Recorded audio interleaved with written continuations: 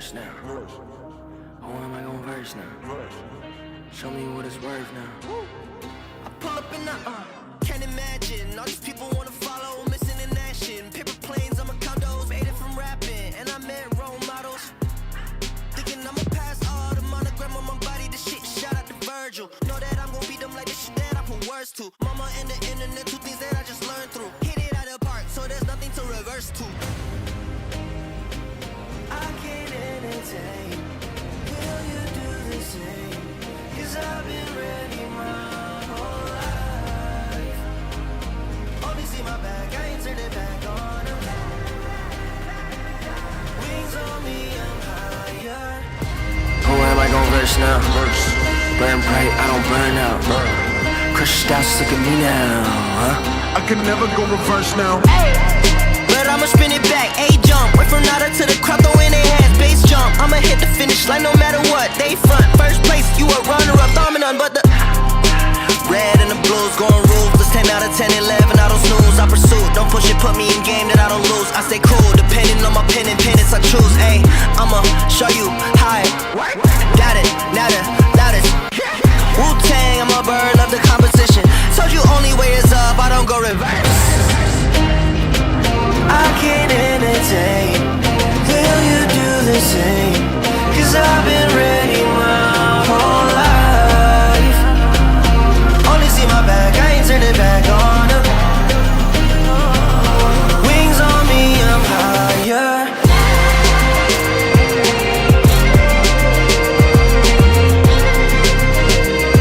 Cause I've been ready my whole life.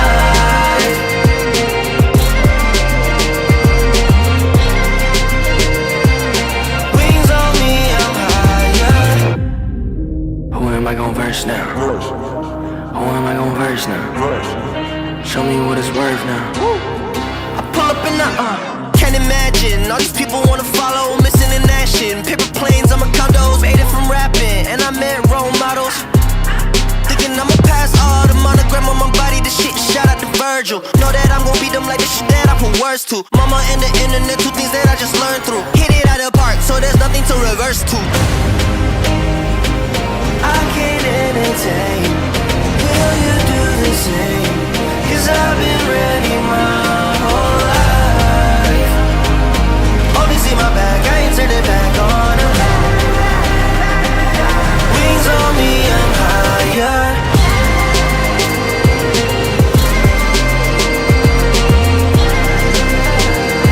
Cause I've been ready my whole life.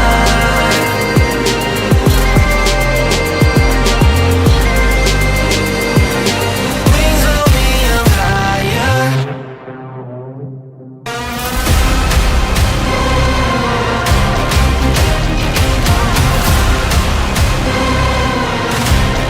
No, I can go reverse now.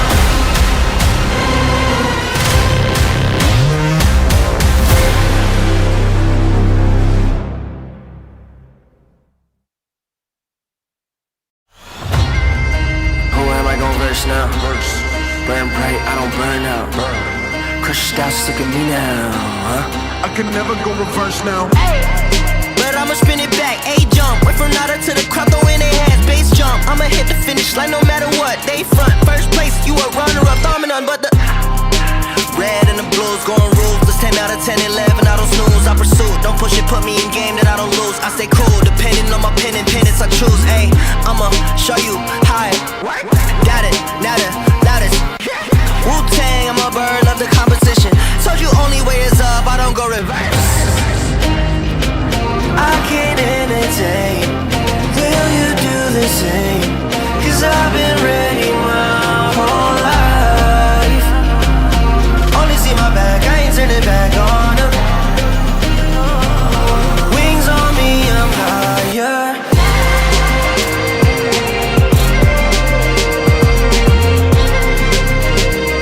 Cause I've been ready my whole life.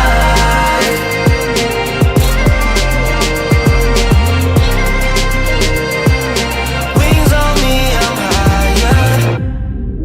Who am I gon' verse now? Who am I gon' verse now? Show me what it's worth now. I pull up in the imagine. All these people wanna follow, missing in action. Paper planes, I'm a condos, made it from rapping.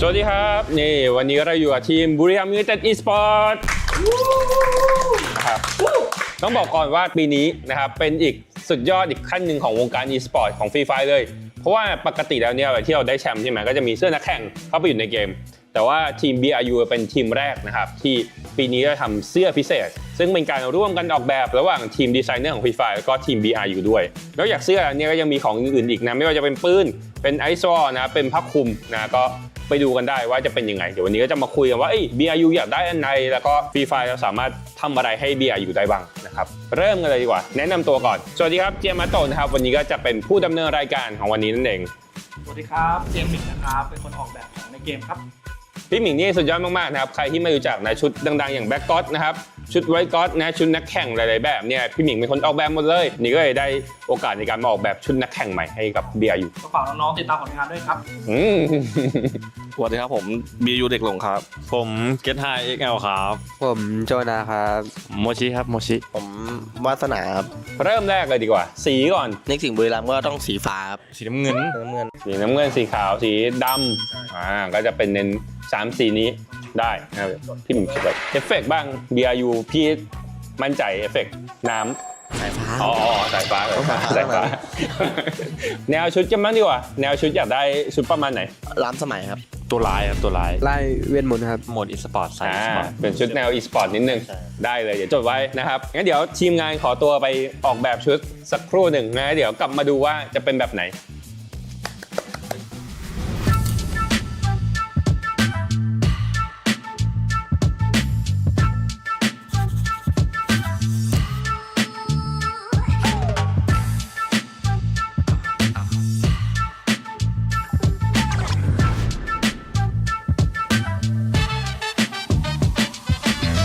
มาครับตอนนี้ชุดก็เสร็จแล้วนะพี่ทำให้3แนวด้วยกันนะครับชุดเนี้ยมันจะมีการอิงกับความเป็น BRU ด้วยชุดแรกเนี่ยจะเป็นชุดสไตล์แบบเขาเรียกว่าคอนดักเตอร์ที่อยู่ในวงออร์เคสตราบอกว่า BRU เนี่ยเหมือนกับเป็นคนที่คอยคุมจังหวะเกมทำให้แบบได้แชมป์มาชุดที่2กีโจบอกว่าอยากได้แนวแบบจอมเวทนิดนึงนะตัวนี้ก็จะเน้นเป็นจอมเวทนะครับแต่ว่าเป็นจอมเวทที่มีความสมัยใหม่หน่อยนะครับส่วนชุดที่3อันนี้เอาใจโมชิเลยตัวร้ายก็จะเป็นแบบแนวแบบเทพสายฟ้าตัวร้ายนิดนึงนะเดี๋ยวให้ดูเลยดีกว่า3ตัวปั๊บนี่ขึ้นมาอันนี้คือตกใจจริงหรือแกล้งตกใจจริงก็มี3แนวให้ดูนะครับอันแรกก็จะเป็นอย่างที่บอกว่าเป็นแนวแบบคอนดักเตอร์ตัวที่2เป็นจอมเวทแล้วก็ตัวที่3เนี่ยเป็นแนวแบบนินจาตัวร้ายหน่อยๆวิเคราะห์วิจารณ์ได้สำหรับผมก่อนเลยก็น่าจะชอบตัว A ครับตัวแรกแต่แบบอยากได้หัวของตัว B ไปใส่อยากได้หัวสีขาวใช่ผมขาวไปใส่แน่นอนครับผมก็ต้องชอบตัวที่3ครับเพราะผมตัวร้ายๆหน่อยใช่แต่ว่าผมไม่ได้รองเท้าเป็นแบบว่ารองเท้าไอ้ตัวกลางครับรองเท้าตัวกลางใช่ผมชอบตัวที่2ครับแต่ว่าชอบชุดตัวที่3ครับตรงไหนของตัว2ที่โจชอบทรงผมทรงผมครับใช่แล้วก็ชอบหน้ากากตัว3แล้วก็เสื้อแต่ว่าชอบหน้ากากกับเสื้อตัว3ใช่ครับจริงๆผมชอบทุกแบบนะเพราะว่ามันมีความหมายทุกแบบนี่เหล่าพระเอกว่ะใช่แต่จริงๆผมชอบอันขวาสุดตัวร้ายครับถ้าตัวร้ายแบบว่าเห็นดีไซน์ชุดครั้งแรกแล้วแบบโอ้มันเหมือนนินจาตัวรู้อะพี่ What คือเหมือนแบบซิกแซกได้ตัวนี้ก็ไม่ใช่ผมคิดว่าผมใส่ผมน่าจะเล่นพิวผมอยากได้แบบว่าเอามาแมทกับหัวนี้หัวตรงกลางหัวตรงบีครับเอามาแมทกับชุดที่3ครับได้ใช่ครับลองปรับดูพี่เป้บ้างผมชอบตัว1กับตัว3ครับถ้าผสมกันนี่คือแบบว่าหล่อเลยโอเคทีนี้เดี๋ยวจะให้ดูเป็นส่วนๆบ้างนะเมื่อกี้เห็นบอกว่าชอบทรงผมตัว2กันเยอะแต่ความจริงมีหัวขาวสไตล์อื่นด้วยนะครับเดี๋ยวมาดูกันครับนี่ชอบอันไหนกันบ้างผมซ้ายล่างเลยครับโอ้โหต้องเป็นมงกุฎโคตรเท่เลยผมชอบไอ้หมวกอันที่6อะครับอันที่6ดูเหมือนตัวร้ายใช่ผมชอบไอ้หัวดำแต่มีมงกุฎครับตรงข้างล่างข้างบนหมวกขวาบนพี่ขวาบนสวยใช่เหมือนกันป่ะขวาบนเหมือนกันครับตัว3เลยครับหล่อข้างบนใช่ไหมพี่ใช่สีดำเฟี้ยวกว่าใช่ครับโอเคได้พันหน้ากากบ้างผมชอบแบบที่เป็นแมสครับ ทำไมช่วงนี้ ขวาบนใช่เพ กลั ราะ ว ว่าก ลัว ช่วงนี้กลัวแบบคน กลัวฝุ่น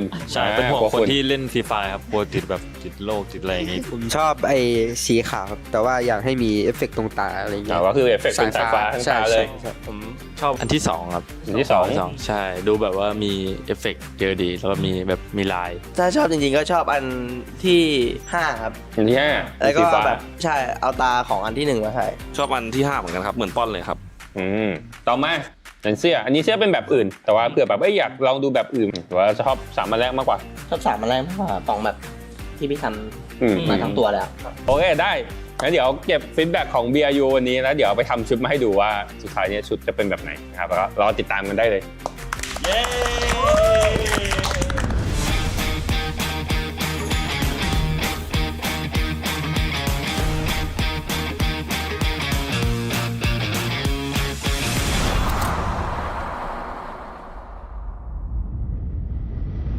กลับมาแล้วนะครับก็หลังจากที่เก็บฟีดแบ็กไปแล้วก็พี่หมิงก็ไปวาดเรียบร้อยนะตอนนี้ก็ออกมา6ชุดนี่ทางนู้นวู้ฮู้ด้านขวาสวยจังเลย เฮ้ยเป็นไงบ้าง ในบรรดา6ตัว6ชุดนี่ที่มีผมว่าผมชอบตัวขวามากกว่ามันดูแบบว่ามีแบบไม่อึดอัดใส่แล้วสบายตัวขาสั้นด้วยขาแตกอีกเกือบเนี่ยครับแล้วต้องหมวกด้วยพี่เป็นสัญลักษณ์เลยตรงหมวกแล้วพี่มีแบบไฟด้วยมันโคตรเท่อะ อันนี้ชอบชิ้นไหนที่สุดในชุด ชอบขาแตกกับกางเกง โจชอบชุดไหนที่สุดครับ ผมชอบขวาสุดครับชอบเสื้อครับชอบเสื้อ ชอบเสื้อ เต็ม10ผมให้7เลยเนี่ย เราถ่ายไปอีก3 7ว่าดัด7ว่าดัด จากวันเด็ดนี่พี่เป้บ้างดีกว่าโค้ด ชอบตัวขวาเหมือนกันครับ เฮ้ยใช่เหรอเริ่มต้นกันหมดเลยเหรอเฮ้ยรู้ได้เตรียมใช่ไหม ก็กูชอบเหมือนกันนะ บอล ผมว่าผมชอบทั้งหมดเลยครับเพราะว่ามันแบบมันเป็นสัญลักษณ์ของแบบบุรีรัมย์อะไรเงี้ยมันเท่แล้ว งั้นมีชิ้นไหนที่ชอบเป็นพิเศษไหม เป็นส่วนของกางเกงของอันที่6อะครับ กางเกงอันที่หก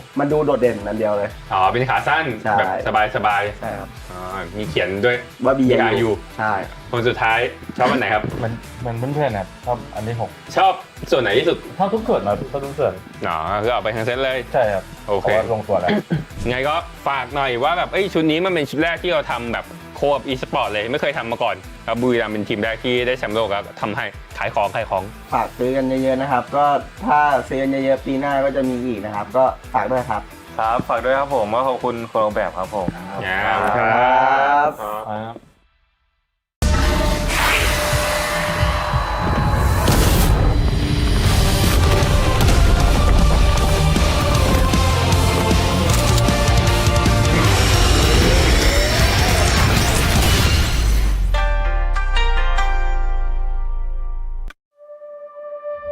Bury Ram's up and down performance seemed forgiven today. They managed to emerge victorious in the Clash of Sea Kings challenge. A valiant effort for a team that is for the first time on the Southeast Asian stage. Pina with the F590. Whoa! Pina, make sure he gets the confirmation as well. Jonah finds Jokers. Pina's still alive. And it's a 4v1. Falcons, there's no way in hell this happens for them. They compound to just one single entrance. Does BRU want to come in while Sana leads the shot right into it?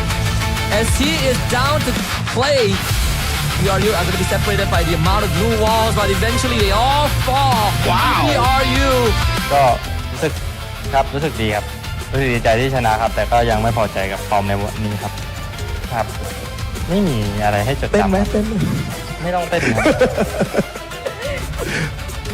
อะไรอ่ะอ๋อหน้าตาเลยครับ Okay, so With week 2 wrapping up, these 4 teams must push themselves to the limit to reach the top of the overall standings. It all comes down to how they perform at the end of week 2. Great stuff checking the corner, and now the superstar is out.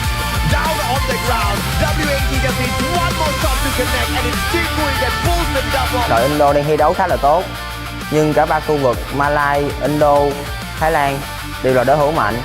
Nhưng điều quan trọng nhất là tập trung vào ván thi đấu của bọn mình. Chance to go for a back-to-back booyah here. A big name! Oh my lord! Jun!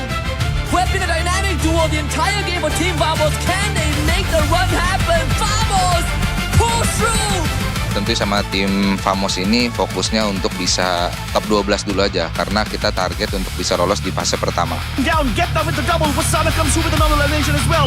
The circle is non-existent and it's just a heel battle right now. It's Porpor versus Buriram Esports. Wasana and Porpor hoping to find each other before they succumb to the blue zone. เพราะว่าประเทศเรามีห้องซ้อมที่แบบว่าทำให้แบบสามารถฝึกสกิลเพลย์ได้เยอะครับแล้วก็ผู้เล่นในประเทศไทยมีสกิลเพลย์ในการเล่นแบบว่า IQ ในการเล่นเยอะด้วยมันจะทำให้แบบเข้าใจในเกมได้มากกว่าประเทศอื่น Chased out by Wasana, Moji comes in, dunks on him, and that is FFWAG gone, but in the midst of that, it will result in BTR getting the booyah as they were completely uncontested.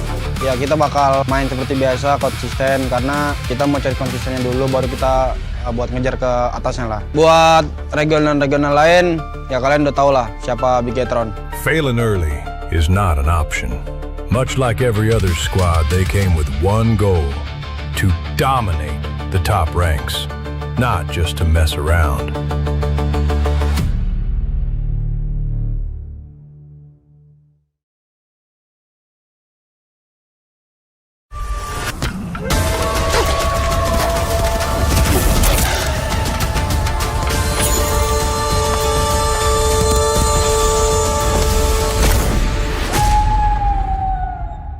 Is in trouble. Wow. Saves him from the drop. And does he want to lay it out on top of the roof or does he want to... Fall has arrived, and FFWS SEA 2026 Fall is officially underway.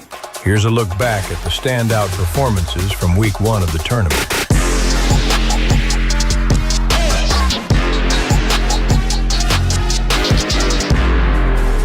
AGAL came out strong on day 1, securing 150 points, with 101 total eliminations and 2 booyah. A strong showing that highlights the consistency of their roster, as well as the strength of their strategy and preparation heading into FFWS SEA 2026 Fall. With a start like this, AGAL has already made their presence known. Opportunity for them for the Brazilian dash, and there goes Ryu for the push. And Nameless will not take this sitting down, forcing him outside the circle. Meanwhile, newcomers from Vietnam, Gangster Esports, made an early statement with a booyah on day 1, but they struggled to keep that momentum going, leaving them near the bottom of the standings by the end of the day. Now, with plenty of competition still ahead, Gangster Esports will need to bounce back and fight their way up the leaderboard.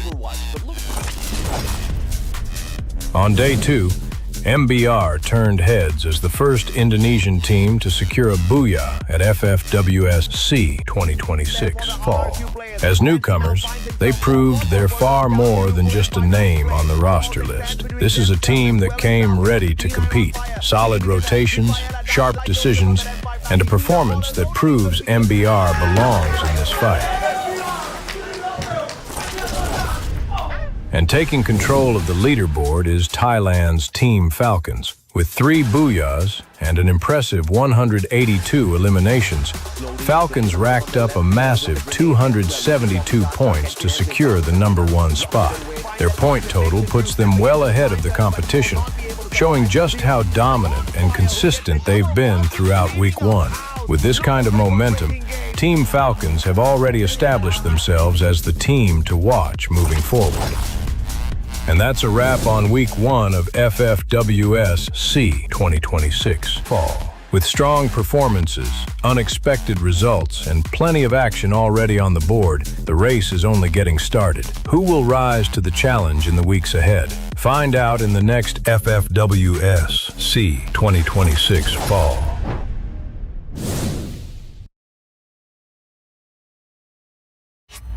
Secret WAG about to become champions of Southeast Asia.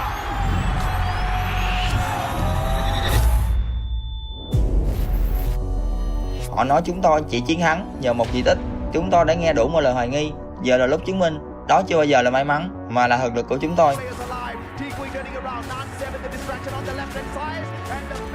Kami berjuang untuk mengukir nama di pentas dunia. Kini, kami di sini untuk membuktikan bahwa kami setara dengan yang terbaik.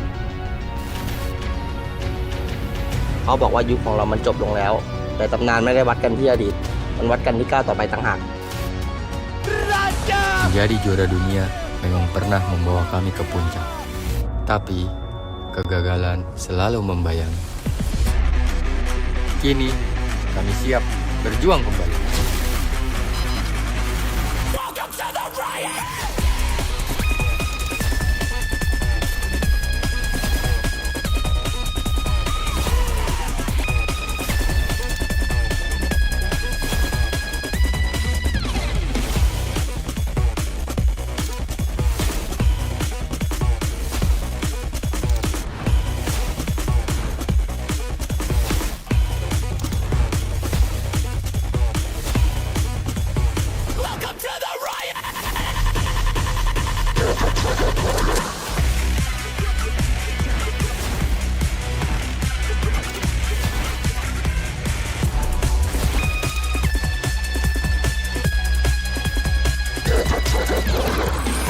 Different stories, different regions, one ambition. Because greatness belongs to those who push beyond all limits.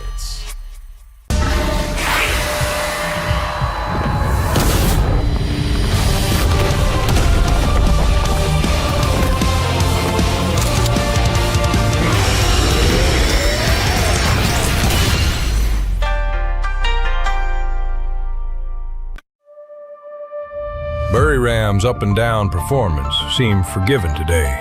They managed to emerge victorious in the Clash of Sea Kings challenge. A valiant effort for a team that is for the first time on the Southeast Asian stage. Pina with the F590. Whoa! Pina, make sure he gets the confirmation as well. Jonah finds Jokers. Pina's still alive. And it's a 4v1. Falcons, there's no way in hell this happens for them. They compound to just one single entrance. Does BRU want to come in while Sana leads the shot right into it?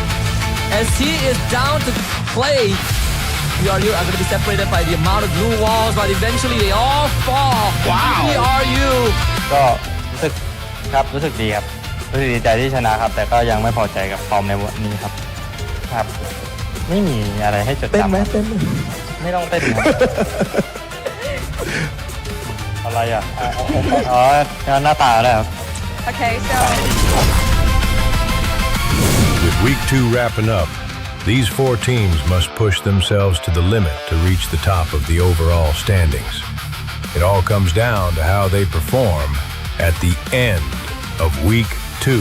Great stuff checking the corner, and now the superstar is out.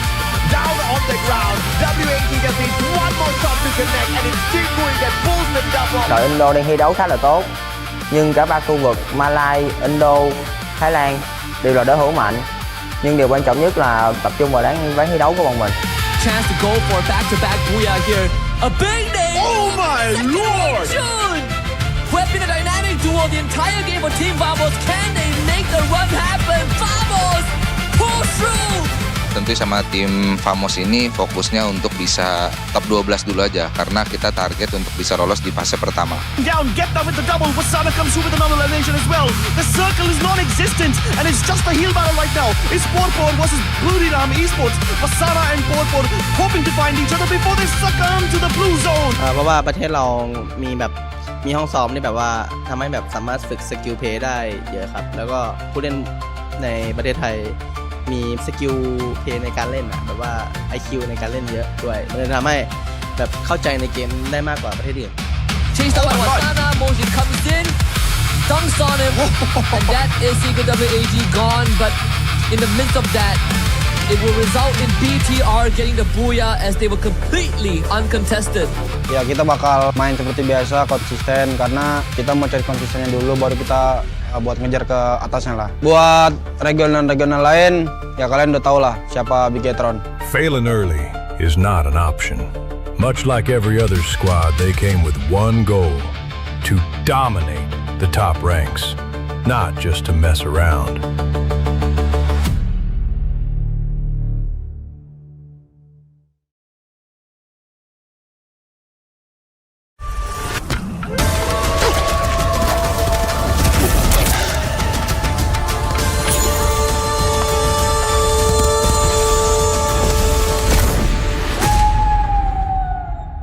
is in trouble. Kyung saves him from the drop. And does he want to lay it out on top of the roof, or does he want to... Fall has arrived, and FFWS SEA 2026 Fall is officially underway. Here's a look back at the standout performances from Week 1 of the tournament.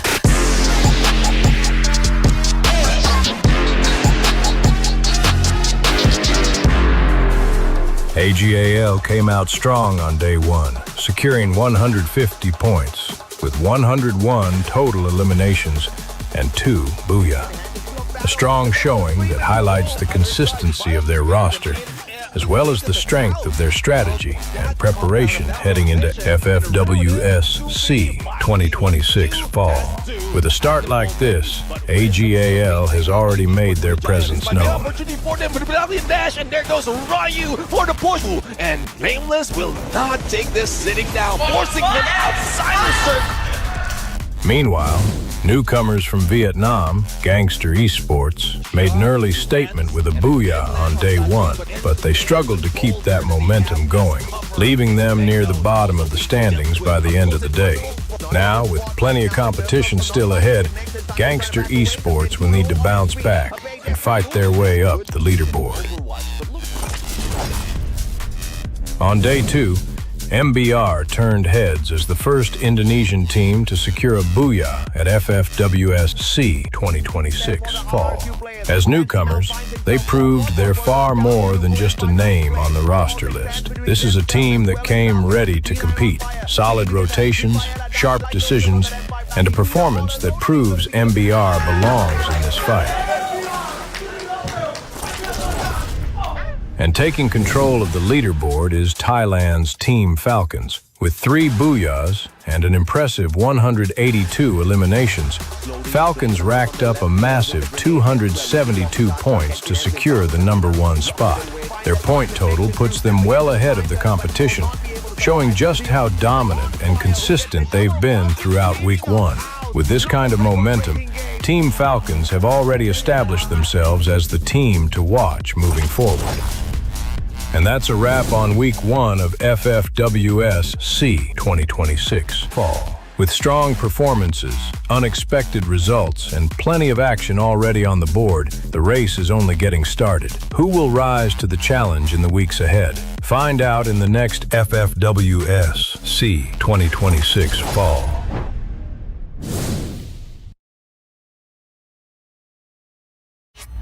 Secret WAG about to become champions of Southeast Asia.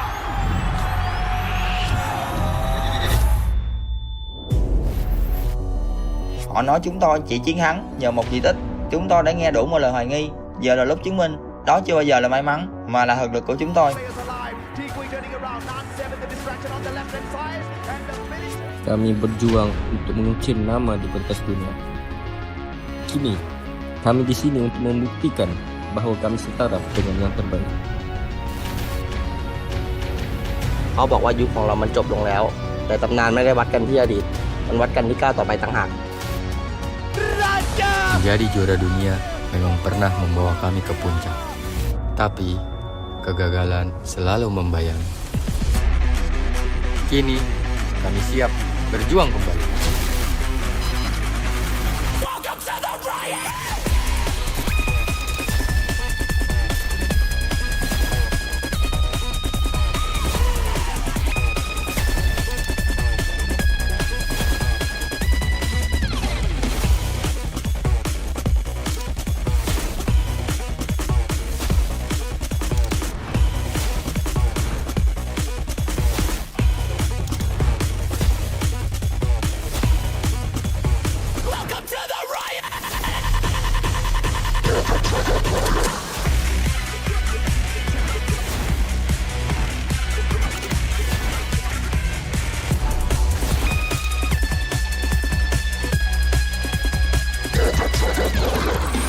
Different stories, different regions, one ambition. Because greatness belongs to those who push beyond all limits.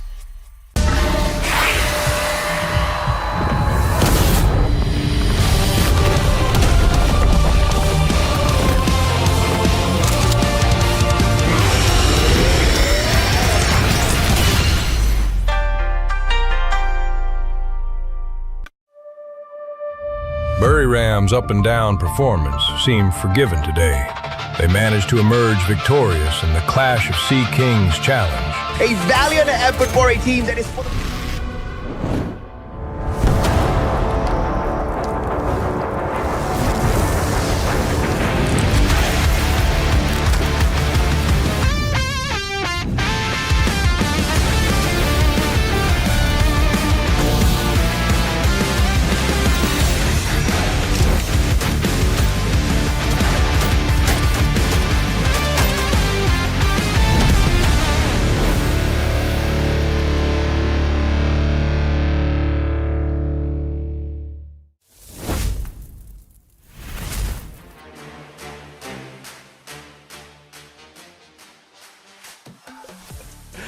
Well, ladies and gentlemen, welcome to the show. This is the Free Fire World Series Southeast Asia 2026 Fall Knockout Stage, Week 2, Day 3, and it starts now. Phase 1 of the knockout stage is on its last leg, and today is last day. The race to the top 12 is still on for the teams who want to get a chance on an early start on Phase 2. On the desk, I'm Neptune the Gemma Garcia, joined by brother Sasho AJ for the first half, and later on, we're going to see the Prince of Purgatory, Lucifer, joining us in a second.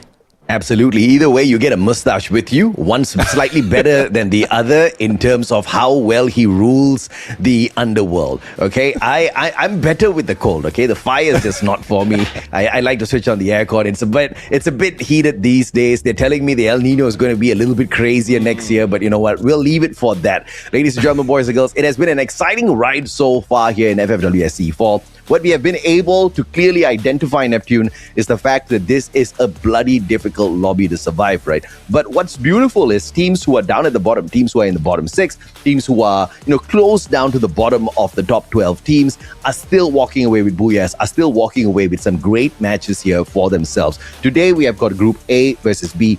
We don't have the super dominating Falcons anymore, but we do have one team to worry about. That's AGAL, my friend. Yeah, well, let's see though if AGL will be worried as well in their current situation. But right now, the teams who want a chance to be transferred or to get the transfers as well is still open, and it is until today. This is the last day of transfer window, so hopefully we get some exciting changes in rosters as well. And with that excitement and change in rosters, a few strategies might bring us more excitement towards the next phase, because we've seen a lot of changes already in rosters, even in the roles of the teams, and it's just refreshing that we're not seeing the same domination, the same strategy, and they're just giving us a lot that we can use in our Riot games. Absolutely. They're giving us a lot to talk about as well, right? When it comes to the transfer windows, I felt like teams definitely do need to shake things up. Some of them who haven't really figured out how to make good use of the current meta. The double snipers meta is one that not every single team has gone out there in favor for understandable reasons as well. Perhaps their players are just not well built for the snipe. So maybe now's a good time to bring in a sniper to the squad. But the question is, who are you willing to sacrifice from your lineup? It's going to be a tough decision for the teams. It's going to be some tough decisions for the coaches out there. But for the teams who have definitely jumped on to this double snipe setup, Neptune, I feel like, many good things are going their way, right? Porpol, Limit X7, I feel like we can't stop talking about these guys because I felt like they have perfected this formula until Garena throws them the next curveball by changing the meta, so they better enjoy it while it's here. Yeah, I do agree. But before any changes will be done, let's go to stick with what is set. We have the tournament format right now on knockout stage, and I did mention this is the final day of the first phase. Once we head into phase 2, it's a different target, a different story overall, and teams will be chasing for the top 2 already so that they can have an easier ticket or faster ticket into the grand finals. And that's what everyone is aiming for, because the grand finals can give us a lot more of the strategies that they have been hiding, as well as better prize pool that we're going to see in a bit. But more on the tournament highlight, AJ. Yeah, absolutely. And of course, phase 1 is coming to an end. Today is the final day for phase 1. It's the final day of week 2. Next week onwards, we move into week 3. That's phase 2, which basically means we start to see some super titans make it into the final week directly so that some of the bottom dwellers can find a little bit more points out there on the battlefield. We've got the prize pool and the champion walks away with $100,000. And what's beautiful about this is every single team gets to walk away with something. Nobody's a loser. It's just how big of a winner you are by the end of the day. Yeah, exactly. And speaking of end day, there's also the team of day that everyone has been chasing, and not only a few are gathering, but this is not only in terms of elimination, but also in how they gather the points in every step that they are, in every position that they are on each game. Because if you get a booyah, you get an extra 12 points out of elimination, or together with elimination, and then on the second place it goes down to 9, and it goes down by 1 until the 10th place. Unfortunately, 11 and 12 will not be getting anything, so hopefully they can stack it up in elimination. And if in any chance there's a tiebreaker, you know the rules. There's a number of booyahs, total elimination, and then a ranking in the final game if that doesn't break it. Absolutely. And of course, we've got the knockout phase as well, with the 18 teams divided into 3 groups. You guys know exactly what it is. When we move on into phase number 2, that's exactly where, once again, we will have teams qualifying for the grand final week straight up. 2 teams each day. But that, of course, once again, will happen next week. So if you are a team that wants to find the early qualifier, you have to finish in the top 12 by the end of today. Yeah, and it's one thing though, his question still bugs me, even in the second season that we've seen this kind of format. Do you want to play in all the phases, or do you want to skip it and just watch everyone? Because as you did mention, they have an opportunity to head straight into Point Rush as well as Grand Finals if they do it well on phase 2. Because if you get the top 2, similar to what we've seen most of the teams do in the first phase, there's like really better opportunity for you to study your opponents, or you can get that so much of warm-up into playing all the matches. But this is one thing as well that excites us even more. The unique active skill, where every team will need to choose one specific skill for the 4 players that they have, for each of players that they have. And there's a lot in the plethora of active skill that we have, and it's really exciting to see some of those changes happening in this season. Yeah, absolutely, man. 4 unique active skills. That's exactly what each and every single squad needs out there, like you said, Neptune. And we have seen much fun out of this. But these days, even though it's 4 unique active skills, the class of active skills, on the other hand, have been quite predictable, with many of the teams running a double sniper active skill on their squads. And again, that has been bringing them a lot of blessings. Some of the Vietnamese teams are not really leaning into this too much. They're still pretty much on a 1 sniper, 3 frontliner sort of a setup. Buriram, on the other hand, definitely has leaned into it, but Buriram has not been able to show up with the big points just yet. I wonder if today is going to be a breakout day for the team where they actually try to climb up the leaderboard.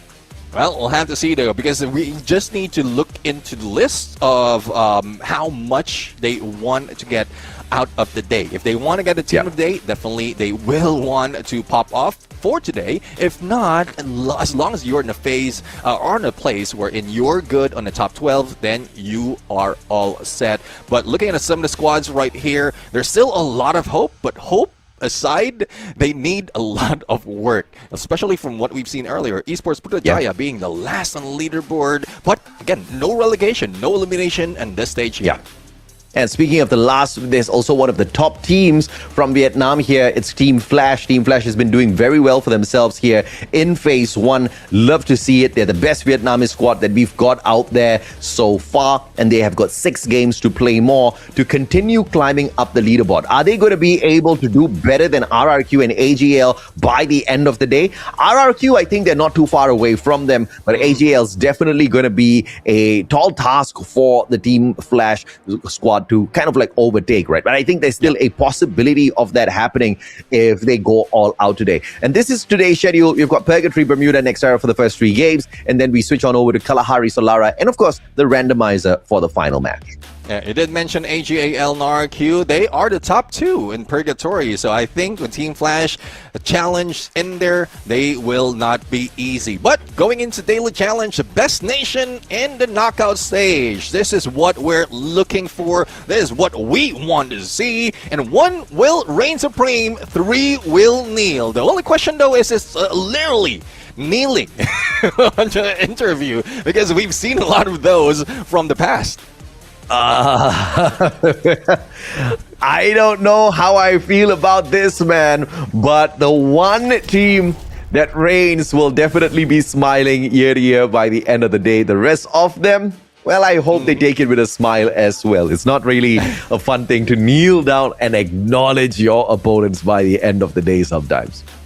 Yeah, let's see though. Let's see. I'm really excited on some of the challenges that we have right here. It brings a lot more of motivation other than just sticking to that team of the day. But some of the teams just take advantage in different sections, different like sides of the spectrum in this competition, which is I love in Southeast Asia, because there's a lot of challenges, a lot of changes that's being done, especially in the early parts of this tournament, where there's no risk of being eliminated. You can play it a little bit more until you get to where it really matters. Phase 2 and Phase 3 if you want to get into Grand Finals. A little bit early, then better start it off on Phase 2. But for some of the teams, or if not most of the teams that we're seeing in camera right now, I think they're just chilling like a villain and all set, locked in for the game to start.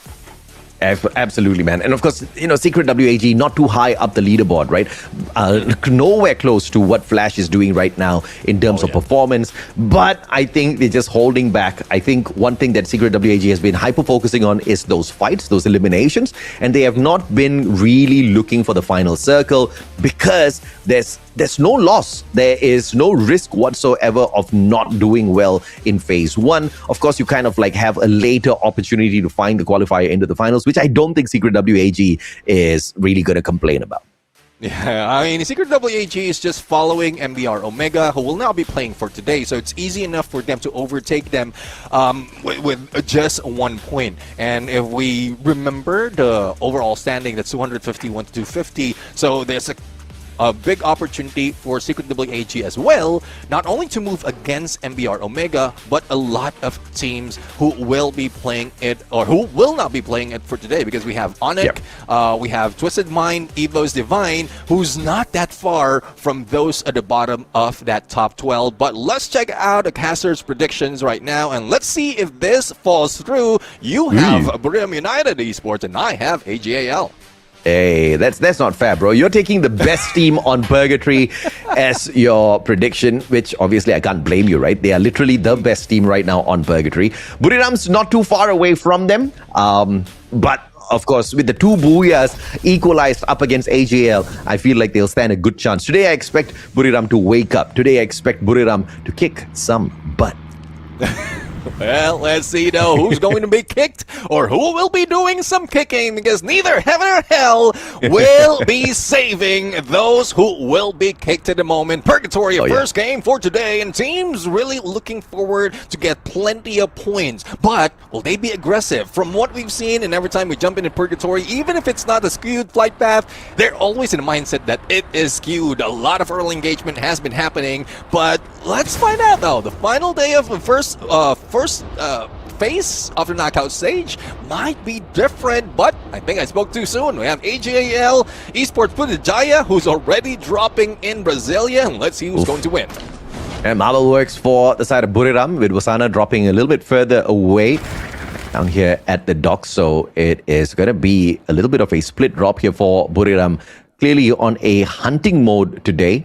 Wasana's probably tasked to make sure nobody rushes up against them. Vamos dropping out in the open. Mini Uzi fight up against Gao. Gochu about to get caught out. Seawill up against Suez. Seawill with a sliver of health left on him. Will have no longer any glue walls to pull up. And Vamos eating up the Gao players. Demon, the only lucky one, far away from them. Super close to the vending machine. Finds a vehicle for himself. Will try to zoom out, and Vamos can't do much because they have no snipers.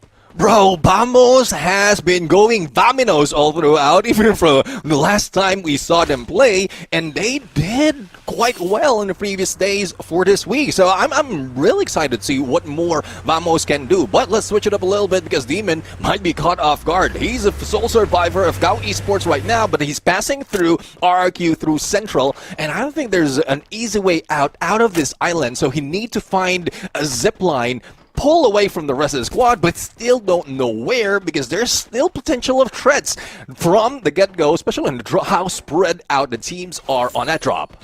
Absolutely, man. But great play there for Vamos. Obviously going in for the chase, and GAO is not really the luckiest team out there, but at least they had Demon run away from that engagement, finding a vehicle for himself. He did have a vending machine there, but the probability of getting revives obviously was very low because they found no eliminations. He would have had to look for a couple of coin machines, but that would have resulted in him getting taken out. Buriram will find an easy elimination here, but great play by Ryu, using his Valiant dash to get away, but not close enough to the vending machine. Wasana will pressure him with the FGL.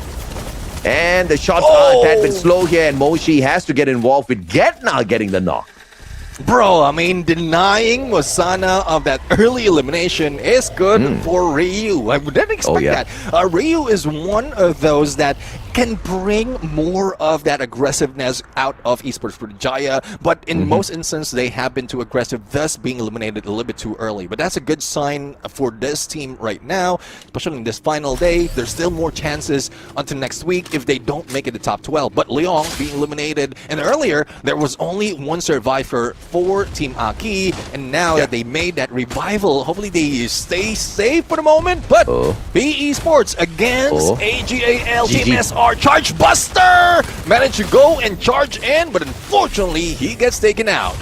Yeah, Koja probably looking at them from afar. Cypher won't be able to do much, and I don't think Bigatron wants to let this opportunity go. They want to be the third party, but they do not know that the battle has already ended. They go in for the ambush. Kyong, wrong timing there for the guy. Had to use up his time turner way too early. Dix is by his side as well with the Mag 7 in hand. C2 putting a lot of distance between them, and Dix pulls out the power foul. Can't get the knock just yet.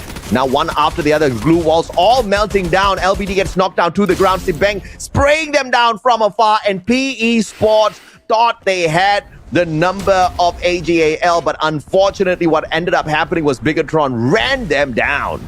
Yeah, the biggest winner at this point is AGAL, because after that takedown, now they have an opportunity to take down BTR. Kyong! Will he be taken out? Superman being used right now, but a flank being done. Team SR up close and personal, and no waiting at all. This might be it. The time turner being used, but there's no chance of escape. But BTR has already done the deed of reviving the rest of the squad. So even if Kyung goes down, there's still hope for BTR. Yeah, he still managed to emote inside of his time turner. So just telling Team AGL that, yeah, shoot all you want, man. We got those revives already.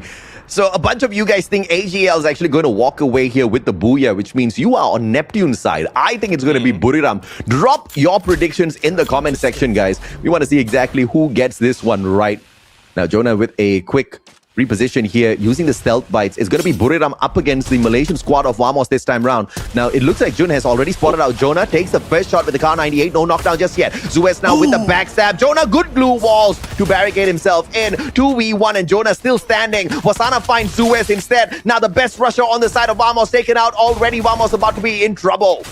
Well, they need to rush away from this battle because it seems like Vamos is on the back foot and only 2 remains out of that squad. A revive onto June has been done already, but Buriram did manage to get 3 elimination out of that engagement. And when we thought that if Buriram eliminated, 1 player will be taken out, it's a great opportunity for Vamos to wipe them out. But as battle continues on the other side of the map, Team Aki is still in trouble. After that 1 revive from their team, they still couldn't find a good spot for them to recover and regroup.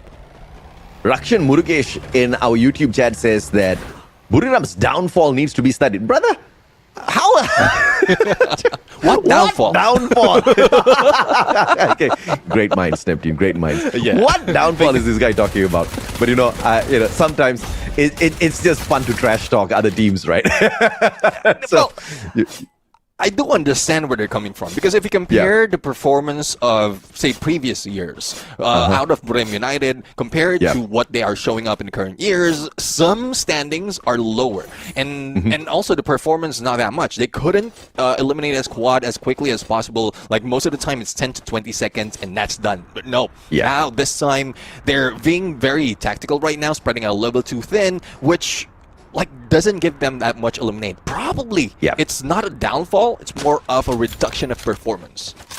I would say it's not even a reduction of performance on the side of Buriram. It's just that the other teams have risen, right? The other teams have caught up with the supremacy of Buriram. And we just have super titans in our Southeast Asian lobby at this point of time. And we all have Buriram to thank for that. Who was the one that motivated all of these teams? Who was the one that showed them what can be done out here in a free fire lobby? As far as Southeast Asia is concerned, it was Buriram. And I don't feel like they're out of it just yet. They're not washouts, right? They're just chilling in the background. I think they've got enough titles, enough trophies in their cabinet to flex on everyone, even without winning a couple of lobbies, man. But of course, speaking of winning a couple of lobbies, here comes Gangster, a team that was very promising at the start, but, you know, slowly that promise kind of stopped being delivered, and Flash about to probably send them home now. But with the knockdown of Unluan, Gangster looks like they might be able to survive this one. MDED, good jump, but it's right above the roof and they don't get too far away from Flash. This battle is still going to continue. Yep, it will continue, but the God is already pulling away. Regrouping with the rest of the squad gives an opportunity for that revive onto LH06, or other than Lao Ho. But that also brings another potential, because Team Flash is not pulling away. There's a potential for LH to be taken out. MDeath being spotted, and I'm seeing a lot of LMGs being used. We pointed out so many instances that those LMGs are easily glue wall breakers at this point without using any of the skills like the Riptide Rhythm or the Valiant Dash. So I'm really loving the utilization of the weapons that the teams are pulling out right now. But speaking of using, what a good chance, a good way to use that Bolt Maker, and that's advantage that Gangsters was using to go against Team Flash. Yeah, that's a wonderful defense here by Gangsters, just taking that high ground, pulling out the Bolt Maker, and the Lightning Zone giving them a massive advantage, but they're not out of the hot soup just yet, because here comes RRQ looking to dip their feet into this pool, maybe walk away with a couple of fishes. But these are Gangster fishes. You better not mess around, man. You might be getting bitten. Blue wall, like melters, tossed on in. I don't know. I mean, the Gangsters at this point of time are like, you know, you walk around by the side of the street, and then they have these small little pools where you can put your feet, and then small fish nibble at your feet, the dead skin. Yeah. It's therapeutic. Not therapeutic. Not piranhas. Yeah, Gangsters are therapeutic, okay? They won't chomp you up just yet. At least not in their current form. I feel like this team has got a lot of promise. They just haven't evolved into piranhas just yet. Just little feet nibblers at this point of time. Here comes up AM590. Beautiful shot. Time turner save! And Hans says, brother, I am a piranha! Well, see, he ate up one of the players from RQ, but RQ responded quite well, and Rans was just in there, just taking it down. M590, who says they have it best. Rans is one of those who can move quick, but dude's also with a mini Uzi, not even have to use a long-range weapon. Hey, he managed to get another one, but here comes AGAL. Battle of Regions continues as Thailand introduced not only one, probably two, because I saw a glimpse of Team Aki as well on the horizon. Yeah, absolutely, man. I mean, unfortunate. Just about to hype up the Gangsters, and now they're left with just one single player in there. Beautiful shot by Ma'al. M82B takes down Dew. That's the best player to take down if you want to take a shot up against AGAL, but the recovery was instantaneous. You saw the whole squad just stop, drop back, drop those glue walls, and pick their buddy right back up, because they know that Dew is going to be very important. Reset, beautiful backstab there. Manages to get one. Sibank out of the equation. It's now Bigatron by Vitality up against Aki. And the Thai squad looking for those shots. Fuwara can't find the aims just yet. Reset with the VSK. Does he want to take a jump? Yes, he does. The shots. One tag, two tag, third tag. Well, put him down on the ground. Beautiful SVD play out of here. I mean, they do have great position already for the pinch. BTR don't know where the shot is coming from, and that was a good opportunity for Reset to be able to at least distract them for the moment. But the pickup has been done. Here comes Dix on the vehicle with 590 in hand. Switch over to Reset, and there goes Valiant Dash, taking down a sniper. Only for Warak remains. It's a 1v2 situation, and Kyung will not be slowing down. Yeah, absolutely. But how do they get away from this one? Bigatron by Vitality actually manages to sort this on out, Dix and Kyung. But I wonder if or not they are going to be able to continue this run. They'll need those revives. RRQ up against AGL. Beautiful dash in here by Abe. Headshot to Team SR. Putting him down on the ground. Barros found by Abe as well. That's a 2v for him at the moment. Ma'al right outside. And it looks like your prediction might not come through. Oh yeah, I mean, I'm not surprised if it's my prediction, but I'm surprised that AGL fell down in there a little bit easy, a little quick against RRQ Kazu. Most of the time, position is where they prioritize and not engagement. But RRQ Kazu was just a little bit more aggressive. Too aggressive for most of the teams, especially in this week of battle. But let's see, aggression out of Vamos from the get-go against Gao Esports. Let's see if they can continue it against Esports Jaya. But we also see Gangsters being eliminated, but EP is not slowing down, and there you have it. Esports Jaya win the fight, and it is Kenshin from the Philippines who managed to survive. Esports Putrajaya won the battle. Can they win the war out as well? By the way, guys, the Buriram Champion Bundle will be coming your way soon. So if you want to hit those Booyah in style, make sure you have got enough to get this one for yourself. And I've already told you guys already, the moment it's out, you're going to see the Mustache rocking it with a couple of Booyahs, baby. Yes, sir. I mean, Woodpecker in hand quite well on long range, but except the Woodpecker. I don't play Woodpeckers, man. I'm an SMG kind of guy. Okay. Let's team up. I'll be long range guy. Okay. But speaking of long range, Kenshin Sniper didn't cut it. He was eliminated, and EP Esports Jaya is now out for the count. Now we can see from the 12 from this teams, 6 teams that we have right now. So we have a couple at the top, we have 3 in the mid, and then 1 at the bottom. And I'm really looking forward to some of the squad right here really outperform themselves. The Secret WAG is one of those. We were talking about them in the earlier parts of this day, and it looks like they want to pay RRQ a visit.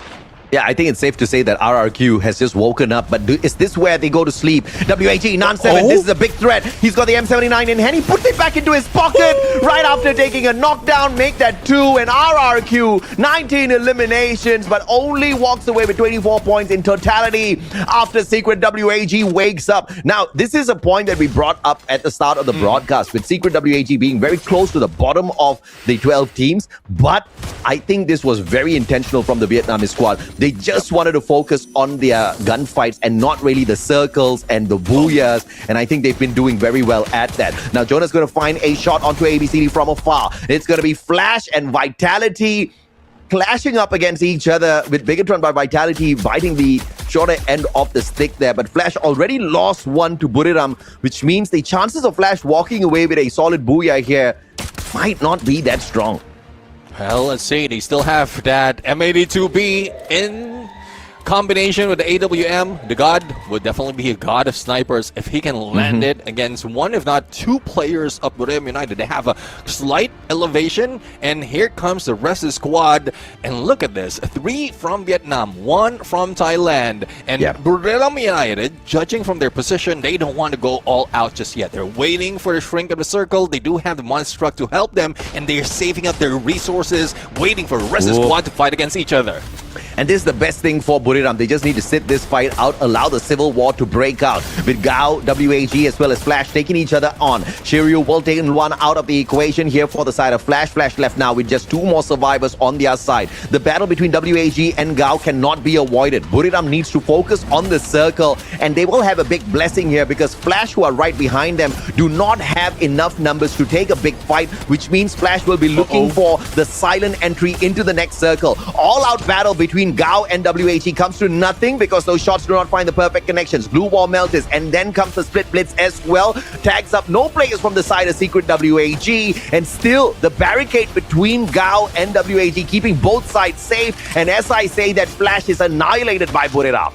Yeah, I mean, only 2 players remaining from that moment before they got eliminated. And there you go, the God Nade, as well as M82B hit coming from Moshi right now, taking down the players from Secret WAG. But Gao is on a silent move. But Wasana is quick on that Car 98 to take down the one, distract them as they move into the shift of the circle. But Moshi, a little bit too aggressive in the front lines, not position that he would take in most instances, but a good distraction as well. He wants to pull away from the rest of the team as they get into position. But the carnage is not yet over between Vietnam, Secret WAG as well as Gao Esports. They'll fight it out, and Buriram United as the vultures of this bite might just feed off those corpses.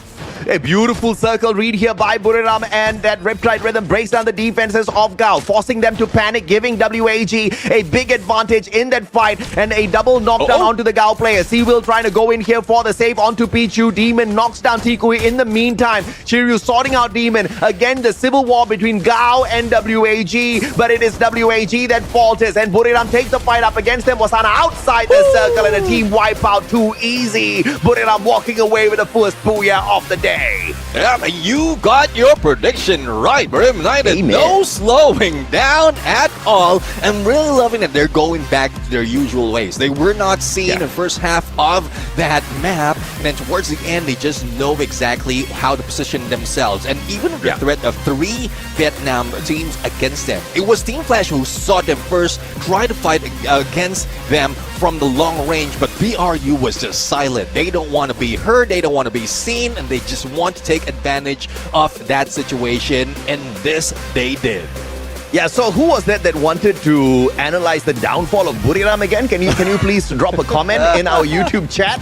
Let me see your face, brother. The downfall seems to be rising up, right? I don't know who falls up the side down, but this might just be the upside down world by the end of things. Buriram, I mean, keep the trash talk coming on. This is exactly what feeds Buriram. This is exactly what fills their tummies. This is exactly what spurs them on Neptune.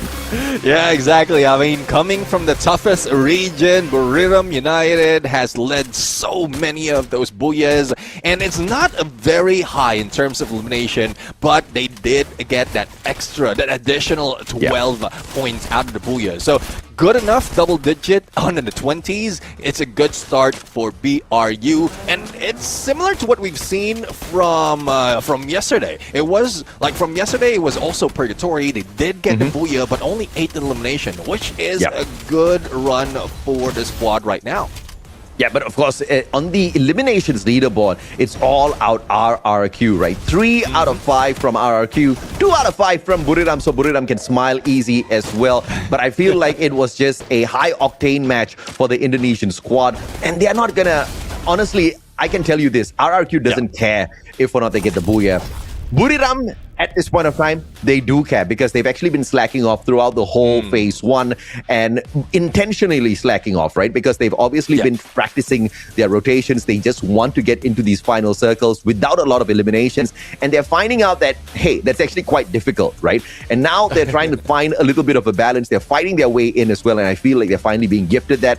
The double snipe setup here is working out very well for the side of Buriram, but there is a little bit of a split in terms of priority for Jonah. He's the half sniper, half bomber of the squad, but he does walk in here with a sniper build for sure, I'm expecting. Moshi, on the other hand, with the Skylar, you know, the one thing that's very important about Moshi is identifying the fact that he also rocks the Susie. So not a typical full-on sniper passive build, Neptune, which also shows the prioritization of Moshi, you know, being dependent on to bring in some of these revives, being dependent on for the tech market as well. Yeah, exactly. I mean, that's one thing. The loadout or how important the loadouts are at this point of every competition in terms of Free Fire, that makes Suzy quite important. And you were right. Double snipe setup in here as an intention by Buriram United with Skylar for side of Moshi and then Moors for side of Jonah. And we've seen a lot of like those bombers using that stealth buy just to get close and then lob those nades, which is great as well if you're going to switch it up a little bit away from the intention that you have on the double snipes. Oh yeah, absolutely. And of course, the chat just does not stop trash talking, man. They're like, oh, just a 12 elimination booyah. It's not a 12 elimination booyah, it's a 13 elimination booyah. 25 points. They still do slightly better than RRQ after that valiant effort of 19 eliminations, but only 5 placement points for them. But Team RKP Esports, Vamos, they kind of got downed out a little bit too early, Neptune, and I feel like something needs to change big time for them in this next match. And I feel like this next match is going to be a Vietnam game again, right? Because even in this match, I feel like it was a Vietnam game with 3 of them making it into the final circle, except PE Sports. Yeah, I mean, that's one thing. That's bad for my prediction because I think PE Esports are my prediction on that game number 2. But I'm really looking forward to them pop off because PE Esports is one of those that really motivates most of the squads coming from Vietnam, but there also are one of those who, like, when they're consistent, they're always in the role. So hopefully they carry that that kind of storyline for today. But it's just unfortunate, even in that purgatory, they lost a little bit early with only 2 points. So I sure hope that they can recover at this point. Yeah, so now the chat just wants me to predict Buriram every single game. I would love to do that, but unfortunately I can't. I would love to say that I'm a Buriram fanboy, but I'm not. You guys know I'm not a fan of Buriram, okay? If anything, I'm the most critical caster when it comes to Buriram. I feel like, on their bad days, I've definitely given them some bad feedback. I mean, not bad feedback, some very harsh feedback. On the good days, we call it as it is. The next game, I have a very strong feeling that Buriram will do fairly well. But it's going to be a Vietnam team that walks away with the Booyah Neptune. Again, they have been really, really adept at making their way around the battlefield. I feel like the step up from the Vietnamese squads have been solid, especially in the map of Bermuda. Well, let's see though. I mean, OG map, there's a lot of struggles that happens, especially in this map, because everyone knows the rotation, and with a lot of space as well that we might see that can be an opening fight for the teams. But let's bring it over to Indonesia right now for an interview with our RRQ, and let's hear what they had to say after that game. So let's bring it on. Survivors, now back again with me, Michelle, and now I'm with Deuce from RRQ. So let's now we chit chat together with Deuce. Hey Deuce, so how's your feeling today? Ya baiklah, masih match pertama kan. Okay, so kita mau tanya-tanya ya Deuce, let's we ask together. You have been consistently at the top throughout week 2, and earlier you even took down the AGAL, who are currently second in the overall standings. How confident are you feeling today? And di minggu kedua nih Dudes, kan kamu bisa dibilang ini RRQ ini menduduki posisi yang atas ya. Bahkan tadi kalian bisa meratakan AGAL yang notabene ini berada di top 2 overall standings. Seberapa besar sih percaya diri kalian di matchday hari yang ke-6 ini? Ya kalau percaya diri mah percaya diri banget lah, mau matchday kapanpun. Apalagi matchday 2 ini kan, karena kita di matchday 1, week 1 banyak belajar lah. Jadi kita terapin di week 2 ini. Okay, as Dut says that she's really confident to match today, even took down the learning from the past in the week 1, but in week 2, there's more confident and learning from the practicing with every good communication in their team. And Dut, so now let's get back with second question, and there's currently the best nation in daily challenge today in the knockout stage. How confident are you that you can overtake Thailand? Dudes, di hari ini kan kita masih ada daily challenge yang sudah berjalan lagi ya. Dan hari ini ada Best Nation Daily Challenge di knockout stage. Seberapa besar sih percaya diri kalian bisa untuk melawan dari tim-tim Thailand? Ya mau lawan siapapun kita percaya diri lah. Wow. Pokoknya yang ada di depan kita ya kita hajar aja. Wow, aku suka nih percaya diri kamu. And as the says that you're lebih confident and really confident to every single with the mission, and there's more and good communication and practicing with other region, especially Thailand. And for the last question, any message for other teams and other region? Bisa dibilang nih untuk bisa ada sampaikan pesan-pesan yang mau disampaikan untuk other region, untuk region-region lain? Ada sih, good luck aja sih. Semoga lolos final. Okay, thank you, Dudes. As Dudes says that he's really the best nation, and also with other region, they're still more confident and good practicing. Thank you. So let's now back again with Caster. Thank you, Dudes.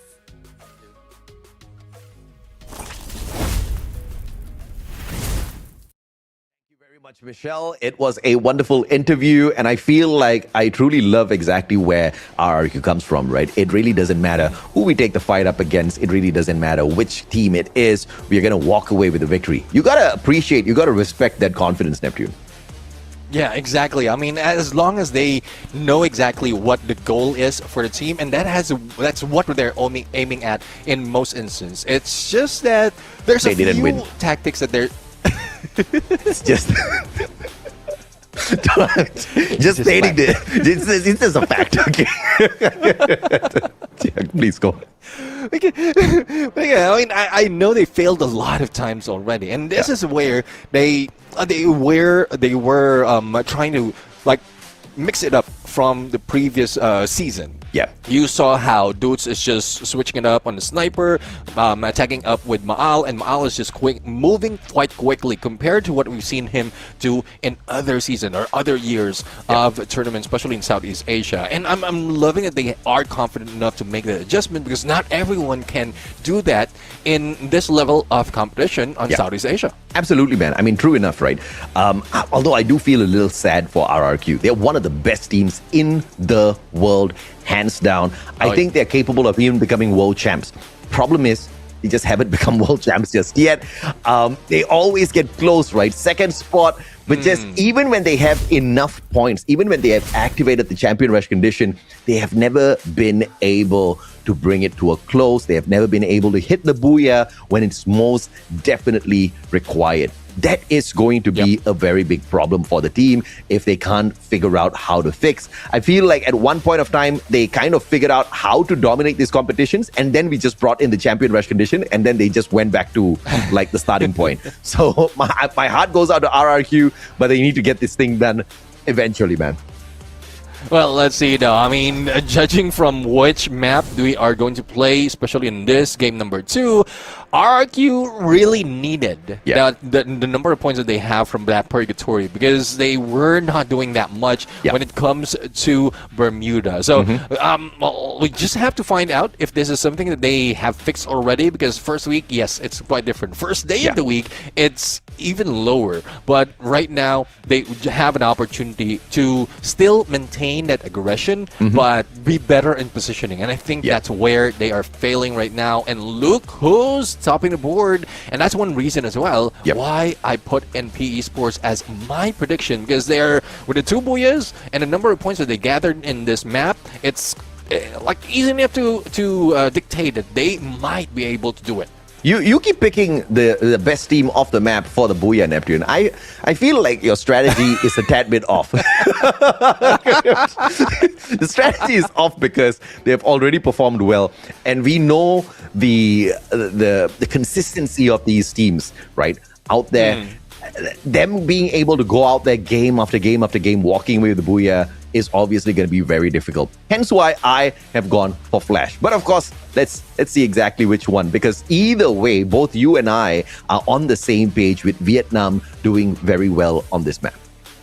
Yeah, I mean, if it wasn't for PE Sports or Flash, the next best team in this map is Secret WAG. So they're still coming from Vietnam. So I do agree. 3 teams out of Vietnam is using this specific map as their stepping ground to get higher on the standings. So let's see though if the OG map, the green grass of Free Fire, can set it up for Vietnam, or can be a good chance for the rest of the squad who will be able to dominate, or who wants to dominate in this game. Here we go, game number 2, as Bermuda is already set. Yeah, let's hop on in, ladies and gentlemen, boys and girls. This is game number 2 of the final day here in phase 1. The target is obviously top 12, and we did have a quick chat, Neptune, at the start of the day, and we talked about the risk of MBR Omega not collecting enough points. They are now just one game away from being kicked out of the top 12. Vamos just needs 9 more points to catch up. So Vamos is definitely one of those teams we're going to be keeping a close eye on this time around. Now, Esports Putrajaya as well. Now, I'm not going to say that this is impossible because we've seen this clash before, and this was on the very first day of FFWS SEA Fall, and Buriram actually got kicked out of the lobby by Esports Putrajaya. Yeah, I mean, that's one out of just so many instances that they face against each other, and it can easily be turned around. If this is what Buriram United is expecting right now, they can set up a counter against Esports Putrajaya. So hopefully Esports Putrajaya will not be that overconfident, but Mikasa being caught off guard, even slowed down, and now Buriram United just flying around and making sure that they can isolate players from EP one at a time. What the hell, man? When you got 4 Buriram players jumping, flying at you like that, the only answer is run. Okay, that's what the final player on the side of the Malaysian squad is doing right now, running for his dear life. Bro. Yeah. Bro. I mean, it's more evident that you are going against Buriram United right now because they're using the champion bundle. So you know exactly that you're facing against BRU, even just from viewing from their skin. Yeah, absolutely, man. I don't know if or not this is a sign, but obviously using the champion bundle is just broken, okay? The chances of you getting the booyahs in these particular lobbies just tremendously increases. That's exactly why I want to get my hands on the bundle the moment it is available. Esports up against Vamos. There's a binocular scan out there against the Vamos squad. It's a 3-way battle potentially about to break out here as LBD finds the Axel with the Mag 7. And that's a tad bit unfortunate. The sniper on the side of the Vamos squad down. Cypher will take Bedep out. And this is that 3-way battle that I was talking about. But it seems quite scattered out there. PE Sports just not grouped up together. And that's going to be a little unfortunate for the squad numbers-wise. Yeah, I do agree. I mean, it's very far from the rest of the squad right now. But AJL, not so much of opponents from that area after taking down one of the players. But Leon, will he be able to revive as well as recover? And here comes ABCD, Alphabet King, bringing them down to their knees. And that brings them to 3 elimination for Team Flash. And they might be able to find another one on the other side if they spot out on the south side that one player from GOW. But here comes Bigatron. They start off the fight, but they did find reset on the get-go. So they can continue in with 4 eliminations already. They split up 2-2, but this can give a risk of them losing it as soon as BTR is introduced. Yeah, Reset named himself well. He is going to have a reset now as he's potentially revived. So it's unfortunate. You got to change your name, Reset. I think the intention there was to make other players reset in Battle Royale on those revives, but it's kind of backfiring in an unfortunate manner right now in this massive lobby. Team Flash, the team that I think is going to walk away with the booyah here, better survive this encounter up against Bigatron by Vitality because you can see the double snipe setup. Sibank has got the M24 and the VSK. The God tagged up already, the Moko on him, giving them the extra ability to keep an eye on them a little bit longer. Koja in his boxes trying to get the victory. Well, here is isolation that's being brought in by BTR, but unfortunately, Mink did spot one player, which is Kyong. Now, the takedown did happen against that player of a Team Flash. That would force Team Flash to pull away from this engagement. Going against 4 is already difficult, but will they be able to do it quick? Because there's a risk of being eliminated. There goes another takedown for BTR, but it doesn't distract Bigatron for the goal that they have to take down those isolated players from Team Flash. Bigatron digs with the M590 in hand. Valiant dash, still potential to be brought in here. ABCD pulls a 180 on that Woodpecker. Gets a headshot! And up close and personal, Mink taken down with the M590. Beautiful place off of ABCD. Switches out from the Woodpecker to the Bison. Gets the knock. Little one finds Koja. Bigatron by Vitality being pulled apart here by Flash. Yeah, I think it's more of a timing that Bigatron by Vitality is trying to push against those isolated player from Team Flash. Thus, they are being caught off guard. They don't even have any visibility on a sniper of the squad of Team Flash. So that makes it difficult for them to get a better position. But Vamos right now being targeted by Brilliant United, not far from Peak, and just stepping into the area in the just approximate area of Peak can give you that risk of going against BRU in the angle of that launch pad. Not a good intention for Vamos right here, and that's a glimpse of what happened to BTR in EWC. Yeah, I mean, you just got to be very careful with those plays, right? Vamos kind of knew they were there. They tried to make that exit strategy, and Buriram had the right guns to go in there and take advantage. But Esports Putrajaya surviving the round up against Buriram earlier on, and now managing to find the elimination onto Gangsters as well. And Vamos gets taken out of the equation after 2 players get taken down by Buriram, and wherever they landed obviously was not a great empty spot. Yeah, definitely Esports Putrajaya capitalized on that mistake that was brought in by Team Vamos. Now, they can rest Izzy. They are on the edge of the zone and just have to wait for that first to second phases circle to close in. Koja, though, threat of being eliminated once again. One of the final survivors of BTR after a couple of revives in that battle against Team Flash. PE Sports, though, they were silent from where they dropped. Now, they might be smothered by some of BTR players in a bit. But then they are buying enough time for themselves. But not LBT and Nero. Face against 2 players, hit that vehicle, and also the boost, but the angle might be wrong. LBT being hit, but still managed to drift away into the sunset. I mean, it's a Tokyo Drift right there in Free Fire.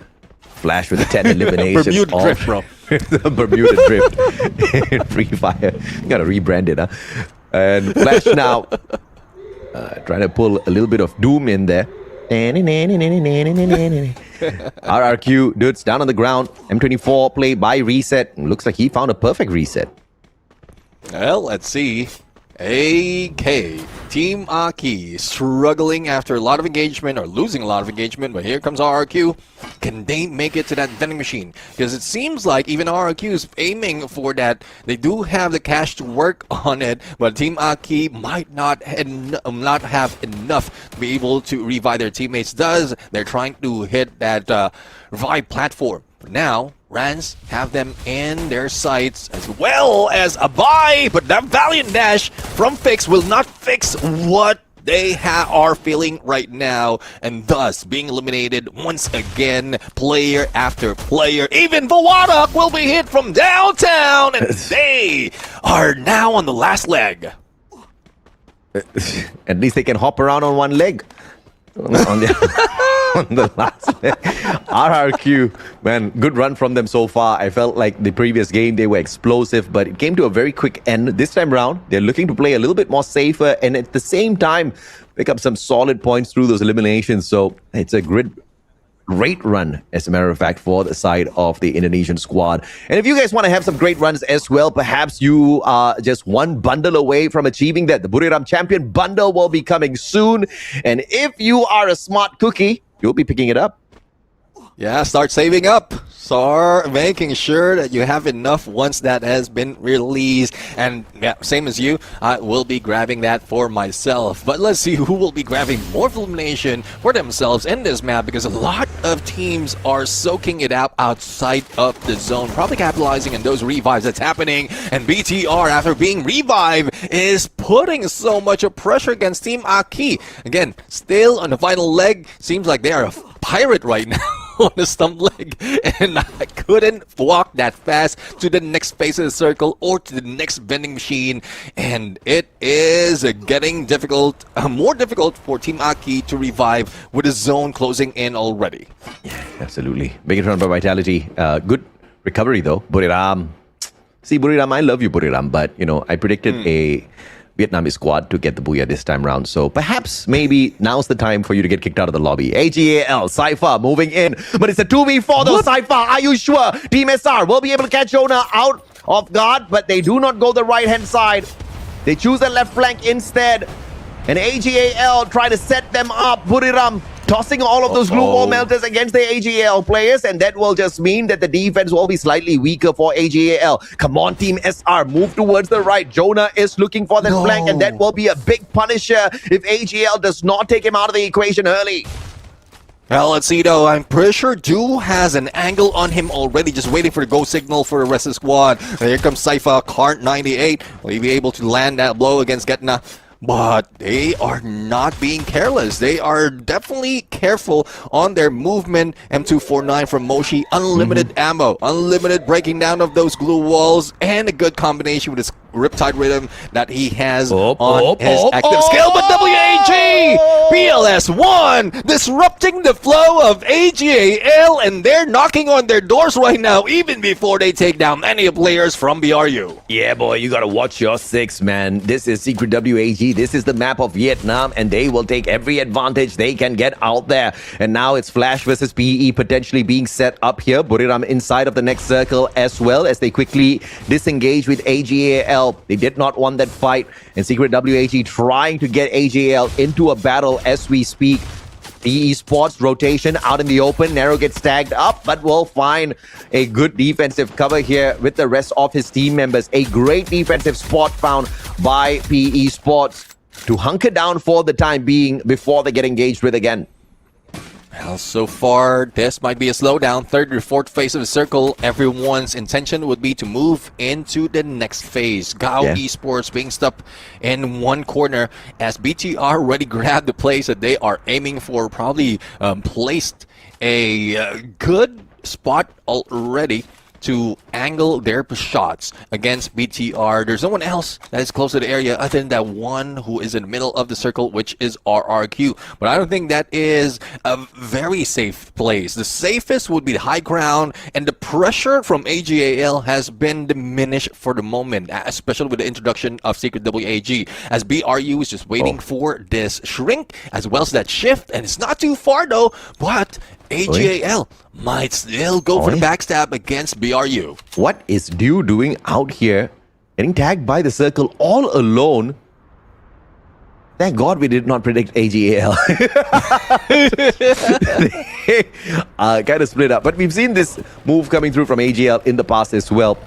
They have been able to make some very quick recoveries, but in a lobby like this, Bigatron by Vitality going in for Aki. Fix has been spotted out already, but there's a player from the side of Aki right behind them. Fix gets taken down, but no shots just yet. Fuwara actually runs away.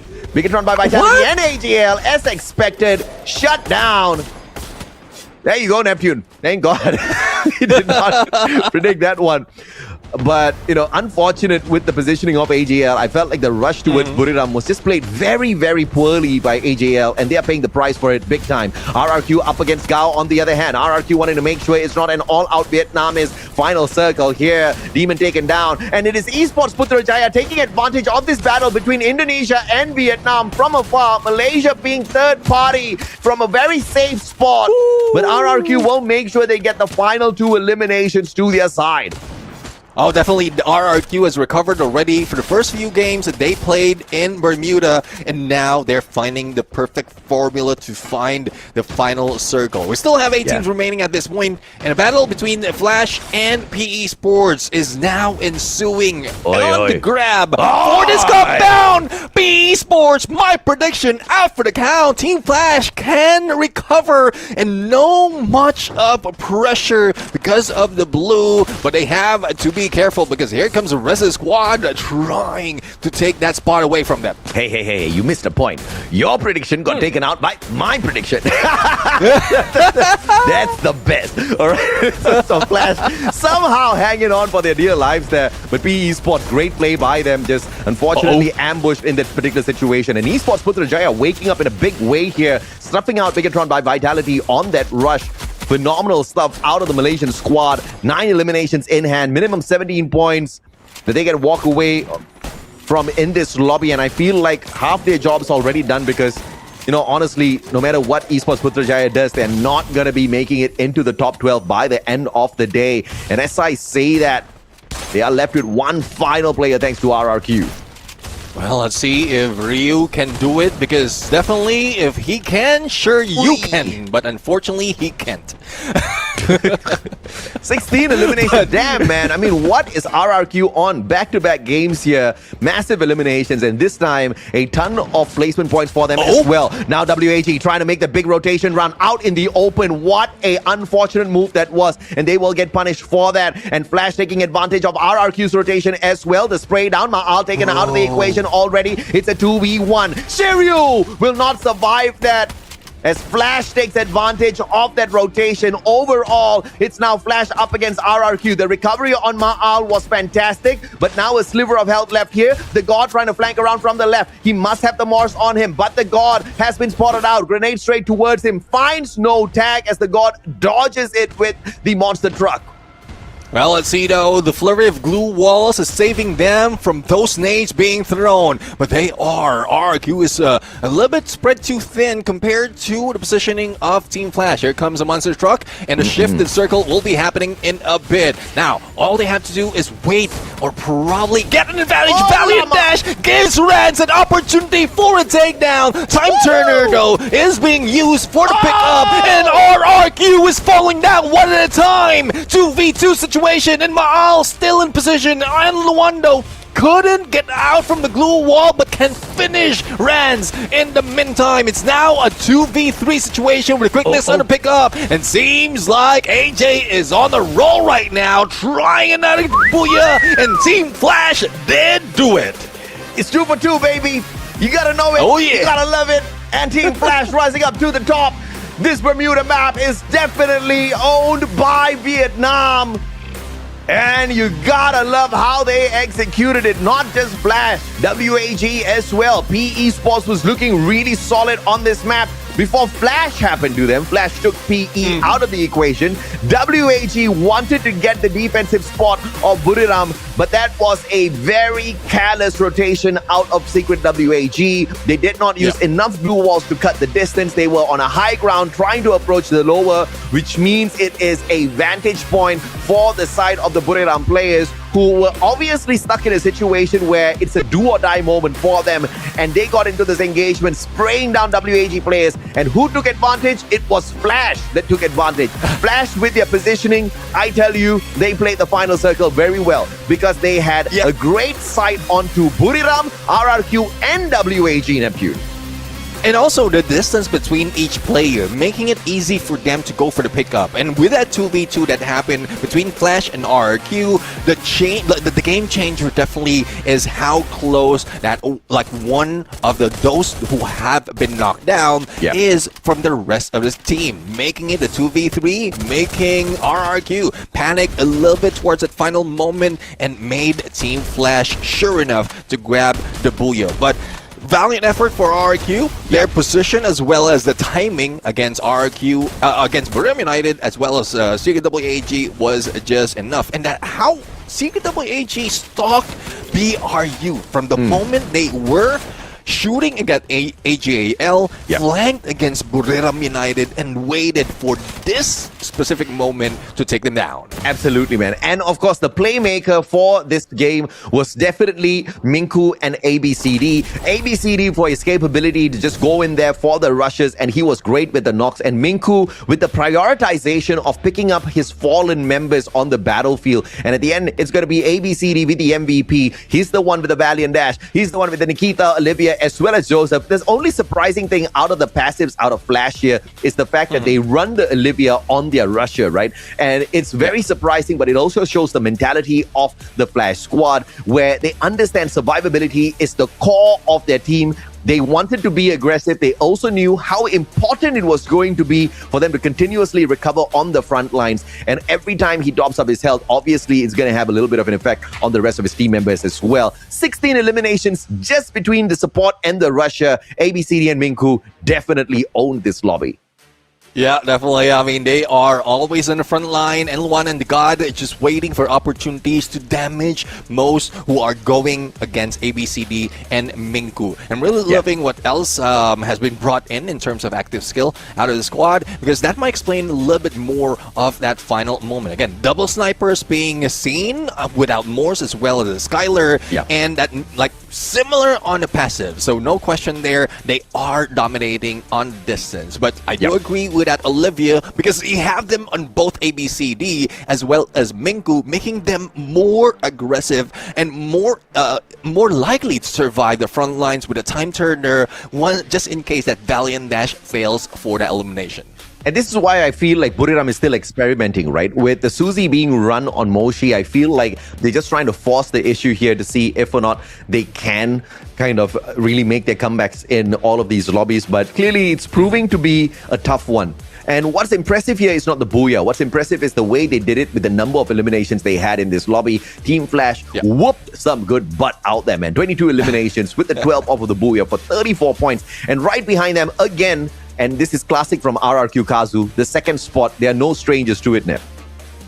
Yeah, well, definitely they are moving up, but not that high without that booyah. But still, a good run for RRQ Kazu after that engagement between Team Flash, Secret WAG, as well as Buriram United. But Buriram United, though, they were just going back to the usual ways. Not too aggressive, not getting that much as final circle, but they were found out with a secret, that Secret WAG. Let's take a look at today's standings. RRQ, because of their consistency, despite of getting twice on the second place, they are still in lead with 51 points. Following them is the booyah takers from the previous game, which is Team Flash, and very close, Buriram United. But there's also a lot who might be able to turn things around, thus the aggression that we're seeing in the field.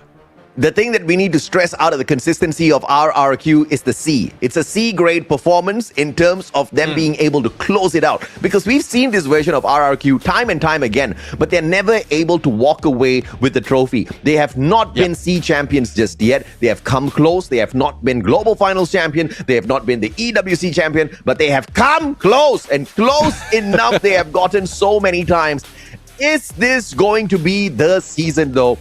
I still have got question marks. Even though they are walking away with big numbers, Neptune, they are still failing to walk away with those solid booyahs, which is obviously going to be crucial on the final day for our grand finals on Champion Rush. Close, but not close enough. Not close enough to grab that trophy. I'm really looking forward to teams like... C for close. We're looking forward to more of what RRQ has for us right now. Because again, it's still early. We're still in the first phase. We're just about to end our first phase of the knockout stage. And there's still a lot more adjustment, a lot more study that they need to do right now. But if this is what they're going to show, the aggression in terms of elimination, it's a good phase for RRQ right now that might be able to help them secure those booyahs moving forward, or probably a trophy by the end of this competition. Again, that's only the second match of this final day of knockout stage, phase 1.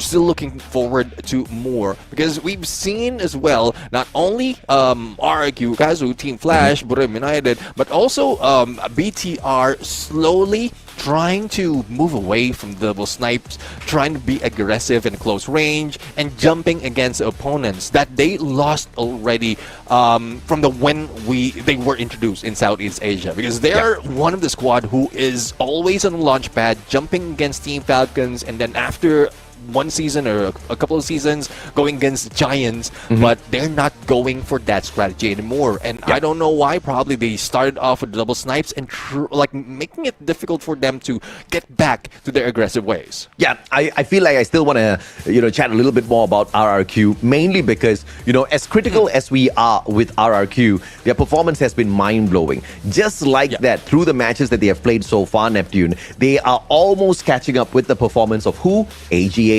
They don't have the equal number of booyahs, but they're just a couple of eliminations, 5 eliminations away from AGL. When it comes to placement points, they're doing actually better than AGL themselves, right? This has been the biggest problem with RRQ for me, because they are a very capable squad. But when push comes to shove, when the moment to shine comes true, they somehow falter, which I want them to change this year. 2026, I want it to be the year of RRQ now. Well, let's see though if they will be able to bring that on because this is a good opportunity for them. Despite of not getting a booyah in Nextera, it's a great motivation for them to engage more as well as get better placement, because that's what they have been doing for the previous weeks and days when they played in this map. But not only that, I do agree with you with the adjustment that they've done in different seasons already. Again, I want to point out Maal, who can pull a Mag 7 as well as a Trogon clutch.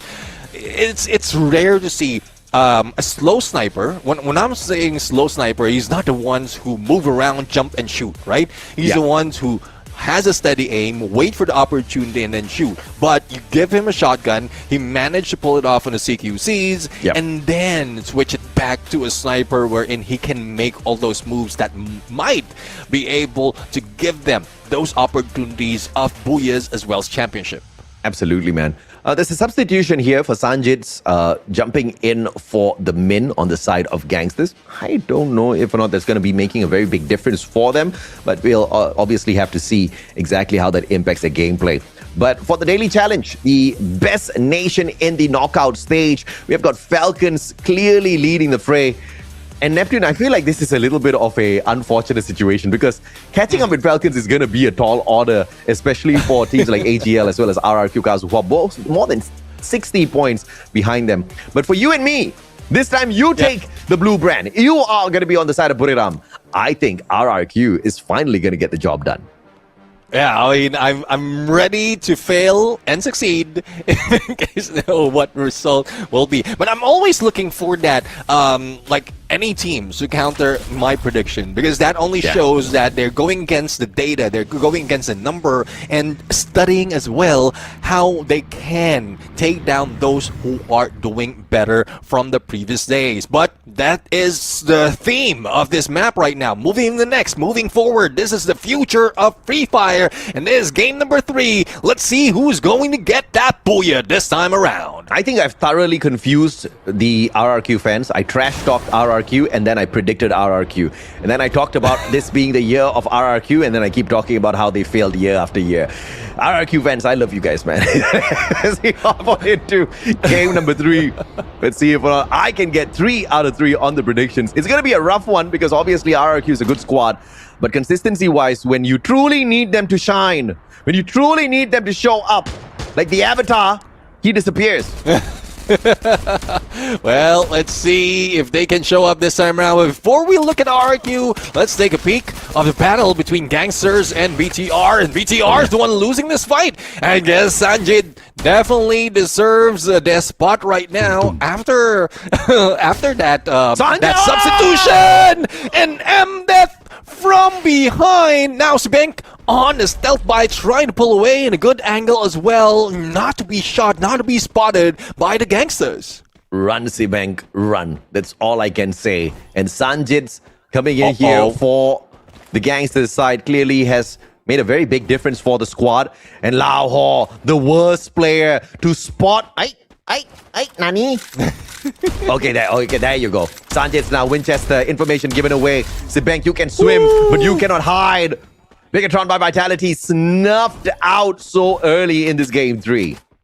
Yeah, well, 2 for Sanjit, 2 for M-Death, and 1 squad out of contention for this map. Team Flash, though, also being eliminated one at a time, and it's PE Sports who's bringing them down. But on this side, we are also seeing a little bit of anagram action between EP and PE. Esports Putrajaya, the team that is aggressive to go for the hot drop, is now in the battle, but unfortunately, Raja will be taken out. Mikasa, though, takes possession, but LBT goes for that trade, and now PE Sports gets the 4th elimination in this fight, and even Kenshin cannot do anything even with that Riptide Rhythm. RRQ versus AGAL. Do not interfere right now, RRQ. This will be a messy fight if you do. Bay, let's take a player out of PE Sports. Ma'al's already down. I told you, I warned you. Dudes will find Team SR, putting him down on the ground. AGAL is going to be a big problem for them, but thankfully they clear out. But PE Sports now, they want a little bit of revenge. Arans, he gets sprayed down. Dudes in a Bay, they split up. They're trying to play for survival somehow. Oh, they didn't anticipate PE Sports to be in high ground. It's now left to Dudes. And I think that Stealth Bites is going to expire for the moment. But Do from the rooftop like Santa Claus, bringing the gift of bullets against PE Sports, and a revive has happened already. AJAL is back into play. 3 elimination and more to go. Binoculars being used to spot out how many they can take down. RRQ survive only because of Dew, not even Dudes. But Dudes does hit the triple revive. And RRQ is almost back in there. Man, I almost broke a sweat.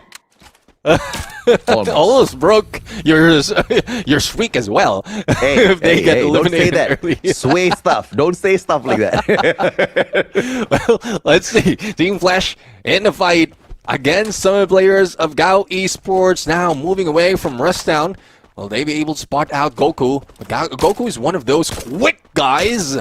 Glue walls on the other side! And even with that, does have a Riptide Rhythm, so there's no chance for him to survive. Team Flash with 3 elimination already can spot out, probably chase down the final player of Gao Esports, which is Demon. But here comes Gangsters right now, who might bring them down, still away from Team Flash.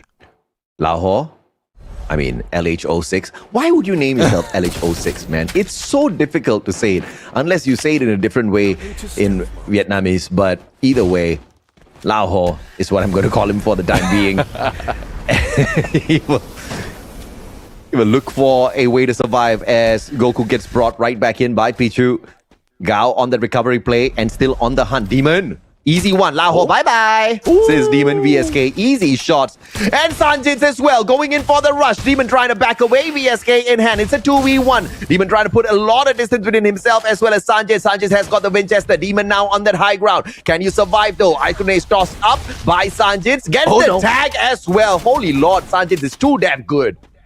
Oh yeah, he's too fast, but they need to move fast as well because a couple of the players has been knocked down, eliminated. But as we look into Vamos, another squad that's very aggressive, in spite of not finding final circle, they want to get those elimination, and their target is Nero, who is going solo, and VSK from DXL damage him for the moment in his hack and slash to go for a combo with the rest of the squad, making 5 elimination already. Edge of circle, they're still moving in, and probably June has spotted a good position already, and they can take that for the moment as he gets in the stealth bites, getting close to LBT. There used to be Fruit Ninja Pros, and they've converted over to Free Fire. So the slashing on the screen. Old habits die hard, you know. Holy crap. RRQ, why would you do this to me? Why would you get into a fight with Buriram so early? Moshi, what a shot. Zuez finds Team SR off screen as well. RRQ about to be snuffed here as Buriram finds them. Now, this is the worst thing for me, man. Why would you put my pick up against a team that I definitely think can whoop? Rans will take Wasana out of the equation, though. RRQ loses Ma'al. But the final second survival here, it's all about Rans. It's all about him surviving, but he takes a couple of hits. Still up on his feet, though. Rans somehow holding it together as Abe looks for the vending machine down below. I guess this is the answer from RQ. Yes, put it up against Buriram United, and Kiwi can win it. And with the gravity from Grablabs right now, prevents Moshi from getting a few more in that fight. And also a good chance for RQ to recover after the drop from the couple of players that has been revived. But will Rans be able to do it as quickly as expected? Otherwise, it might be a lost cause, especially with the shift of the circle, but it's still near, so they have a chance to get in the circle in a bit. Even Buriram cannot take my prediction down. RRQ somehow still surviving, and thank God it was Grablabs. Boys were hopping up and down like a couple of bunnies, and somehow Rans just saved the day. Had 1,700 coins in his pocket as well to pull his boys right back into play, and Buriram will make a safe recovery as well. So 2 of the teams that are not my favorite, but you know, I definitely respect will survive. Well, let's see though if this is something that they can continue on to the final circle. Secret AG finds AGAL. That's Battles specifically as they traverse this bridge. We still don't see a lot of those contention from Secret WAG, and what they're doing right now is just pulling away from potential engagement and just get all those few elimination for themselves. But those who want to get more out of this fight, and how we highlighted Buriram United, this is your chance to get the Buriram Champion Bundle as soon as it comes out, and definitely show some brew blood in the battlefield. Imagine once the bundle comes out, all the teams here in FFWS SEA throws on the exact same skin. That'll be hilarious. Everyone walking in with the brew blood. Now, speaking of brew blood, we are going to catch up with them in a little bit. I was expecting the AGAL fight, but we instead get the entertainment of seeing Flash get taken down by Secret WAG here. It's a three-way battle that's about to break out between the Vietnamese squads. Gao, WAG, Flash. I'm not liking the look of this. Flash needs to get the heck out of there. Gao spotted now by Secret WAG. Gangsters right behind. Is this some sort of gathering that we did not understand or were not told about by Vietnam?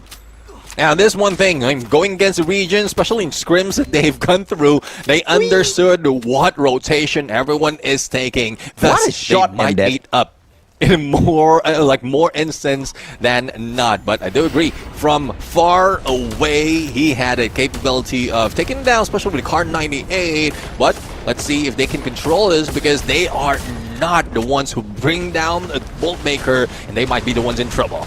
Oh, and Secret WAG will take the fight straight up to Gao. But Demon far, far away at the vending machine says, you can do what you want, but I'll have my boys back in here just like that. WAG managed to overcome that little bit of challenge there with the lightning zone. So smart play from the Vietnamese squad to overwhelm Gao.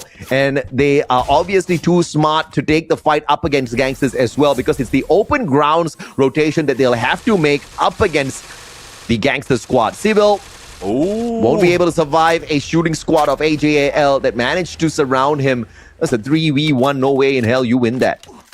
Yeah, also a hit list to spot where he is coming from. Now, the rest of the squad, or rest of Gao Esports, is trying to take an angle against AGAL. But speaking of angle, we have AP, Esports Putrajaya. Great angle to take against PE Sports right now from this rooftop, but also got a potential of a target for those on the other side. And this is one reason why they're trying to pull away from most of the teams, because they need to protect Ryu for the remaining 1.5 minutes that they have in play until that hit list expires. But we also have Team Aki that's coming from behind PE Sports. That can be the advantage that they can take if they want to get more elimination.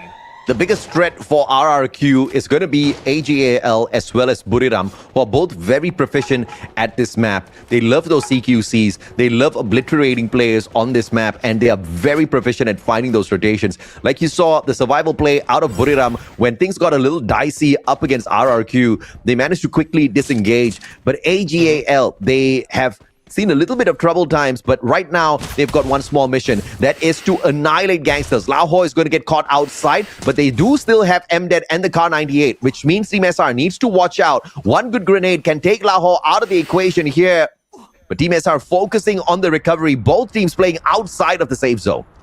Yeah, I'm worried about AGAL because we've seen this happen in a previous map where they're staying outside of safe zone, and it's already third to the fourth phase of circle that is shrinking, and that makes it even more dangerous for the entire squad. But look at Lao Ho moving in and out of the walls, and what a 180 against Team SR. The timing was pristine, and the weapon was just perfect, bringing him down.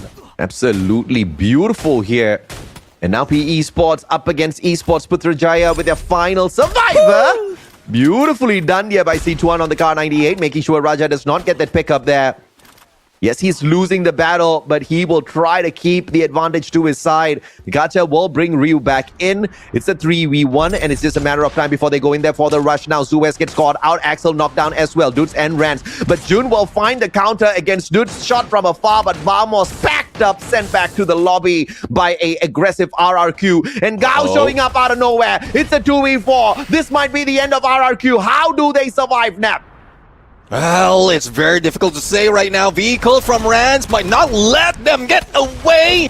He did manage to pull away with that boost, but leaving behind one. But a chase on a 1v2 might be viable for them to survive, but unfortunately a buy was shut down. Rans though, FGL, this might be it.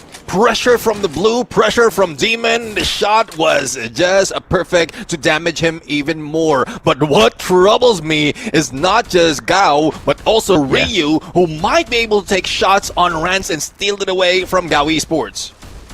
The Dragon Freeze not tickling Rance at all. Ryu will get taken out. The run for Esports Putrajaya finally comes to an end. RRQ hanging on with their final player here. Looking for the Booyah, but far, far away from a vending machine. And now into the next compound. If Rance does enter the circle, there'll be no vending machines there to play at all. So Rance needs to big brain this one. He gets tagged up by the players on the side of Gangsters, if I'm not mistaken. Things are looking rough. Looking very, very rough for the RRQ player. WAG up against Aki on the other hand. Aki outside the circle. WAG with a big advantage here. Reset with a sliver of health left on him. Gets taken down by Dew in the car 98 from afar. AGL trying to interfere, trying to take away these points from both squads. And Aki will bite the dust, unfortunately. Hell level elimination from Secret WAG. Now, as they lost one player, they will be a little bit more cautious. Gangsters missing Rance. Not quite sure if they have spotted him already, but with the distraction from the other side, he was just silent. No stealth bites can do this at this point. Rance, despite of the speed that he have when he is going for that 1v1 or 1v2, he was just silent on his steps for the moment, and still not even taken out by Gangsters, and this is good for RQ. Dude. How is Rance going to do this, man? I mean, obviously, asking for the Booyah at this point of time is going to be very difficult because he's got 17 players still alive out there. But if he can continue to ninja his way around and by some crazy luck get put into a situation where the other teams take each other. Oh, Gangster. Gangster, did they spot him yet? Outside. No trick, bro. Rance sneaks in, but will be pressured by MDAD. Rance, can you do it? CQC. And unfortunately, 4 players, whoa! Just absolutely collapse into him, and Lauho with the VSK. Okay, I'm gonna curse this squad for the next game. Oh, dude. But Ren survived long enough. That was a beautiful drama of a play. Now Gao up against the players on the side of Gangsters. Clearly bringing in Sanjit was a big play here for the Gangster squad. 13 eliminations, still going strong. A God Nade will take a player out on the side of Gao, and Gao being forced rolled straight into the arms of Buriram. Well, let's see if Gao can survive against BRU. Team Flash putting a lot of pressure on Buriram United right now, but they have a good chance to go with a shift for the moment. Rest of the squad bridging that gap between the floor, between the ground and the wall, or on the rooftop, and putting their crosshairs against Gangsters. But focus on BRU is not out just yet. So 2 teams being targeted by Team Flash that can give them potential of getting a lot more in terms of this elimination. But the glue wall is not being taken out just yet, giving them the freedom of taking shots against Gangsters. And even Buriram United is trying to shoot them down. PE Sports was eliminated by player from Team Flash, bringing us to the final 4 teams. What was your prediction again, Neptune? My prediction is AJA. Buriram, right? Oh no, Buriram. Okay, there you go. And Buriram, Jonah. Okay, mine got kicked out, so I'm going to support Neptune's pick right now. Okay. Wasana, can you get this? MDAT closing in the distance here. Beautiful Valiant dash. Wasana breaking down the defenses. MDAT pulls out one more and turns the tables. Headshot to Wasana. Getna does take the revenge though, but can he pick Wasana up from the ground? Answer is going to be no. Beautiful play, and Jonah left all alone here.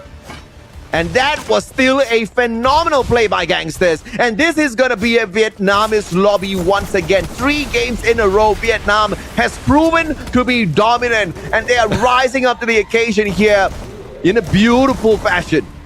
Oh yeah, definitely very beautiful, as Team Flash has a potential to go back-to-back right now. And look at that, 4v1v1. Pickup can be done on Gao Esports, but the movement of the zone is against them, and Team Flash looking for an easy booyah on this team versus team. Even Pichu and Goku can try their best, but look at this, a takedown on N1, reducing numbers, but we still have one player who's out of sight that can be the game changer, and Goku is now losing out on HP, and Team Flash gets the booyah once again. Back-to-back booyah for Team Flash. Looks like they are just eating up all the fire we provided them in the previous round, and they are spurring on. But I gotta say, it's not just Flash, right? It's just Vietnam as a whole, just dominating this lobby this time round. Beautiful plays from all of them. And the outstanding team from Vietnam, I would have to say, is Gangsters. Beautiful play. Except that, man, sometimes they can be blind. Like losing Rance out of that engagement. But I don't know. Gangsters, they don't have the direct key. Because the moment that he was, like Rance was healing, he could have been spotted already, tagged up already. And one thing that made them spot him is like Rance shooting at one of the players. I just forgot who it is. I think it was Mdet who has that Shiryu. And definitely he will show up with a marker on him. Thus, he couldn't stealth his way into the next phase of the circle. But Team Flash, this is what we want to see. A squad that often falls down after a booyah is going for the back-to-back. 22 eliminations in Bermuda and the booyah. 19 eliminations and the booyah in Nextera. Obviously, Flash is feeling good right now. But I wonder if or not Flash will continue to feel good as we move on into the grand finals later on as well, because this is a team that wakes up in the early parts of the competition and then goes to sleep towards the later parts of the battles. And I am just not a big fan of that, you know, momentum that they always lose towards the end, right? But of course, maybe this is going to be the difference for them this time round. What I do love, though, is the elimination feed. The top 5 is just littered with Vietnamese players from 3 different teams. Oh, okay, sorry. I didn't see you there, Rens. Rens gets a special highlight as well. Yeah, 5 elimination, 5th on the spot. But I do agree, seeing Gao Esports being aggressive in this fight with one of their players in there on the top of the leaderboard is just good. But let's take a look on the MVP for Team Flash right now. It's none other than Alphabet King ABCD with 24-19 in damage, 4 elimination, 7 in assist, Valiant Dash. We rarely see, but you know that he can land those blows the moment that those glue walls has been taken down. And great support coming from the rest of the squad. I'm pretty sure the support is always like behind him, next to him, or whatever position that's close to him. Make sure that he survives those fights. I mean, back-to-back, the Russia walking away with massive numbers here. You gotta love it. You gotta appreciate what ABCD has been able to do with the consistency for his squad. But overall, it's not a one-man play. It's a all-man play. It's a solid teamwork here out of Team Flash. Minku walks away with 7 eliminations, which makes him definitely a solid one, right? He got 8 eliminations in the previous game, 7 eliminations now. Minku, the support player, is on fire right now, Nev. Yeah, I mean, Minku, like the first time we saw him, he's always on that LMG, making sure that every glue wall is cleared to help out ABCD on those rushes. And this is a great introduction as well as a support of the squad. And this is what I'm talking about. Bring in that direct key, because you don't know if someone will be stealthy enough to heal next to you. At least with a 30-meter range, you will be able to spot them out, rush towards him, and also gives opportunity for the snipers like the God and Enluan to take those shots, because there's no changes in their strategy as well as their active and passive skill combination in this second booyah. Let's take a look at the game standings as well to see exactly where the rest of the teams fell on this lobby. Flash obviously is going to take the top spot. They were on fire, 31 points in total. Holy Vietnam! Flash, Gao, Gangster, PE, Secret, WAG, they are on fire today, Neptune, especially in this Nextera lobby. Yeah, they're bringing Nextera to a next level, and hopefully it's not map specific. Hopefully this is a day that they will be popping off even more, because even Gangsters was showing a lot of potential in this game. But let's take a look in today's standings. Who's leading the chart right now? Team Flash overtaking the squad, most of the squad in this fight. RRQ Kazo is following them, and it's not too far from RRQ. Buram United is also hot on their heels right now. Oh, yeah. So there might be a three-way battle later on as we get close to the end of this day. Yeah, absolutely, man. I mean, Flash is topping the charts. That's one for the books for sure. RRQ scratching their heads wondering what just happened. Well, you guys just got snuffed. You guys got robbed, but by a team that did it well. RRQ still failing to find the booyah here for themselves. But of course, the blessing is going to be this next game. It's going to be Kalahari. And we know in recent times, RRQ has been taking control of that map in the most dominant fashion. But talking about dominance, it is Flash slowly but surely climbing up the leaderboard, trying to catch up with Falcons. Is it going to be possible if they keep up their current performance in the final 3 games? I think they're going to be the #1 team by the end of the day, which is ridiculous, Neptune. I'm really looking forward to that right now, but looking at the overall standings and doing a little bit of calculation for myself, we might be seeing 2 teams being kicked out by the end of this day. Earlier, we did mention about MBR Omega, who's not playing currently, and they are potentially being 13. But we also have Evo Zuvine, who didn't perform that much, and with the performance coming from both Gao as well as Team Bamos, they might be pushed down as well. So missing that day #1 is, well, definitely another miss for Evo's Divine, but good opportunity for the rest of the squad who's doing well for this final day of phase 1 of the knockout stage. Absolutely, man. Vietnam is on absolute. That's exactly what they are on. They are on fire. But you want to know what's on fire? The questions that the host from Vietnam usually throws. We will get the opportunity to see Yun Sul once again. And thank you, Vietnam. This is exactly what we are blessed with every time this region succeeds, right?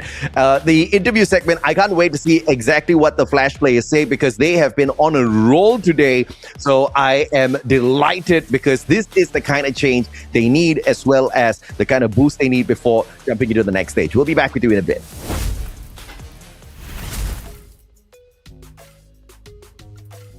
Hello everyone, welcome to our Booyah interview sections. I'm Yosul and this is ABCD from Team Flash.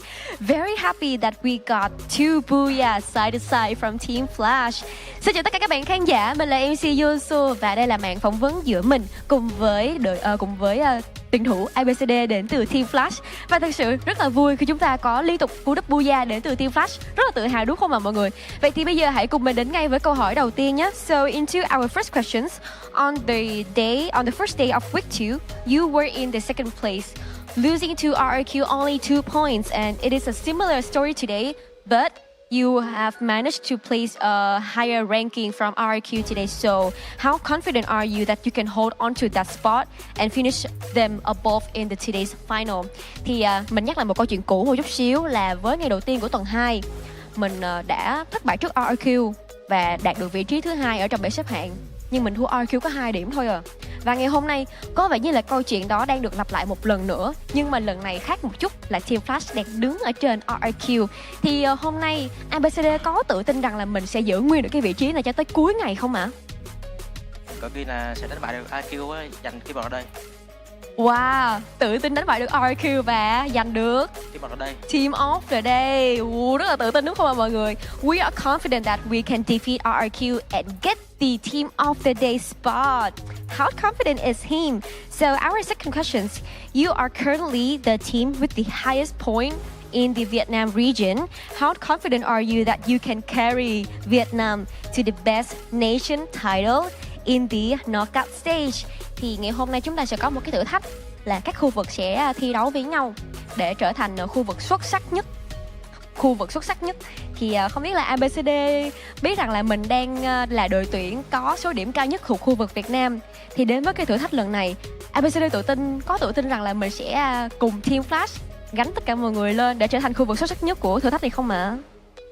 Đội Kin cùng khu vực mình. Thuộc khu vực mình là mình sẽ làm được. Mình có Kin. Vậy thì mọi người sẽ làm gì cùng nhau để có thể là boost thêm cái sự tự tin đó cho toàn bộ team Flash vậy ạ? Cổ vũ cây mình nhé. Cô Vũ thì mình nhé. Sao bình thường bắn như rồng như hổ mà lên phỏng vấn như một chú thỏ vậy trời.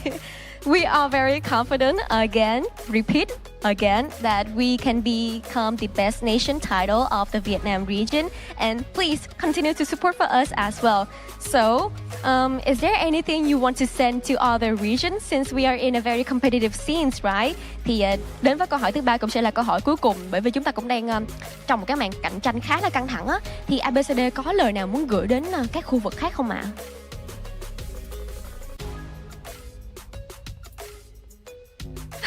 Không có lời nào gửi đến các khu vực khác luôn hả? Có lời nào dễ thương không? Quan tâm tới mấy bạn cũng được. Không có một cái gì hết luôn hả trời? Chúc mấy bạn thi tốt hay là cổ vũ gặp ở chung kết 12 gì đó cũng được. Gặp các bạn ở Indo đi. Hẹn gặp các bạn ở Indo. Okay, so a very funny scene that I think today ABCD is very happy and confident with his fight, his battle. So he would love to see everyone in Indonesia for the grand finals. Very early to say right now, right? But I know that is him. Cảm ơn các bạn khán giả rất là nhiều vì đã theo dõi, và chúng ta có thể thấy được rằng Team Flash đang thi đấu quá cháy với cú đúp Booyah. Hãy tiếp tục ủng hộ và tiếp lửa cho năm đại diện Việt Nam ngày hôm nay nha mọi người. Fighting! Thank you so much for your listening everyone, and please continue to cheer for your favorite team in the game. And now, let's head back to our casters. And there you have it. Thank you very much for the interview. And there's two goals that I am hearing from Team Flash right now for ABCD. It's more of getting the team of the day as well as bringing the nation to that number one spot. But that moment, I don't know specifically what was asked by Yunsul, but like he was just ignoring him or her, or just don't want to answer for those questions. Basically, she said something along the lines of, do you have anything to say to the other regions? Because, you know, it's a battle between the regions here, Southeast Asia, blah, blah, blah. And ABC is like, no, I don't want to. She's like, no, you gotta say something. She's like, no, stop forcing me. ABCD, I respect you, bro. No trash talk out of ABCD. The man has got class. The man definitely does not want to ask for trouble. Because sometimes you piss off some of these other teams, they're gonna come for you, bro. And at this point of time, I think Flash has been doing phenomenally well. Hopefully they do continue to do well. I won't be here to see the rest of the 3 games, unfortunately, Neptune. Yeah, well, that's the first half of today right now. And everyone, please, let's big good night to AJ at this moment. But I'm pretty sure he will be joining us in chat right now. Later, we're going to have Lucifer. Once again, that is the first 3 games for today. We're going to go for a quick break. When we return, more of Free Fire action continues. So don't go away. We'll be right back.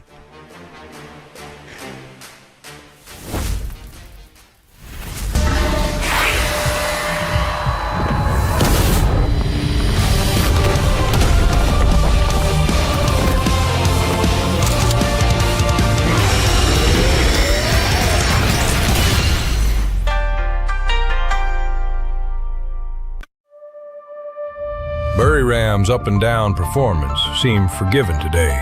They managed to emerge victorious in the Clash of Sea Kings challenge. A valiant effort for a team that is for the first time on the Southeast Asian stage. Peter with the M590. Whoa! Peter, make sure he gets the confirmation as well. Jonah fights Jokers. Peter's still alive. And it's a 4v1. Falcons, there's no way in hell this happens for them. They compound to just one single entrance. Does BRU want to come in while Sana leads the shots right into it? As he is down to play, BRU are going to be separated by the amount of blue walls, but eventually they all fall. Wow! BRU! ก็รู้สึกดีครับรู้สึกดีใจที่ชนะครับแต่ก็ยังไม่พอใจกับฟอร์มในวันนี้ครับไม่มีอะไรให้จดจำไม่ต้องเต้นครับอะไรอ่ะอ๋อหน้าตาเลยครับ Okay, so With Week 2 wrapping up, these 4 teams must push themselves to the limit to reach the top of the overall standings. It all comes down to how they perform at the end of Week 2. Great stuff checking the corner, and now the superstar is out. Down on the ground, W18 just needs one more shot to connect, and it's Jinwoo that pulls the double. Đội Indo đang thi đấu khá là tốt. Nhưng cả ba khu vực Malai, Indo, Thái Lan đều là đối thủ mạnh. Nhưng điều quan trọng nhất là tập trung vào ván thi đấu của bọn mình. Chance to go for back-to-back booyah here. A big name! Oh my lord! Who have been a dynamic duo the entire game for Team Vamos. Can they make the run happen? Vamos! Pull through! Tentu sama tim Famos ini fokusnya untuk bisa top 12 dulu aja karena kita target untuk bisa lolos di fase pertama. Down, get that with the double. Wasana comes through with another elimination as well. The circle is non-existent and it's just a heel battle right now. Esports versus Buriram Esports. Wasana and Portport hoping to find each other before they succumb to the blue zone. เพราะว่าประเทศเรามีห้องซ้อมที่แบบว่าทำให้แบบสามารถฝึกสกิลเพลย์ได้เยอะครับแล้วก็ผู้เล่นในประเทศไทยมีสกิลเพลย์ในการเล่นแบบว่า IQ ในการเล่นเยอะด้วยมันจะทำให้แบบเข้าใจในเกมได้มากกว่าประเทศอื่น Chased out by Wasana, Motion comes in, dunks on him, and that is FFWAG gone, but in the midst of that, it will result in BTR getting the booyah as they were completely uncontested.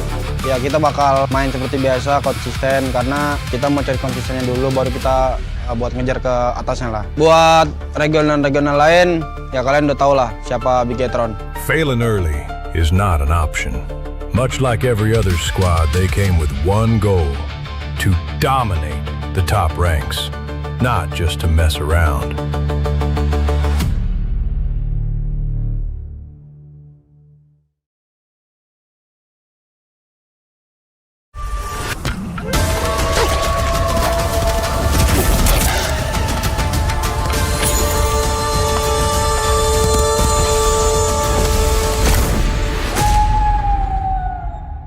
Is in trouble. Wow! Saves him from the drop, and does he want to lay it out on top of the roof, or does he want to? Fall has arrived, and FFWS SEA 2026 Fall is officially underway. Here's a look back at the standout performances from Week 1 of the tournament.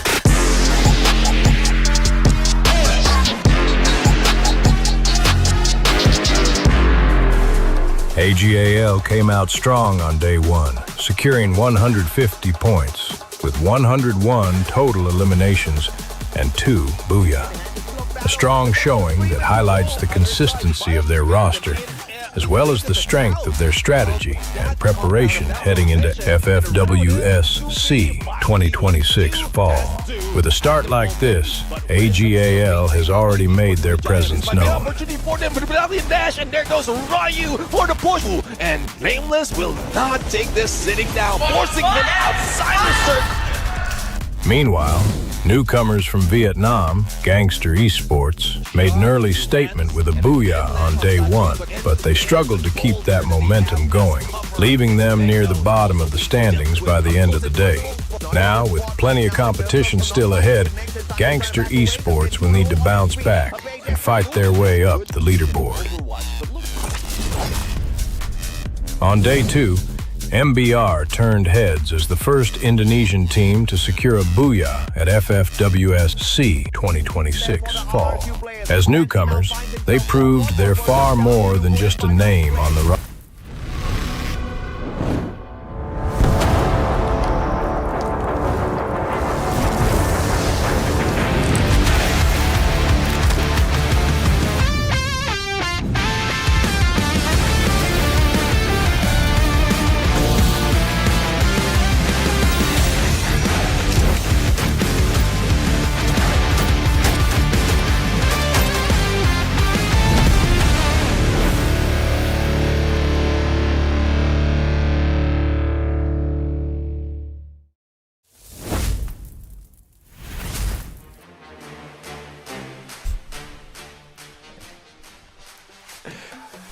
Ladies and gentlemen, welcome back to the show. This is the Free Fire World Series Southeast Asia 2026 Fall Knockout Stage, Week 2, Day number 3, and we are on the second half. Let me introduce you to Lucifer, who will be joining me on the desk, and I'm Neptune the Gentleman Garcia for the second half of this day.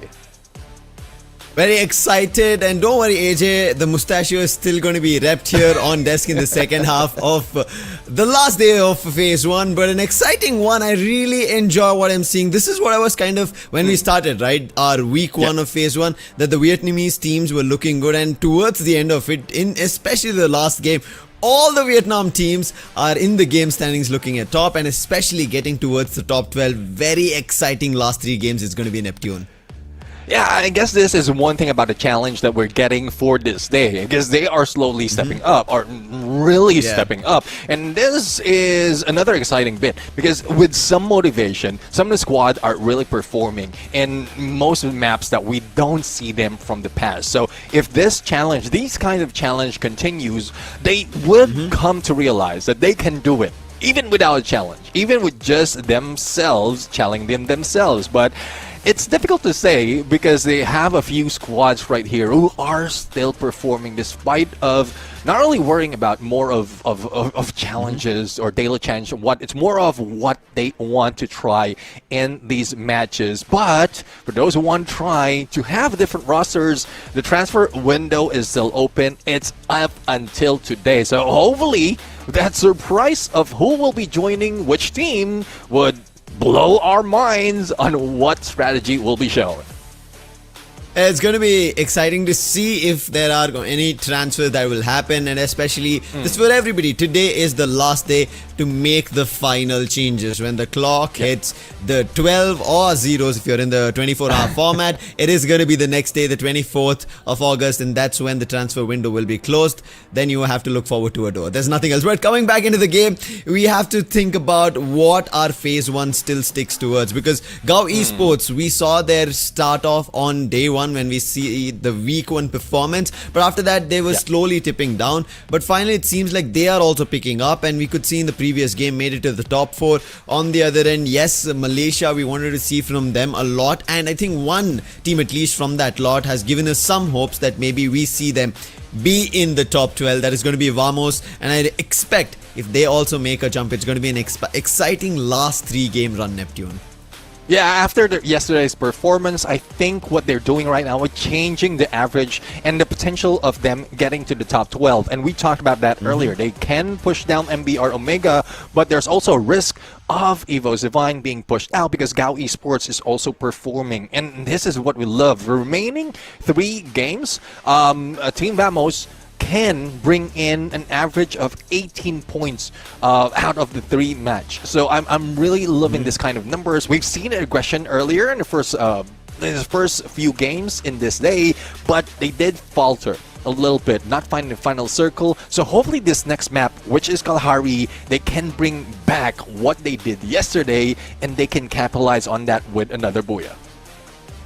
Hopefully they do it. It's going to be very crucial. Unlike one team along this line that we are expecting to see them capitalize on a Booyah, it is going to be Team Aki. They had a decent start. We were having that daily challenge with the Rookie Showdown, and Reset was all over the place taking that charge. But it seems like over the few days of phase 1 that we have had, the weekends, it seems like a dip has been taken from Team Aki in an unfortunate direction, and it's not helping them out at all, and they're not getting closer to the top 12. And if they are going to be in that position, because hey, yes, Gangster, who had a little bit of an up and down performance, they are now again in the previous game picked up some points. However, Team Aki still have an opportunity. Well, Gangster and Team Aki are in that 17th, 16th position. It's about a fight to make sure they do not enter phase 3. They have a chance in phase 2 itself to qualify into the grand finals. If they miss that opportunity, their run is just going to get tougher. That's what teams need to understand as they're going to be closing phase 1 very soon. Yeah, I do agree. I mean, if they can finish on a high note in the remaining 3 games, at least they can get top 2, or we can see the hope of them getting top 2 in days of phase 2. But then again, on the phase 3, it might be crucial, but the target would be, I would say, much achievable. You won't have the giants in there already, especially if they work it out on top 2 for each day, but it would be easier for them to be able to get to top 6. It's just me hoping that they have hidden a few more of those strats that they can show up in the other phases of this knockout stage. Otherwise, we might not see them in the grand finals. But for some of the teams, like Vamos, they were slow in week 1, but now they're slowly catching up. And I'm like predicting that they might take the 9th spot by the end of the day on that leaderboard to get into phase number 2 in a good way. Yeah, there is that opportunity. It looks good. They have been picking up performance, as you said. It seems like the later games, some of these teams are picking up performance. But one team in question, for me, like I've been picking up in teams who have not had that performance, which is seemed expected, but unexpectedly they've taken a downfall, is going to be Bigetron by Vitality. It seems like they are not getting closer at this. Like the discussion entirely is revolving around RRQ, a team from Indonesia itself. And on the contradictory, Bigetron by Vitality are getting nowhere close in terms of points. However, they are in the top 12 race. But when you talk about the top 12 race, you guys were talking about MBR Omega earlier. If they are getting pushed out, then the next threat is going to be Bigetron by Vitality. Thankfully, they are playing today, but they have to pick up pace because Vamos is Vamosing their way into the top 12. Right behind them, Gao Esports slow and steady climbing, and I think they're the only last contenders to the 12th spot. If Bigetron by Vitality do not pick up pace, there's an opportunity that they might also be pushed out Neptune. Yeah, I do agree. Bigetron doesn't seem to be going back to their aggressive way and also trying to pull away from the double snipes because they are finding a counter to some of the squads who are carrying over that same strategy that I couldn't say started, but they managed to pull off quite well in the previous season as well as in some other tournaments that we've seen them do it. But double snipers aside, BTR does have the potential of the CQC aggression. They just have to go to their like old ways, the OG ways when they were introduced in Southeast Asia. And judging from the current map that we have, especially in the two that we know of, we have Kalahari and Solara. Kalahari, they perform quite well. They can average around 18 to 19 in the points. But Solara, surprisingly, they were the kings of Solara, but their points average is much lower in this map for this season. So hopefully they can fix that, but right now that's still a question. That's still a problem in my mind. The problems are all across the board right now with the total overall standings that we are looking at. Some teams looking forward to making it to the top 12. Some teams who are rooting that no teams make it to the top 12 because teams such as EVOS Divine, Twisted Minds, Onyx Olympus, they've finished their 24 games. Meaning if somebody decides to cope up in performance and won Bigetron by Vitality with the last 3 games left, starting it off with Kalahari, if they start picking up pace, Vamos starts picking up pace, Gao Esports starts picking up pace, for sure, along with MBR Omega, there is one more team which will exit the top 12. And I'm pretty sure EVOS Divine, they do not want to be that. Yeah, exactly. They don't want to be that. They will be praying their best because they did manage to survive quite well in the first few days as well as the first few weeks of this knockout stage. But it doesn't hurt them at all because even on the previous season, we've seen them just stroll across all the phases, even until phase 3 before they qualified on Point Rush as well as Grand Final. So it gave them more of that experience, more knowledge of the squads as well. But I think it's a much better strategy to head into the final phase, the final stage of this competition early, so you could just have to watch and wait for them. But a little bit of substitution right now, and Barros will be out. We are going to introduce Nameless into the mix. That might make AGAL a little bit more aggressive in this map. Yeah, I think AGL are also one of the squads. Not something that we have to keep an eye on about picking up points, but they've not had a great week 2, if you want to say in that manner. Similar like Team Aki, they are also having a quick switcheroo. It's going to be Leong sitting it out and Favanas jumping in as we're going to take a quick flight right into our next game. That is going to be Kalahari. Hopefully that helps them out. Now, thankfully, as you can see, smiles across their face is that they do not have the threat of elimination. That is the reason Team Aki are also using this opportunity to re-coordinate themselves to play better. But playing better in the daily challenge, best nation in the KO stage right now, still leading the charts is Falcons. But Team Flash closing that gap along with RRQ. Maybe there is an opportunity, but Falcons, they've flapped their wings so high that they're still further away. And last 3 games, it is still going to be questionable if Team Flash or RRQ can get closer. Yeah, I mean, talk about how far Team Falcons is. They are still on 42 points ahead of Team Flash. But like if we divide it into 3 games that we have, if Team Flash remains consistent out of those 3 games, it's easy enough for them to be able to catch up on Team Falcons because Team Falcons is just sitting on their nest right now. They're not playing at the moment. So Team Flash just needs to be either cautious but not careful. They can be aggressive, but they need to be cautious of their surroundings, not to be third-partied, not to be targeted by most of the squads, especially on the drop zone. So this is what we want to look into, but also we want to show you our predictions as well and who we are giving into getting the Booyah. You're going for RRQ, I'm going with Team Vamos because of how well they managed to play it in this map.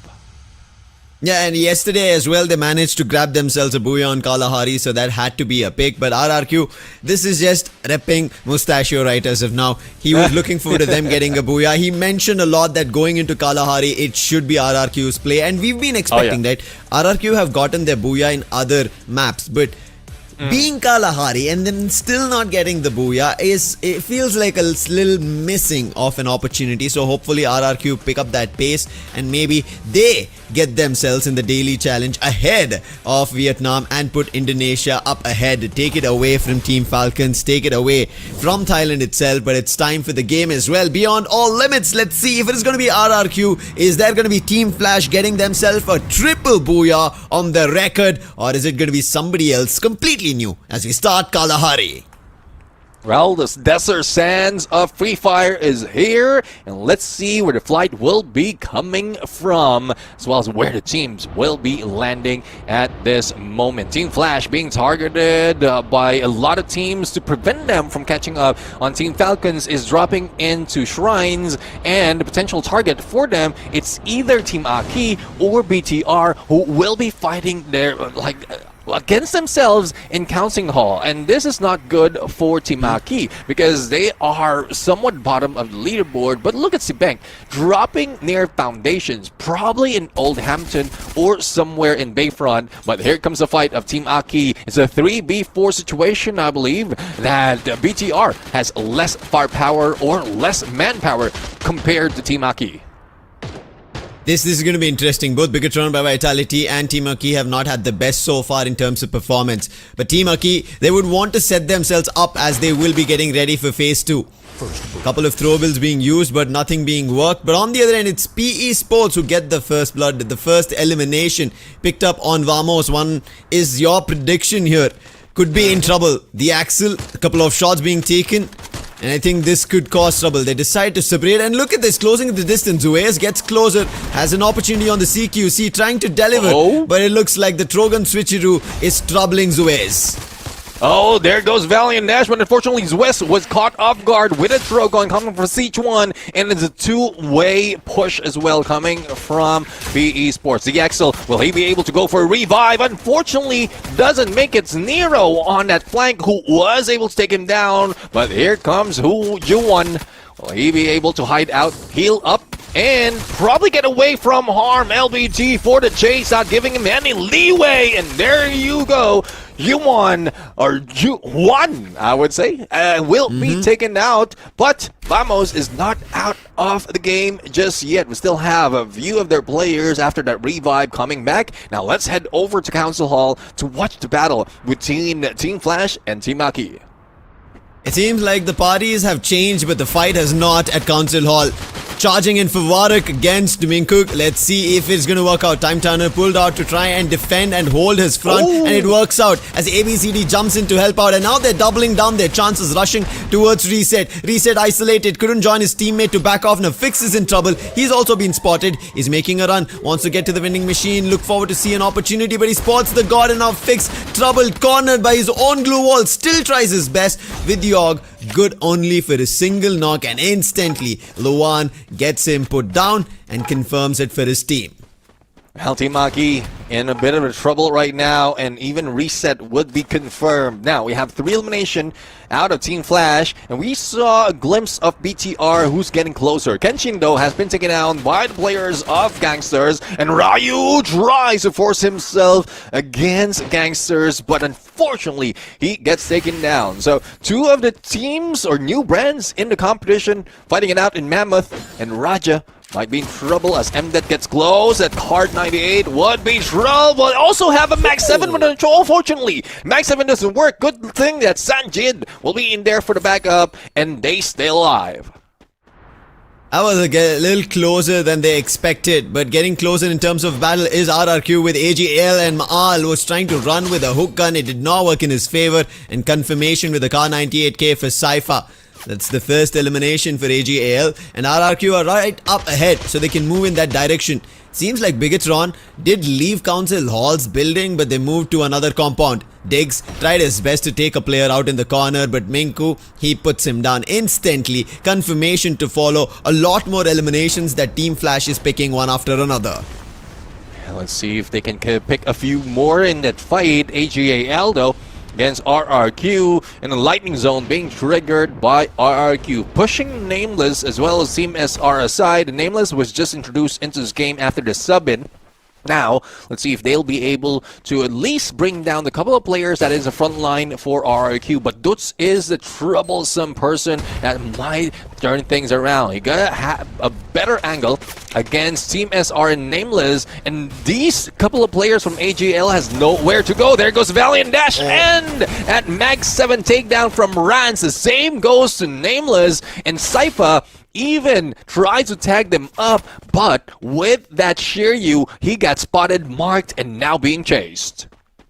Unfortunate, this is not what we wanted to see coming in from AGL. They were the ones to find a player, subject him to an elimination and take him down, but RRQ, they corner them out, and AGL, they suffer. Thankfully, a quick revive, the players are all brought back into action. Abe does not move in the direction of where Cypher was running, rather they decide to hold the shrines, because there's another challenge. It's shots being taken again on RRQ, they defend it, and Nameless, he gets picked off mid-air. Nothing to be done. VSS in action from Maal. Revenge being served against AGL for the elimination that he was put under. Alright, well, as we look back into Team Vamos, and a little bit of clarification right now. So Juan is not June. Juan is a different player from June. And June, June will, I think is sitting it out right now, and Juan is alone. Yeah. Let's see when we get them back into action once more. As of now, and action is RRQ. Cypher this time, a close-up challenge with the Mag 7 better on a bear. He's going to be getting that elimination finally confirmed, and it seems like AGL, after only finding that one, they've not been able to challenge anything against the likes of RRQ Kazu, and RRQ Kazu now, just because of that one fight with the same team, have accumulated 7 total eliminations, and AGL, they're about to suffer. Team SR, he is the last man standing. Zuez comes in for a revive, a challenge instantly with the throw gun, puts the axle down, confirmation to follow with the melee, and that is going to be giving away his position. But I think his teammates are also now flying down towards Bayfront, so Team SR will try to bide some time, will not be enough, and there we see Jun. Again, Jun is also there, Yuan is also there. Vamos right now, Vamosing their way to 4 total eliminations.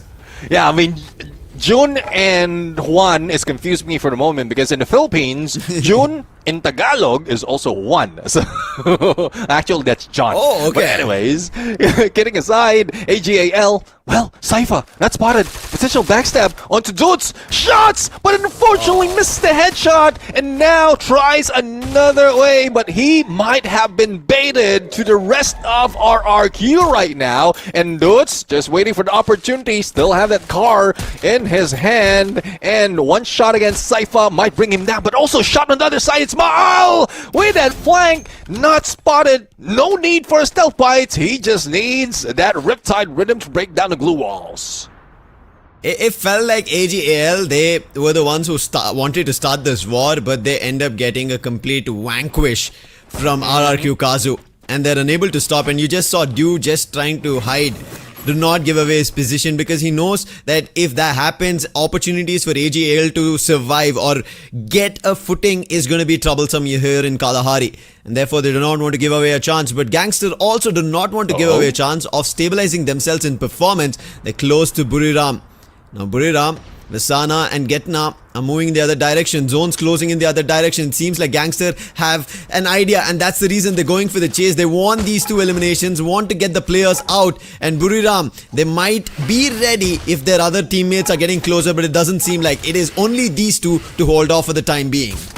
And let's see if they can hold off. Jonah is back in the fray already, but Gangster is still putting pressure. Get now will be taken now with a response coming from Wasana with M590. And here comes Buriram United, making sure that they will have all the manpower that they need. Now Sanjit on the ground, recovery is being denied, but M-Death might be quick. And there goes the introduction to second floor. Hands a little too quick to getting in there, but Wasana, what a shot with that jump, and knows exactly where the opponents would be, probably putting himself in their shoes and couldn't be stopped at the moment. Shot from Moshi, drops 20% and then goes with the big hit. Laho is down and then Wasana ends it for Gangster. This man completely put a stub to the toes of Vamos. Sorry, Gangster, my bad. Gangster, what was this? This was their opportunity. First, it was Mnet and Sanjit. They wanted to get up the stairs. It seemed like the stairs were cut off. And from there, it was just Buriram. And what a way for you guys also to perform like them. That is by grabbing the Buriram champion bundle. You just saw the champions perform. And this is a bundle that's coming soon for you guys to perform in that manner. Yeah, want to play like Buriram United? Yes, grab the Buriram Champion Bundle and you might be hitting those shots like Wasana. But speaking of hitting shots, the Axel, well, not thinking of hitting shot, probably getting shot himself. And Nero with a hook gun, taking down Vamos. My prediction, once again, out a little bit too early. The battle is not yet over for some of the squads. BRU now being introduced to Minku, who tries his best to go for a revive on the god. Successful, but to what cost? He has eliminated, added more to the elimination that Buriram United has gotten, and they don't even have to step away from Stone Ridge from their landed. But I guess it is time for them to move in, because third to the fourth phase of the circle will be coming in a few seconds, and this is about to get heard. And look at where the other squads is already positioning themselves clear out of contention in command post, where BTR and Gao Esports is just waiting, and that might be trouble for some still outside.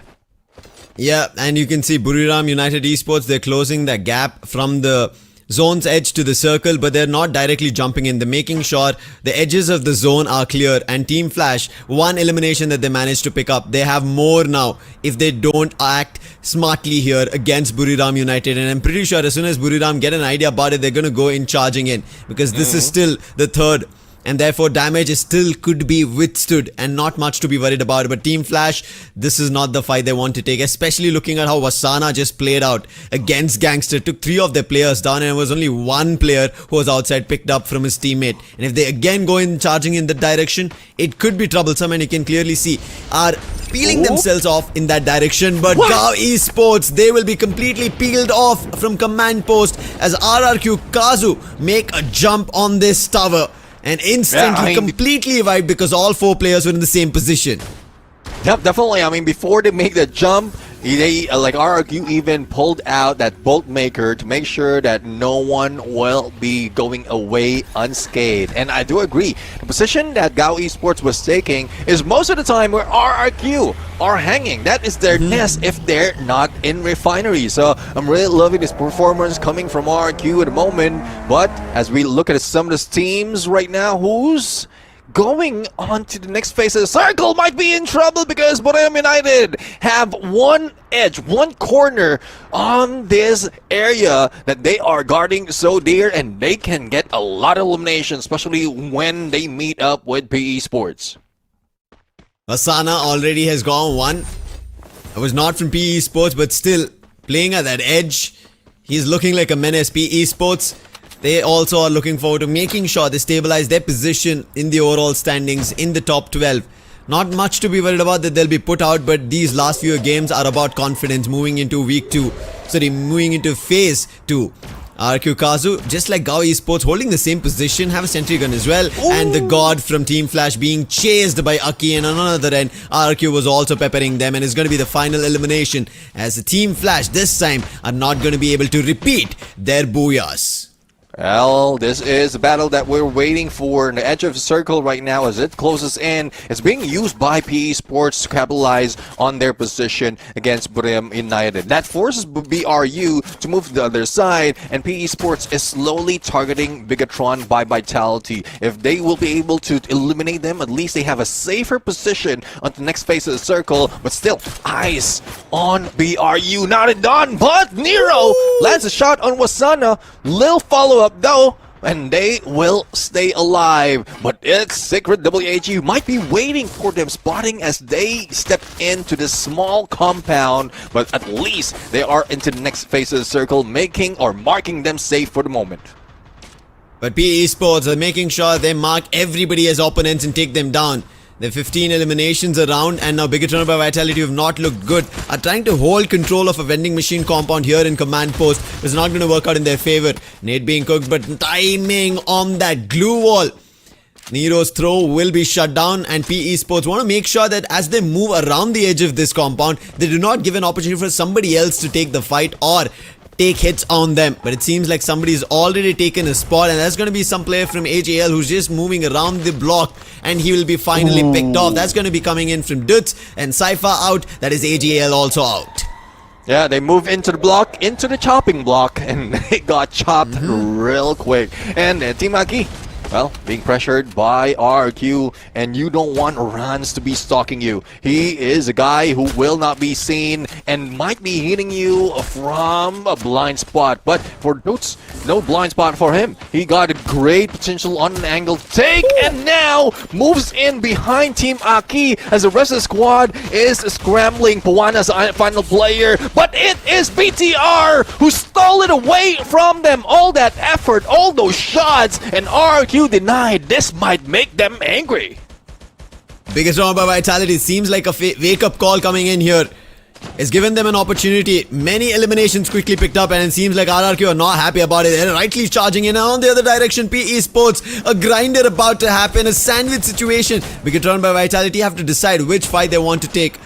And if it works out in their favor, they're going to be happy. But also fights that RRQ Kazu might be unintentionally landing on. Secret WAG also in the close distance. It seems like Abhay has spotted Shiryu. Player knocked. They're going in for the revive, but not allowing is RRQ Kazu. PLS1 down. Confirmation also following. But look at this Situan. He's also moving in and behind enemy lines. Lands the AWM shot, troubling RRQ Kazu. Yeah, we didn't expect Sichuan to be there holding that angle and shooting them down, and now they lost one player. RQ pickup is not done. Now with a 3-man strong, will they be able to get a booyah in this fight? Here comes PE Sports trying to beat down the team BTR, who's pulling away from this compound. But look at this, a potential bait that is being used right now with the trap mines. Will they be able to at least knock down one? But here comes Koja, getting close, getting personal, and he might be going down as well as PE Sports. Not going down that easily, but it's a shot from the other side, from RRQ. That is bringing so much of chaos now. Buriram United is out. RRQ in the lead of numbers, where earlier they are the one who's missing one. Shots being taken again by Situan. He did get a confirmation on RQ, and in that similar difficult spot, and on Kyong he knocks another. That is another confirmation to follow. 7 eliminations, 18 for PE Sports. Want to make a big game, but a player making a jump right in between could be troublesome, and he decides he's going to be ahead of it. Situan making a quick close up towards Sibank. Nero wanted to follow in that direction, but Abhay instantly denying with the M590. Now Situan troubled in 2 different directions. Dutz puts Sibank down, and it's all up to Situan, the last man, and RRQ Kazu finally get their booyah on Kalahari. A map, a game they command, and they get theirs. Yeah, RQ, Lucifer's prediction coming true, and there's no getaway from that, especially with what they have been bringing to the table at the moment. And Kalahari has been their nest. This has been their winning ground, and they are back to winning this game. And I'm loving it, especially with the position that they've taken earlier against Gao Esports as well as most of the squad. But survivability was best on them because they're the ones who got eliminated, or one player got eliminated on the top 3, and they just slowed down a little bit, try to put pressure on those who are fighting, and I believe also brought down Buriram United before finding that final circle. And this is the answer to the question that everyone has. As RRQ brought what they need to get this trophy, they might have started this already, Lucifer. Yeah, you guys were talking about it. Their trophy run has always been empty. The only one that they've gotten themselves is going to be the FFMI. So right now, this is going to be one that they would want to again get their opportunity on. Asia Invitational is not the only one that'll call themselves the champion on. They're getting closer to it, but this is still the phase 1. They have to wonder about phase 2, making it to the grand finals and then playing point rush and then champion rush. But as of now, the way the confidence instilled here on Kalahari, it started with the very first battle with them and AGAL. AGL found the very first opening, but they then couldn't continue that ruthlessness that they were trying to deliver against RRQ Kazu, and from there RRQ Kazu completely controlled, especially in that last circle fight. RRQ Kazu, Esports and Bigatron by Vitality, 3 of them were stuck in a sandwich, and we thought maybe this could be troublesome for RRQ Kazu, especially with Esports, Situan going behind enemy lines, putting the player down. But that's where RRQ Kazu moved towards Secret WAG, and together with them put Buriram also out of the competition, gave themselves space to convert this booyah. Let's see though if they will be able to get another one later on. Let's take a look at the team statistics for the squad right here. Ma'al, 11 elimination, 10 knockdowns, and 4,749 on the damage. With the rest of the squad, that is a lot of elimination already out of this game. I'm really loving this side of Ma'al. It's not just good on the sniper, but also can handle himself well in the CQCs when pressure comes in, and that is I think this is a sacrifice that they've done on the previous season, because he switched it up on those some of the roles that they have, but now it is paying off. Double snipes being used with the Moors, stealth bites, as well as the Skylar Riptide Rhythm in combination to Oscar and Chrono, similar to what we've seen in Team Flash earlier. Now, as a team, RRQ Kazu were able to pull off this booyah for themselves. Brilliant setup in terms of their active and passives, along with pets. And on top of that, even their stats. And with that stats, they go for a big booyah. 37 total points. 25 coming in from the elimination itself. That elimination spree run that they are having here on Kalahari tells us of how good they played. But along that line, they're also moving ahead, closer to the daily challenge. And maybe they could be the region at the end of the day to show up. They also have team of the day, but Esports also close by a difference of 10 points. They also looked good, but I think that last fight we were talking about it, right, Neptune? Maybe if Esports played it out different, maybe they could have also had the booyah. Well, let's see though if this is something that they can say through. But for RRQ now in the lead, breaking that 100-point mark, beating Team Flash once again, and it's a catch-up game. Who will be taking the extra 250 for today with the team of the day, close enough to be reached by RRQ if they can maintain that consistency. But Team Flash will not be slowing down. Believe that they will be going back a little bit stronger, but look at who's trying to catch up as well. It's Buriram United with only a couple of points, or a few points behind Team Flash, but it's not looking good in survivability for the side of Buriram, because they are often being caught off guard on a backstab, and you don't want that happening if you want to chase for the team of the day. I agree. I think we saw a wonderful spree coming in from Asana, the way he was putting players down, confirming the eliminations, but as you mentioned, it's just the positioning that they're there in the final fight.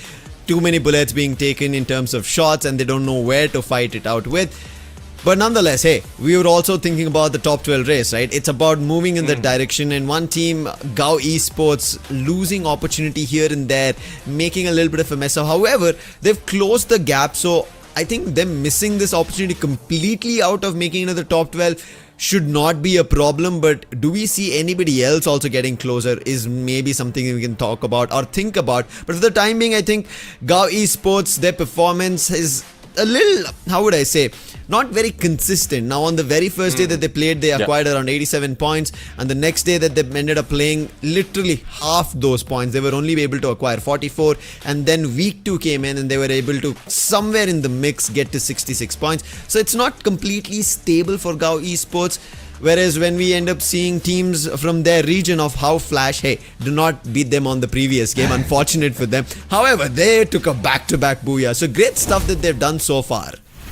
Yeah, I do agree. It's just very inconsistent for some of the squads right now. Probably it's because of the movement of some of the teams. Even like it's not just dependent on how you play. At some point, because if it's a battle royale, you would need to try and organize your movements as well as rotation based on your opponents. And if your opponents is unpredictable, you couldn't even predict your own rotation. Will be caught off guard. Thus, it is very difficult. So I'm really looking forward to Summer Squad to maintain that the consistency. But right now, there's still that battle of who's taking the team of the day. Not only that, we still have that race of best region in the knockout stage. Though Team Falcons was there on like for the longest time, even after a few games, there's like the gap is getting closer and closer. But let's take a look though. Some of the substitution. We have Wang M who will be introduced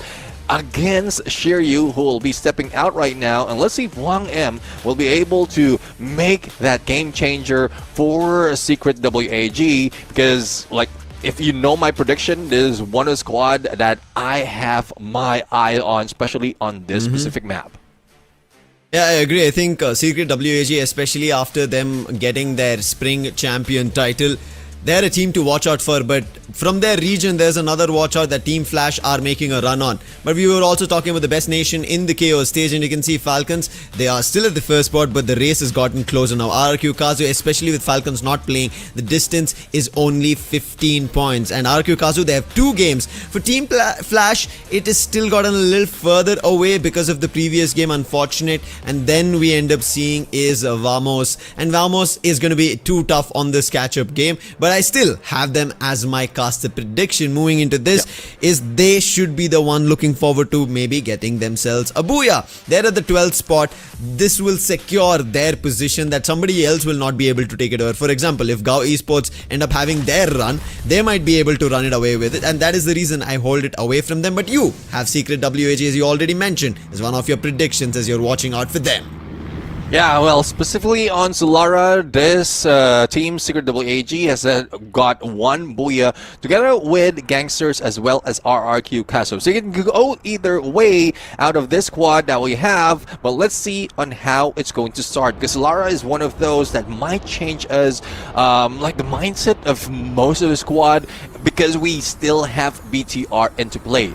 Dubbed as the old Kings of Solara, but it hasn't shown that much just yet, so I want to see more of that in this game. But look at how the spread is for the squad. No hot drops just yet. A potential hot drop between Team Aki and Brave United, but look at Aki pulling away, probably using that slide rails to beat BRU before they drop. Right now, LBT, PE Sports, a 1v1 duel right now. It's going to be tough for LBT. He did spot the player. V2 making sure that he doesn't give an opportunity. Shot being taken, a nice hit. LBT dropped almost major chunk of his HP. And another shot, Max 7 trying to close the distance. V2 making sure he's very clinical in this approach. Does not want to give it away and finally pulls up the Uzi. Puts the player down. Then the Max 7 with the confirmation. That is the first elimination. Instantly PE Sports were forced to go in for a revive. But Team Aki are forcing Buriram United. Players are falling. Jonah has to do something different and he cannot reset. Finally getting back to his form, what we saw in week 1. Well, Moshi, one of the players who has managed to survive this fight, did manage to go for a revive. The only question though is for how long, because we still have Team Aki who might be trigger hitless, and there you have it, Moshi being targeted and chased by Team Aki, and hopefully they will not be baited against a different squad. But as we look at Secret WAG right now, who is hunting players from Esports Putrajaya, will they be able to eliminate them completely before they head into studios, or probably meet up a different squad because we just saw a glimpse of one player from Buriram United dropping within same area. That might be a threat against Secret WAG. It might be a threat. We have to wait and watch. Secret WAG as of now, they did deal with one. P Esports, they've also managed to deal with a little, but Gao Esports now looking forward to a revenge, and Bideep, he will be instantly put down. Nero, he is trying his best. Nero will be in trouble. Shield gun being used, and I think he doesn't have enough space to run. Trying to move towards the slide rails. Goku was too close, and he will have to give this elimination up from the side of P Esports, and that is Gao Esports at least getting 2 for 1 loss of an elimination. Well, after win against some of the players of BRU, Team Aki a little bit too aggressive. Now challenge LBT, but unfortunately Fix will not be fixed for the moment. Picked up, but needs to recover. But they are getting their 4th elimination now. Gangsters will be introducing themselves, and M60 out of the player from Team Aki Fuwanas will not be exploding that vehicle. Thus, he will be taken down. That might reel in the rest of the squad. Puwarak spotted, and you know how Lauho is, especially on VSK. He might be able to take that shot. Thus, Puwarak did move away. And the players as well, now they have been warned, and that is the reason. But still, Lauho holding his position, shots being taken on Fuwarak, and he will instantly run away with the glue wall. However, Bigatron by Vitality, they end up picking in the players of Team Aki, and Reset in trouble. He's being chipped off on health, and maybe on the vehicle a knock could be found. Gangster, while they tried to take that fight, did not work in their favor. Gao Esports are also in that close distance. Bigatron by Vitality and Goku. Shots from afar coming in from Bigatron by Vitality, and they had to turn in the other direction, try and see and fend those shots up, and they move back towards Archway to make sure they're safe and sound. And even Gangster using the slide rail, they move in the other direction. But I'm pretty sure Demon, he spots that player, car 98k, but moving and taking a shot is difficult, and finally lands the blow, but only half of the health on Sanjit is for now dropped.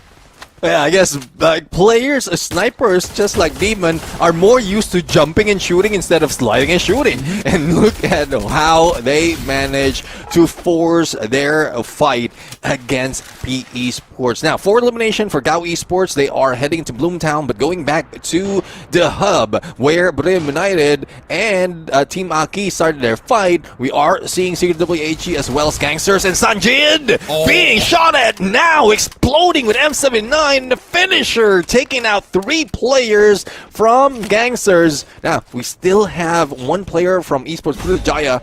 Raja might just be watching. It's a good thing that Hans, or probably PLS1, hasn't tagged him just yet, but is just lying in there. No one has spotted him, and we see this very rare, but twice in a day that we're seeing a final player trying to stealth his way out to being eliminated is just good. They are getting smarter right now, Lucifer. Yeah, they are. They're kind of getting those senses tingling, thinking that there should be somebody close by. They're waiting it around the edge of the slide rail, making sure we have a complete confirmation.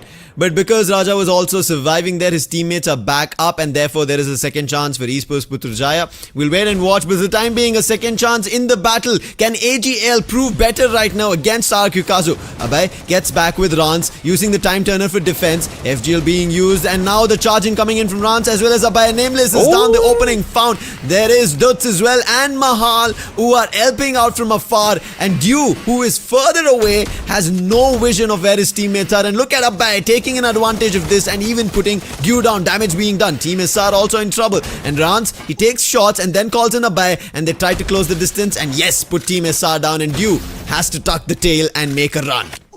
Yeah, what I'm loving about RQ's positioning right now is they know how to isolate players, but they're not pulling away from their positioning. We have one who's going getting an angle, but he's not the sniper. He's not Maal. He is one of the rushers, or who often moves quick on his feet. Thus, he can land those shots and get away if needed. Sibeng, though, unfortunately, after waiting for so long, couldn't really survive against a full squad of Team Aki, but all those gunshots has reeled in Team Flash and Mac-10. Yes, good weapon in the close range, but not so good against M590 and ABCD. It's the one who brings him down.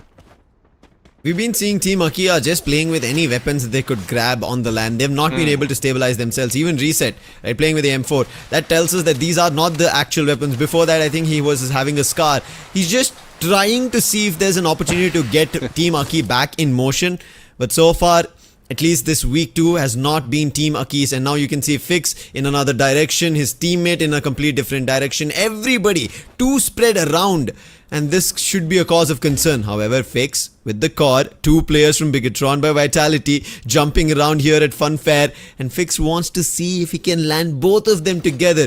But they move in the complete other direction and Fix has to give that thought up. He had an evil intuition that if you could rattle those bullets with that cord, maybe 2 for 1.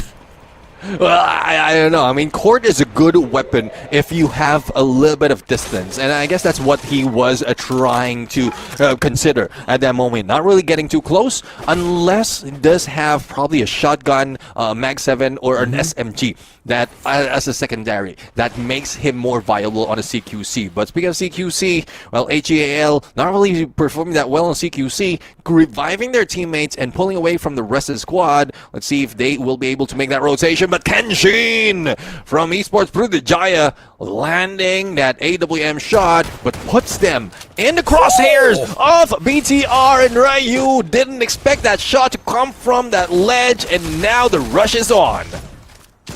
Takes puts Raja down. That's another player. Esports Putrajaya in trouble. Kenshin wants to make a jump. Launchpad being used, but mid-air from the SVD. Kyong puts him down. And Esports Putrajaya suffered 3 players simultaneously, and Kyong picking 2 of them.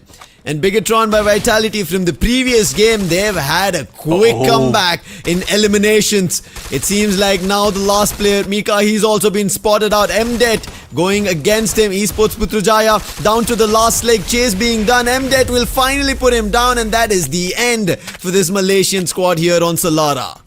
Yeah, Esports Prudijaya being eliminated a little bit early, where everyone is surviving in the second to the third phase of the circle. Now, a battle between Team Aki and Gangsters. Sanjeev might be caught off guard. Back 10, and there goes the damage. Puwanas managed to bring him down. MDET being taken down by Puwarak, and Gangsters will be out. Even Lao Ho was eliminated from the other side, and Team Aki just waited patiently, and that was not in vain. They capitalized on that and had 11 elimination now. It's going to be very, I think, effective for Team Aki to see this result. They were waiting for an opportunity like this, stabilize, get all the 4 together, and finally that they will be also able to eliminate a squad. Good for them and very much necessary, and also no elimination threat, so they will try to do their best. And even Buriram United Esports, they are trying to do their best. They've headed into studio where Vamos is in front of them, and they want to put down a picture, but you guys can grab a picture for yourselves. That's going to be the amazing skin Buriram Champion Bundle coming soon, and just like these champs, you can go in for a challenge, and Vamos are the ones who will about to face the challenge. Jun and the Axel both take players down. Vasana and Moshi are out. Getna also being taken down, and instantly it's all up to Jonah. Well, let's see if Jonah can survive being chased by a full squad. Not looking good. And he might not be that near onto the next vending machine, and thus being taken out by the Axel's car 98. Now, on the battle of BTR, they did manage to win this fight against, I believe it's BE Sports. 13 elimination already being gathered, and they're on their way to take back the crown of the Kings of Solara, but there's still a lot of challenges. 7 teams to deal with right now, and they're making a lot of noise, probably clearing out those glue walls just to give a hint for the other squad to gun at them. Hinting right towards another elimination is Vamos after finding Buriram United Esports. They have another challenge in front of them, the compound they made. But Rans, look at him, the net parade, triple. But thankfully glue walls across, making sure no damage, but melters, flash freeze, and again, a nade being tossed. Rans is now becoming a nade maestro. He's not stopping, and Vamos would have to cut this fight, wait for some time, but it seems like they're not. They still want to challenge. Abhay's position not yet known, so he's going to be the one who wants to start the CQC. But right now, when we talk about the CQC, it seems like PLS1 made a jump right towards the god and puts him down with the M82B. No CQC, only at range is what he says. And now Secret WAG, after taking one player out, now they have space in the edge of the circle to fight. And they did miss a couple of players from Team Flash, but at least they are in a good spot right now. Better hiding spot compared to the other squad in this area. And you can see RRQ trying to get back, trying to get this area as well. But Team Flash getting back, not looking good for them. This is where that Falco is needed. Not to be auto aim as you drop down from parachute. But unfortunately, even the God couldn't survive that fall. Team Akido against GOW or GAO Esports. Pressure of the zone is just too much and they need to move. But will they survive? GAO Esports, they have to go for a fight if they want to get back into the top 12, and seems like first knock. Demon trying his best. They've found an opening for themselves, but they have to stabilize this. Fuvarak being isolated, elimination should come through, but GAO Esports decide rather to peel from that fight because this fight is happening at the edge of the circle. And that helps out. Pichu is also back in action and he will go back. Look forward to a couple of loot for himself. But on the other end, Exit was Reset trying to do, but the Charge Buster is going to bust Team Aki's strategy and put them out of the run, and GAO Esports survive and also eliminate Team Aki. Even with a player named Reset, Team Aki couldn't reset themselves. And you did point a great idea earlier, wherein they're not using the usual weapon that we see from the other squad. It's because they're always on a revival spree. Couldn't get the perfect loot, or couldn't get the perfect weapon to use in this fight, and always on a catch-up in position. And hopefully that would be better later on. But speaking of better, Vamos in a better spot, elimination leader at the moment, and can deal with RRQ, and there goes down Doots. The rest of the squad still waiting for the opportunity to get into next phase of the circle, but unfortunately even spotted by the Axel, and RRQ is out. We're down to 6 teams now. And Flash, one of the 6 teams, they're outside the circle. The God and Ming trying their best to survive, but Flash frees Nade, and finally Jun finds him. Knock and confirmation followed instantly by Vamos. Looks like Vamos with 18 eliminations that have already grabbed want to make it a big run here on Solara.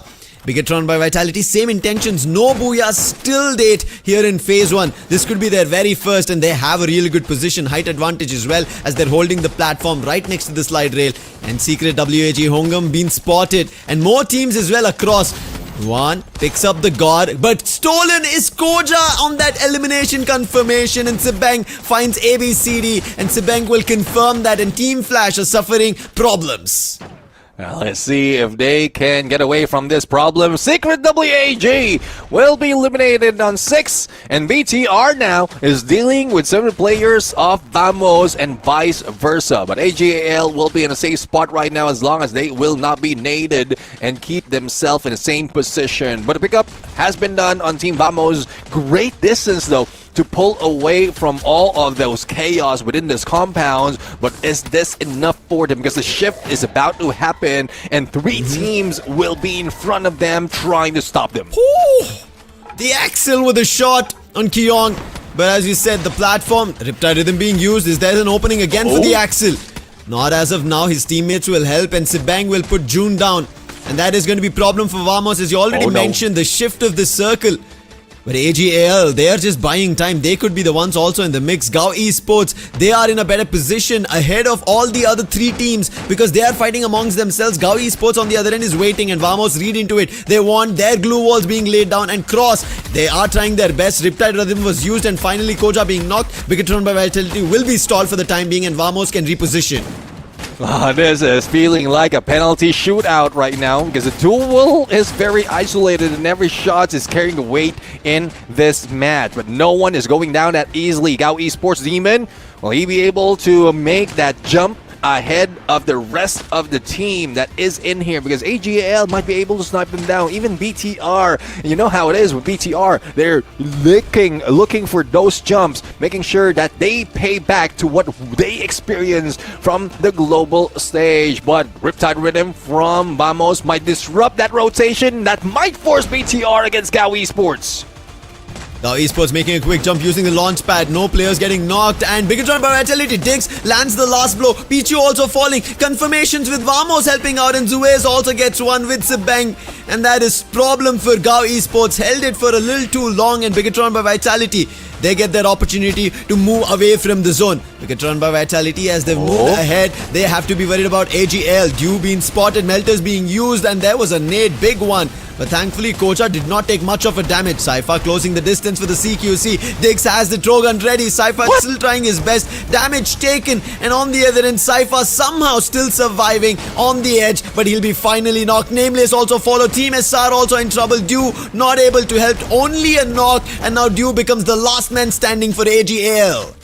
Vamos is just a spectator in this battle, but they might capitalize on it. But BTR managed to recover. They're now a full squad. There goes the pressure. Now, as Koja tries to jump in onto the Axel, he might be able to bring him down, losing that Overwatch. But unfortunately, it's BTR who lose a player. 2v2v, 2v1. Make that 3-player for BTR. And they are on the roll with 22 elimination and counting. June trying to survive this match as the dude tries to chase him out, but the shots manage to land, and a CQC sniper Dew is at it again.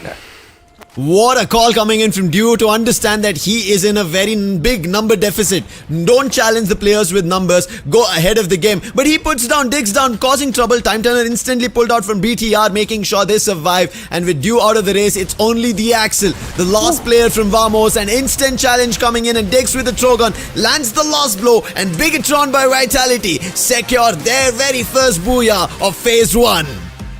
The Kings of Solara are back, and now, despite of all the pressure, I thought it was Vamos who are securing this booyah, especially with the distance that they have against the rallying squad within that area. But the quickness in recovery, the quickness in the pickup being brought in by BTR on that final circle was just pristine, increasing the odds of them winning this fight. And there you have it.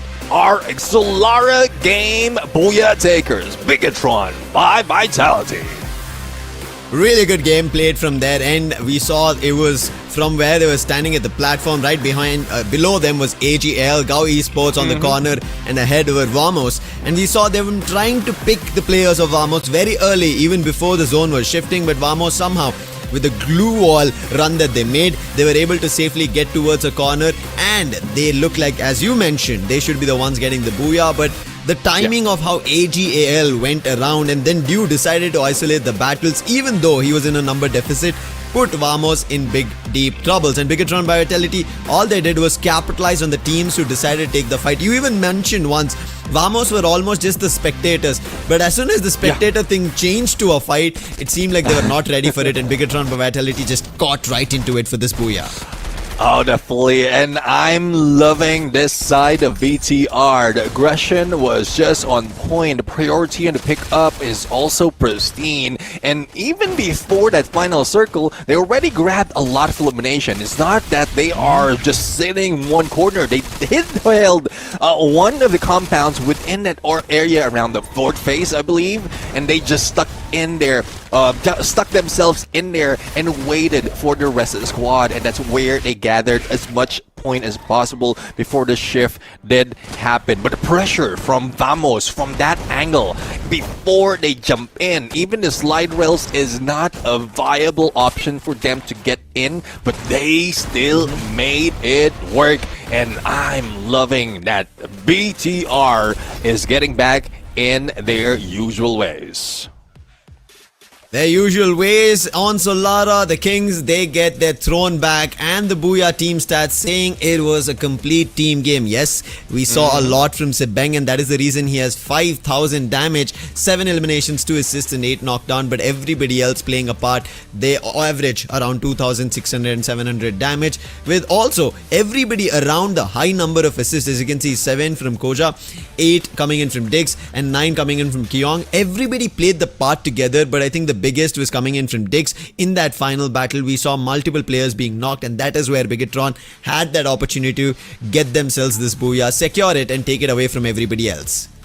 Well, looking at how BTR is set up, it it seems like there's no changes in terms of active skill, but what I love about Kyung's loadout right now, or preset right now, is he has that Shiryu. So Kyung is one of those players who puts himself in open. If he gets shot, then the opponents who shot him will be marked, and that would be a trigger for the rest of the squad to focus on him. 35 total points, 23 elimination, and they lead the charge. But vamos, this will make them secure the 9th spot that I predicted that they will be taking, and also gives way to Evo's Divine to be pushed down away from the top 12.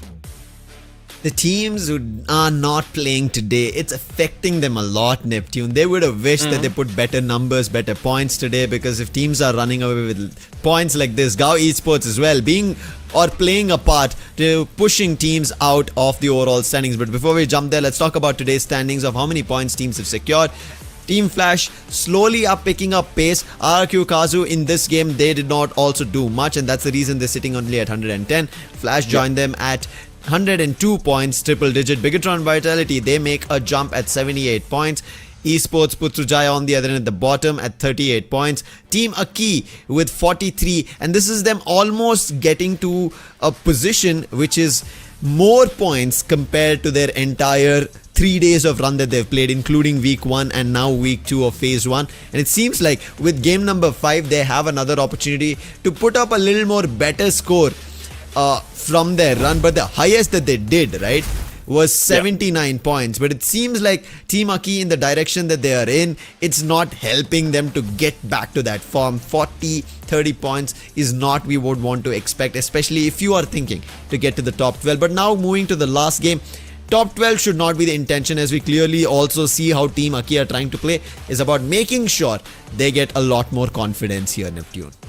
Yeah, exactly. I mean, confidence is one, another is strategy. Because if you don't have that confidence, any strategy will still falter. It will fall down. And that's one thing that we're seeing some of the squads out here try to do, manage to, and some succeeded. We've seen, like, Esports Putrujaya challenge Puram United. That's for them to build that confidence. We were talking about that. They did one time, but they faltered most of the time. Team Aki is also bringing that confidence when it comes to Solara. They're the ones who are jumping with BRU, but it's just even like if they leave one Puram United player behind, the recovery, the comeback is much stronger from BRU, because they know exactly who to target, how many has been taken down, and that's a deadly combination if you are going against a squad like Buriram United. And even Gangsters is going for those hot drops, if not those early engagement, those chase, but they have that experience already. It's more of the chemistry that I believe it's missing for Gangsters to make them pull off some of those stands. Gangster, I think, were another team that I wanted to see pick up a lot of points, because they were, again, they're similar to, if you put them on a graph up and down, it is how Aki performed, right? It could be that they were in similar tracks, but they almost never met. The fights were a little unfortunate for both of them. But it's also us now moving into the last game. While we are talking about these teams, they don't know which game they're going to be playing. Game number 6 to end phase 1. The week 2, where are we heading? Let's take a look. Which is that map? Yeah, let's see. As the randomizer or the map selector is being laid out right now, I'm really looking forward to where we are going to be brought in. Whether it's another Solara, probably Purgatory, but it's Kalahari. And for this day, you know how it is. It's RRQ's chance to dominate and also take the lead away from Team Flash if they will be getting another booyah. So I'm really looking for a challenge against RRQ, and if Team Flash really wants to take it away from RRQ, just drop to Refinery. That hot drop might throw them off.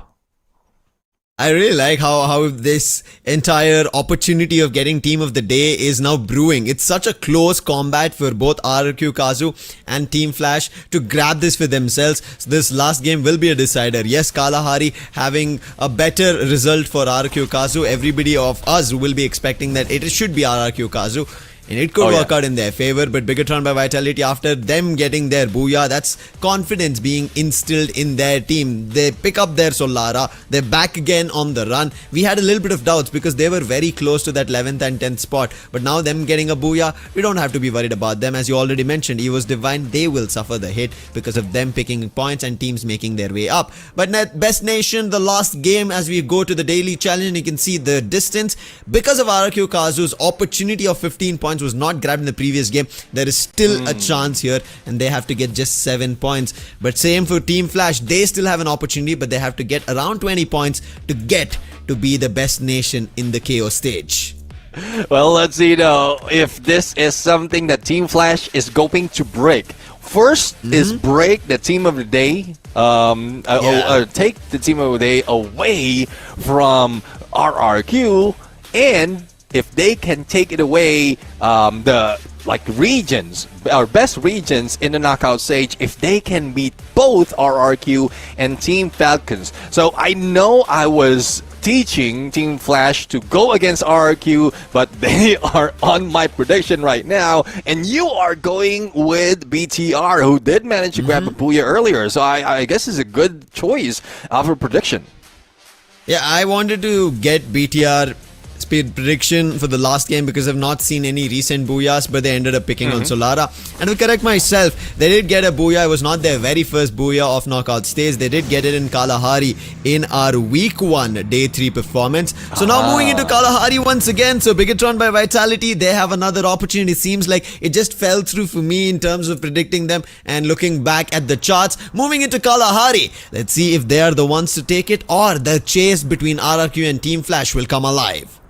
Well, there's also another threat in Kalahari that we might not expect, because especially with how they performed earlier, we still have Vamos, who did manage to get 2 booyahs out of this map. But now, back again against Esports in confinement, and this is where Team Vamos almost got eliminated. Esports was just a little bit too deadly, special and drop, but BTR against Team Aki, round number 2, and Kawarak will be going down. And I don't know about this squad. It might be an ego, a pride that they are trying to instill right now, because they're not getting away from those drops. It's probably because they want to push those squads away. But if it's ego from both teams, no one will be letting go. Yeah, this time Bigatron by Vitality actually take the challenge. Previously, they moved out to a smaller compound. This time, they're going ahead, brute forcing them, going in for a challenge. The gloves are out and they're going all guns blazing. Koja closing the distance. He knows where the player is. Now Fix has also been spotted. His teammates are closing the distance in the bottom corners of Council Hall. Now Fix, because his position was revealed, they run right towards him, and Diggs puts him down with the P90, and now Team Aki have to be worried. But Team Aki, as they're losing players, right behind them is Esports Putrajaya, who have made it to Council Hall. It's not looking good for Team Aki. They might be eliminated, similar to PE Sports, who did lose out on that fight against Team Vamos. But Riptide Rim, coming from Esports Putrajaya, doesn't phase BTR at all. They pull in the Time Turner and goes for the pickup. But the only question, though, is will they be able to armor themselves after the knockdown, or will Esports Putrajaya just force their way in this fight? But here comes Team Flash. It's a three-way battle, and no council can elevate or alleviate this chaos between these three teams. There can be only one party who becomes the chairperson at the end of this Council Hall fight. It seems like Luan trying his best with his teammates. The God has found the opening as well, and Team Flash are moving in, closing the distance, and Esports Putrajaya, they're the ones who suffered and get eliminated out of Council Hall. That's the first party to be put out and battled. And the next to follow, the God has his target. It is going to be Bigatron. They just got a booyah, position compromised. Players are closing the distance. Minkug, he has gotten closer. He's upon the roof and now will get closer with the P90 on hand. He'll be able to land a shot. There goes the shot, but the glue wall was just too quick for the side of BTR. And that's what I'm talking about. You need the better weapon of CQC. P90 is good, but probably not enough, especially in that kind of mid-range. But, well, as I speak, they got annihilated by a player from Team Flash, but there's still a few survivor in that fight. But speaking of survivor, let's see who will survive this battle between RRQ and Gao Esports, and Pichu will be taken down. Even Doots digs in with that Woodpecker, and the rest of the squad is trying to recover, but Secret WAG out for the count. No recovery for them here, Neptune. They're done for in the last game for phase 1. On the other end, RRQ Kazu, they're still battling. We spoke about it. They need around 7 points. And they've gotten 4 of it. 3 more points and they will be the nation who will step up on the daily challenge and call themselves better. And Indonesia will be happy about it. And now Bigatron also trying to do the same for Indonesia. Koja puts down Fuanas in a 1v1. Nothing that he could do against that Bison, and the amount of bullets that Koja was just rattling. And confinement, a confined fight. But there is another challenge. Reset gets to the vending machine, gets Fuanas back up, but it seems like Koja will not let him go. Damage being done on either end, and this time it's going to be the Mac-10 who does the deed, better proving against the Bison, and Reset will make sure that there is a reset for Team Aki. Alright, it's not just a weapon anymore, it's more of the accuracy as well, especially with movement on a confined and tight space, just like that. But the revive has been done on Fawarak, but they lost Fawanas at the moment. So let's see if Reset can gather up a few more of those coins as we switch over to the squad. Vamos, who did annihilate PE Sports, is now trying to stalk RRQ Kazu, and they spot Doots already in the jump, but they will not be shooting. That's what they need to do. Just trigger discipline for the moment until they get the perfect angle to eliminate them. And right now, looking forward to another elimination is going to be Team Flash here. Challenge to his Bigatron, but it started with Dix. He did find with a double revolver, and now challenging an ABCD as he loses a player. The God is down, taking in this CQC opportunity. M590 damage being done both to Dix and Koja, and Koja will still try to play his works, but it's not going to work out against Dix. Kyong on the other end helps out, making sure both the players from Team Flash suffer, who decided to charge in towards the Arsenal, will be put to rest. And Koja out as well. It's up to Sibeng as well as Kyong, and thankfully, because they won the fight against Team Flash, instantly both of them will be revived. Yeah, I mean, Enluan, a quick recovery out of the 3 players that has been eliminated. And Spank might be able to take down Enluan as the rest of the squad is just looting up. But unfortunately, the angle is not favoring him. But no! Kyong goes on for the vehicle hunt! Will he be able to make it? Or will he be taken down? But speaking of taken down, Dutz, after that jump, being stalked, and vamos! This is what I'm talking about! Triggered discipline when they spotted RRQ, and all they have to do is follow them. And they denied RRQ not only for Booyah, but gathering as much point. And Team Flash has an opportunity to overtake them and take that #1 spot. #1 spot on the overall standing, and also call their region as the best. We've been talking about Vietnam a lot. They are, yes, the spring champions, and now maybe Vietnam at the end of today could also be called as the best nation in the KO stage. And Luan is trying his best. Wins a fight with Diggs, and 2 players now challenging Kyong, and Koja wants to isolate the duel, but the damage from Kyong on the CQC is better. And Luan will be put down for the time being. 11 eliminations. The count looking good, but Sibeng will be challenged. The God is still up and ready. But Gangsters, they are also coming in for this challenge at Council Hall. It seems like nobody is happy with somebody else taking away the seat, and Council Hall continuously being a challenge for a lot of fights.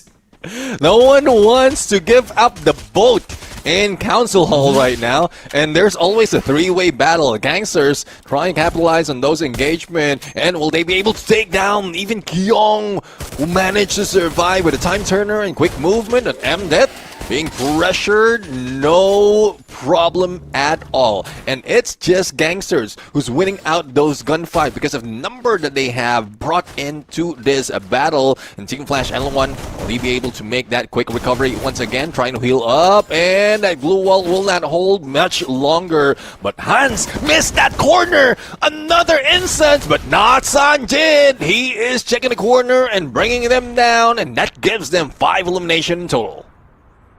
RRQ Kazu are out. Team Flash, they have around 8 eliminations they've gotten, but we spoke about it. They need around 20 to make sure they get to the spot. Buriram United Esports now making a challenge. They are moving towards AGAL. AGAL, they've not been having a best game so far in the last 2 ones that we witnessed, and always having earlier losses. RRQ have been also the ones who've been taking them down. Dew right now above on the broken ship of Santa Catarina, and Jonah has been picked off with Dew, and now Vasana is also in trouble with making sure trouble doesn't keep striking to Buriram. Exchange has been done, and help coming in from Vasana on the M590. Moshi, he also finds Nameless, a brilliant hit on the AWM, and AGL, what they started, they end up suffering on. Yeah, and Buriram United position with intention, and they might have broke off from that B line, but they know exactly how to go for that bait and switch. Cypher now in trouble. Glue Wall will hold the shots, is now too much, and Wasana too quick with M590. Buriram United revives a couple of their teammates, but we still have one more for AGAL, who they might not spotted just yet. But a perfect timing for Buriram United to win this fight and present that Buriram Champion Bundle that will be coming soon. If you want to play like BRU and get that Brew Blood, you need to get this bundle. Make sure you're the first one to grab among your friends, and right now Gangster also want to be the first to grab an opportunity back in the race. Not towards the top 12, because as we mentioned, if they had started their run like how we've seen them in the past days, it could have given them an opportunity to the top 12, but a little too late in action. However, they could build their confidence, just like how we were talking about other teams, build strategies moving into the later week. And right now MDead says I am with the M590 right knock to the opponent's face, not even giving Yuan a chance over there, and instantly shut down. Vamos now have to be awoken because of how MDead charged in. However, Sanjit, he would have been forced to go in for a revive. Vamos going Vaminos right now. Again, another elimination leader from their side. A good chance for them to continue their reign. And this is what we want to see. This is what we were expecting from week 1. But better late than never, as we often say. Let's see if they'll be able to at least recover 1. Give them more opportunity in a full squad. And also target Gangsters at the same time. The Axel, M82B, perfect weapon for that glue wall break. And might be able to take down Puanas. But Puanas a little too quick. And a steal might happen. But no. There goes Team Aki out for contention. And even Gangsters couldn't make that shot away from Vamos right now. Gangsters still keeping the challenge on with Vamos. Axel's down. Players are a little further away. They're still thinking of making a run towards him, and it seems like it is going to happen. Axel will be brought back to life. Gao Esports on the other end are outside the zone which has been spotted. Juan trying to take vengeance against the team that put him down. He spotted where they are, but they're at a distance. We saw them. Gangster decided to retreat towards the shrines rather than get back. And it seems like finally MDead, he's making a jump. The call's been done, and right now the challenge is going to be there. Vamos, they better be ready for this fight, as Gangster have decided to make sure they open up this battle. Allow Ho very distant from the rest of the squad, and D-Axel is just putting him as a distraction so that he couldn't focus for the rest of Gangsters. Sanji, though, a little bit too aggressive, might be able to land a shot against West. M590, and how quick of him, but unfortunately June was just waiting, but M-Death bringing them death, and there's no surviving if this is how they move, but they need to recover quick, because here comes Gao Esports, who's just smelling blood, who is hunting like a group of wolves, and they are running in a pack. Vamos, this is the idea they had. They knew Gao Esports will try to take a challenge, and that's the reason they were scoping down to them. But Gangster, they came up at a spot where they were not ready for. Pichu right now putting Sanjeet down, and Sanjeet will be in trouble. Thankfully, he was in mid-air, and therefore they will be able to catch him back on. The Axel on the other end, who was trying to get away from Bayfront, he'll be picked off, and Demon, who follows up, now causes trouble for even Gangster. Thankfully this is happening in the compound, and afar you saw Jun trying to make a runaway. AGAL in the mix. How are they getting caught? The Bolt Maker being called. Thunder right now instilled in the veins, and that is Gao Esports running right to AGL, taking this opportunity in control. Oh, they are thunderstruck right here. And Gao Esports moving differently from what we've seen. Did manage to eliminate AGAL and still unscathed, untouched because of the lightning zone, the bolt maker that they have laid out. But here they are putting in BTR, who wants to go for that challenge. The only question though is, will they continue? Because zones will be closing in. A lot of teams will also move in onto a better spot, but Brim United is one of those who have a high elevation away from the platforms that we normally have in Kalahari. But Sipeng waiting for the opportunity to shoot down Ajun, spots him, tags him up, and even the stealth bias doesn't save him. Vamos is out. And that is done for Vamos, but it could be said the same for Team Flash as well. ABCD picked up. However, players are close by. There should be a revive. Sanjit, what he did will not be replicated to an elimination, but Trouble still striking. Riptide Rhythm being used, but MDead instantly shut down, making sure the challenge coming from Gangster will be put to rest. But Team Flash, they also have to be wary. They're out in the open. Sanjit is still trying to challenge them. ABCD, after blowing open the glue wall with the help of Minku, will put down the player from Gangster. Sanjit is out, and now Team Flash back to their ways. However, quickly gets struck. It seems like Laho at a distance will be able to spot. Thankfully, he is still far away. Therefore, this damage will not be enough to eliminate the player. And with Laho being eliminated outside the zone, it is the zone taking no mercy on him to put Gangster out. And now to our top 4 teams. Yeah, definitely the zone was on the win at that point. Now, Team Flash trying to recover, but slowly Buriram United putting pressure on them. Even Jody's putting pressure on BR. And how quickly can you find a good angle to take against these two squads that is in the final 4? And BTR is the ones in very trouble. If they couldn't recover that quickly, if they cannot move, then they will be caught off guard on the shrink. And Gao Esports is waiting for that opportunity.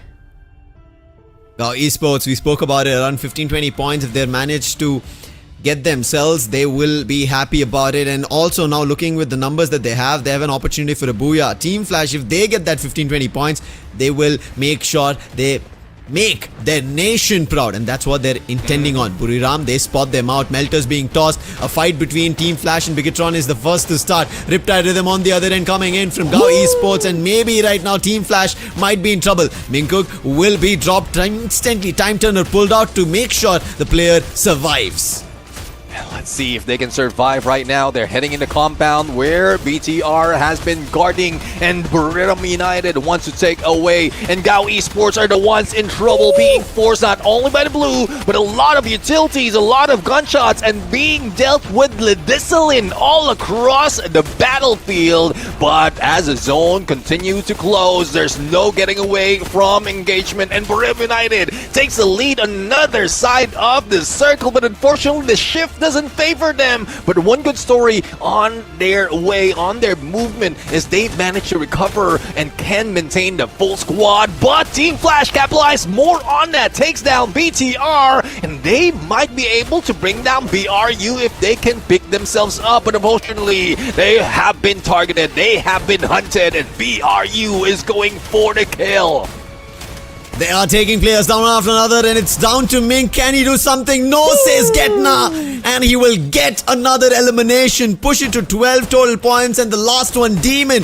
And he will face the Demons, the champion right now. And Buriram, they secure the last booyah of Phase 1, taking down the Demon and telling everybody they're the true Demons to be worried about here in FFWS SEA 2026 Fall. Yeah, the champion bundle has brought them horns, and they are showing that definitely they are demons in this fight. And we didn't expect Buriram United to be this aggressive in Kalahari, but we saw how well they positioned themselves, got away from trouble, even a challenge on some of those drops, as well as some of those rotation was not making them phase at all. They just understood that they have to keep themselves distance. And even in final circle, before that shift happened, they put themselves in a position in the area where they could have had great cover if the shift of the circle favors them. But the moment that they spot it, quick positioning as well as quick communication has brought them to the rotation to go behind Team Flash and manage to eliminate them before getting that final elimination for the Booyah. With the Booyah they got, let's take a look at how it all started. It all started right here, Council Hall. Everybody battling for an opportunity. No, they were not looking forward to words. They were looking forward to fights that they were taking on against their opponents one after another.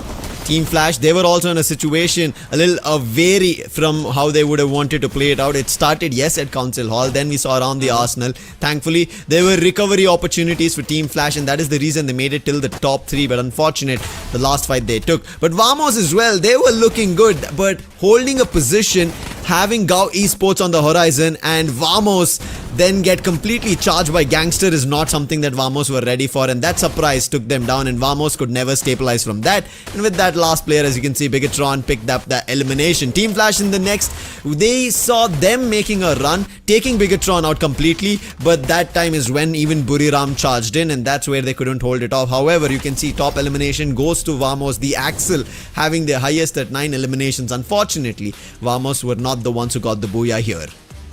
Well, let's give our MVP spotlight to the one and only Moshi with 3,819 on damage, 4 elimination, and 7 assists. And we know that he has been switching up that M82B with an AWM. And we also saw him in that M249 in one instance, probably not this map, but in a different game. And he wants to clear out those glue walls. He's one of those who have great map awareness to find where to find an opponent and tries to take them down from a distance. But let's take a look at the numbers that has been brought in by the rest of his squad. So other than the 4 elimination from Moshi, Wasana also brought in 4, and 2 for Getna and 3 for Jonah. Not so much of elimination in this map, but finding that final circle as well as getting the Booyah is what they are best at.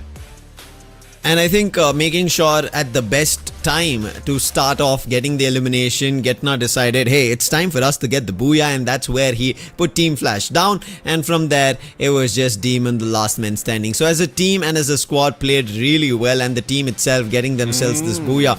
And here you can see, yes, we still see that double sniper setup coming through with Skylar and Moss, but then we end up seeing Cassie being used, not the time turner in terms of support, and then Oscar being used by Wasana. And hey, Wasana is just Wasana. At a point, he just is unstoppable at times. He's just running through, and Getna, if he's helping out, it's the best of both worlds for Buriram, and that's what they did with the Booyah.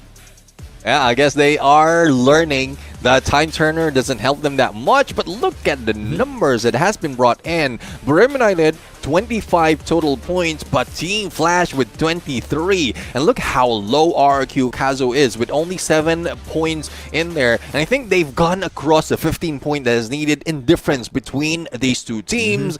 And I want to see if they did manage to get the team of the day for Team Flash, and did they get that #1 spot. But let's head over for today's standings. Team Flash takes that #1 spot. They get one of the objectives that they laid out during that interview. What a day it is for Team Flash and Vietnam as well. This is a team that we started looking out for after our, I think, day 2 of week 1, because that's where they ended up getting 2 Booyahs on one single day. From there, they seem like a team to watch out for. They have a lot more caliber, and from there, they never stop. Yes, on the day they got 2 Booyahs, they did not get the team of the day because there were still Falcons in that play, and therefore they took it away. And now Team Flash have the opportunity, but not just here. That's what I'm looking forward to. As you already mentioned, the daily challenge is also up that we have to look forward to. Before this, we were thinking about they need to get around 15-20 points, but they got 23 points here, Neptune, so they should also have the chance to be the best nation of the KO stage. Well, let's bring you over to the overall standing to find out.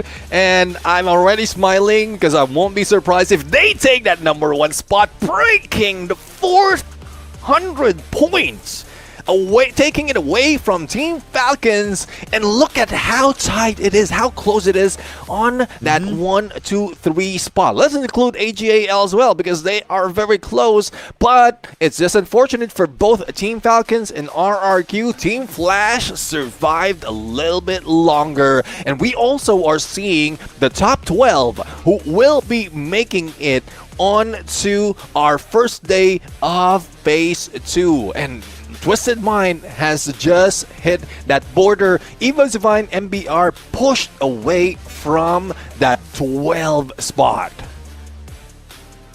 And with that, let's take a look at the team of the day. You would have seen today's standings, and with that, you should also know. Congratulations, Team Flash. They are the ones who become the team of the day. 2 booyahs today, and that also back-to-back. 77 eliminations, 83 assists, and a total damage of 46,380. And I think a brilliant day here coming in from the side of Team Flash.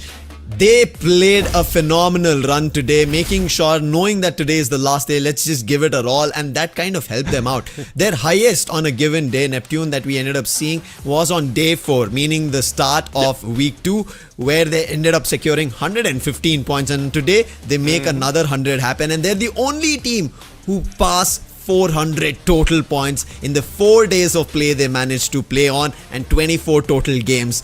Incredible so far from Vietnam. Yeah, definitely. I mean, you did point out 115, that might be high, but they were second on that day. But now they are number 1. And ABCD, the Alphabet King, as I call him, did stay true to his promise. It's taking the team of the day and also the best region. And if you can do that out of like just the words coming out from ABCD, they might also want to wish and manifest the trophy as well for this competition. I hope they do, because looking at how they're making a run for, and especially of how they played today, it seems like they are brewing. Like, we were switching the story for RRQ Kazu as well, right? They were looking so confident, picked up so many points, had a 37-pointer game today as well, and looked very confident. But Team Flash said we are going to up them, and we have an interview lined up for you where they'll be talking to them, getting their insight of how they feel right now, Neptune.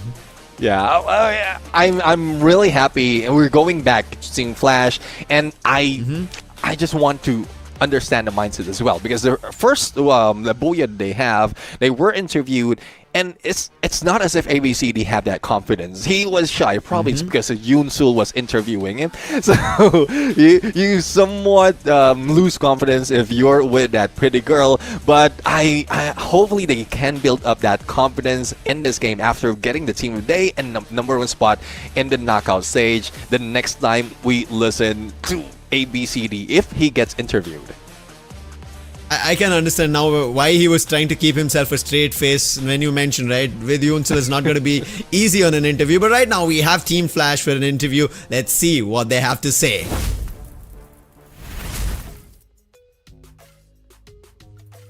Good evening, our survivors, and here we are, Team Flash, team of the day today belongs to the Vietnam region. Hello everyone. Xin chào tất cả mọi người, và ngay bên cạnh Yusun đây chính là Team Flash, đồng thời cũng là Team of the day ngày hôm nay của chúng ta. Kết thúc tuần 2 thật sự rất mãn nhãn và tự hào, và ABCD rất là uy tín. Nói được là làm được, đúng không mọi người? Một tràng pháo tay được không ạ? Alright. So first questions of ours. You had phase 1 to prove it. Are you telling the rest of SEA that your region owns this Free Fire World Series SEA 2026 form? Bởi vì chúng ta ngày hôm nay đã chính thức trở thành Team of the Day, cũng như đang đứng chiếm trệ ở trên top 1 của bảng xếp hạng tổng, thì đây có phải là một lời chứng minh đến tất cả những khu vực còn lại là mọi người đang làm chủ cuộc chơi này tại Free Fire World Series SEA 2026 for không ạ? Phải ạ. Phải ạ. Thế còn Minh Cường thì sao? Dạ đúng rồi. Hả? Dạ đúng rồi chị. Dạ. Mình có cái gì nó hùng hồ mạnh mẽ hơn không ạ?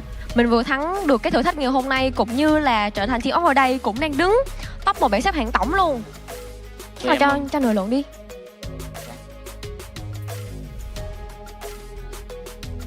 Ủa? Không, mình mới lên mình nói một cái gì đó với mọi người, giao lưu với mọi người đi. mình có cái gì mà mình muốn để chứng minh với tất cả mọi người là hôm nay là mình đang làm chủ cuộc chơi này và mình đang rất là mạnh, có thể nói là khu vực mạnh nhất hiện tại của FFWS SEA ở cái lượt đi này của chúng ta không ạ? Nói chung là vòng loại đó mọi người. Có gì không? Hay là gửi lời chào đến mọi người cũng được. Nội lượng tôi là tân binh xuất sắc nhất của Team Flash hiện tại. Nói đi, nói đi. Dạ, mình là nội lượng tân binh xuất sắc nhất của Flash hiện tại. Xin chào các bạn. As you guys can see, this is Nolong, the best sniper from Team Flash, and he is the best rookie in our team right now. That is why we got the team of the day today, right, everyone? Not being a surprise thing. Alright, so some people might say it is still too early to call your region the best. After finishing the phase 1 on top, what do you want to say to anyone who still doubts to your region? Bởi vì Du Xuân nghĩ là bây giờ có một vài người sẽ nói rằng là có lẽ như là quá sớm để mà Team Flash tự nhận rằng là chúng ta đang là khu vực tốt nhất tại lượt đi cũng như là ở trong vòng loại lần này. Thì không biết là mọi người có một cái lời gì muốn gửi đến những người mà đã luôn nghi ngờ đến cái gọi là cái thành tích của khu vực mình không ạ? Thì tụi mình ý là tụi mình chỉ đang cố gắng để thể hiện tốt nhất trong mùa giải lần này chứ không phải là để chứng minh những nghi ngờ của các bạn đối với tụi mình. We just only trying to prove the best of ourselves. We don't want to doubt anyone else. We just want to be our best self, to compete, to have fun in the game, so we can bring the best result to our fan. Vậy thì The God sẽ thấy sao ạ? The God có lời gì muốn nói không? Tại vì The God cũng là một trong những vị tỷ rất là xuất sắc của Team Flash đấy nha. Dạ, tại vì thì team em chỉ cố gắng hết sức thôi nhưng mà Nhưng mà sao? Bình tĩnh lại, đừng có run. Nhưng mà sao hôm nay mình top 1 lần đó? Top 1 thì một phần thì cũng may mắn nhưng mà anh em thì đồng lòng nên là nó là xứng đáng. Rồi có lời nào muốn gửi đến các bạn khán giả cũng như là fan của Team Flash không? Thì em cảm ơn các bạn đã luôn đồng hành và theo dõi tụi em. We just think that is a fluke, that is a luck to our team, but overall, without all of the fans and everyone in the team, we couldn't make it here. So thank you so much for always support and cheer for us. Okay, so to clear the things up right now, to push the mood up, we will go into our final thing. Lastly, rank the regions from 1 to 4 according to you, from the strongest to the weakest. Okay, bởi vì cũng đã đến câu cuối cùng rồi, cũng sẽ để cho mọi người về nghỉ ngơi nữa. Vậy thì chúng ta sẽ chơi một cái mini game nho nhỏ để mà mình gọi là giải khuây không khí một chút xíu nha. Theo như câu hỏi của Du Xuân nhận được thì chúng ta sẽ sắp xếp thứ hạng của khu vực từ 1 đến tới 4, xếp từ mạnh nhất cho tới yếu nhất dựa theo suy nghĩ của tất cả mọi người. Thì mọi người sẽ xếp như thế nào đây ạ? Để cho người vương miện xếp trước đi. Bạn sẽ đánh giá như thế nào ạ? Thái Lan, Việt Nam, Indo, Malay. Thái Lan, Việt Nam, Indo, Malay. Vậy còn nội luận thì sao ạ? Dạ, theo em thì Thái Lan, Indo, Việt Nam, Malay. Oh, we just hear two opinions, very different. Thailand is always the top one, everyone from two sides.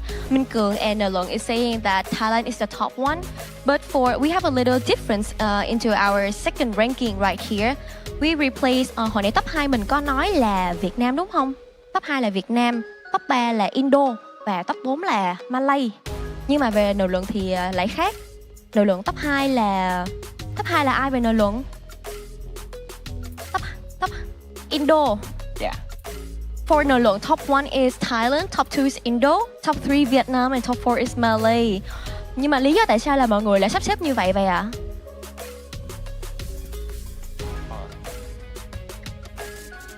Theo em thì chủ yếu là do thành tích ở các giải quốc tế thì họ vẫn lớn hơn Việt Nam của mình. Nhưng mà có phải là mọi người sắp xếp mọi người đánh giá theo cái vị trí như thế này là do là thành tích hay là một đội tuyển ở đó đang rất là mạnh trong thời điểm hiện tại không ạ? Bởi vì Yusu cũng thấy là Malay, đặc biệt là Vamos cũng đang thi đấu rất là ghê gớm. Thì đối với Malay thì em nghĩ là chỉ có mỗi team Vamos thôi nên là cũng không bằng được các khu vực khác. Còn về Thái Lan hoặc là Indo thì có vẻ như là thành tích của họ đã quá nhiều đúng không ạ? Dạ. Vâng, vậy thì nói về thành tích thì lần này mọi người nghĩ rằng mình sẽ có thể đem thành tích gì đó mới mẻ hơn cho Việt Nam ở mùa thu lần này đây ạ? Thì mùa thu thì tụi em do mùa trước thì mình đã vô địch nên là mùa này cố gắng giữ chức vô địch. Có muốn giữ chức vô địch không? Dạ có. Có muốn đi Indo không? Dạ có. Mọi người có muốn đi Indo không? Mọi người có muốn đi Indo mình đồng thanh lên một chút xíu nè. Dạ có. Dạ có. We place this ranking is because we placing it by orders to during by the achievements of all teams that they have achieved. But for Malaysia, we accept we do believe that Vamos is playing really good right now, but it's only from Vamos, not from the other two teams. But for Thailand and Indonesia, they have always been the best. You guys can see many achievements, many tournaments they have been through, so that's why. But for us, we want to keep the championship again belong to the Vietnam region, so we will try our best and we all do want to go to Indonesia. Vâng, vậy là phần phỏng vấn vừa rồi cũng đã kết thúc rồi và một lần nữa xin được chúc mừng Team Flash. Các bạn đã rất xuất sắc khi giành lấy được danh hiệu Team Off ở đây, cũng như đã trở thành đội tuyển đứng đầu ở trong bảng xếp hạng tổng hiện tại hơn cả Team Falcons nữa, một thành tích quá tuyệt vời cũng như rất là tự hào ạ. Và hy vọng rằng là các chàng trai của chúng ta vẫn sẽ giữ vững lửa để đến với tuần 3 tranh lấy vé vàng càng sớm càng tốt. Cảm ơn mọi người rất là nhiều ạ. Thank you so much for your listening, everyone. We are so proudly to announce that again, Team Flash has got the team of the day today and also placed the first ranking in our group stage right now. So that is a very happy thing right now. We can go home together and cheers. Well, this is the end of our interview. Thank you for your listening. And now, let's head back to the casters.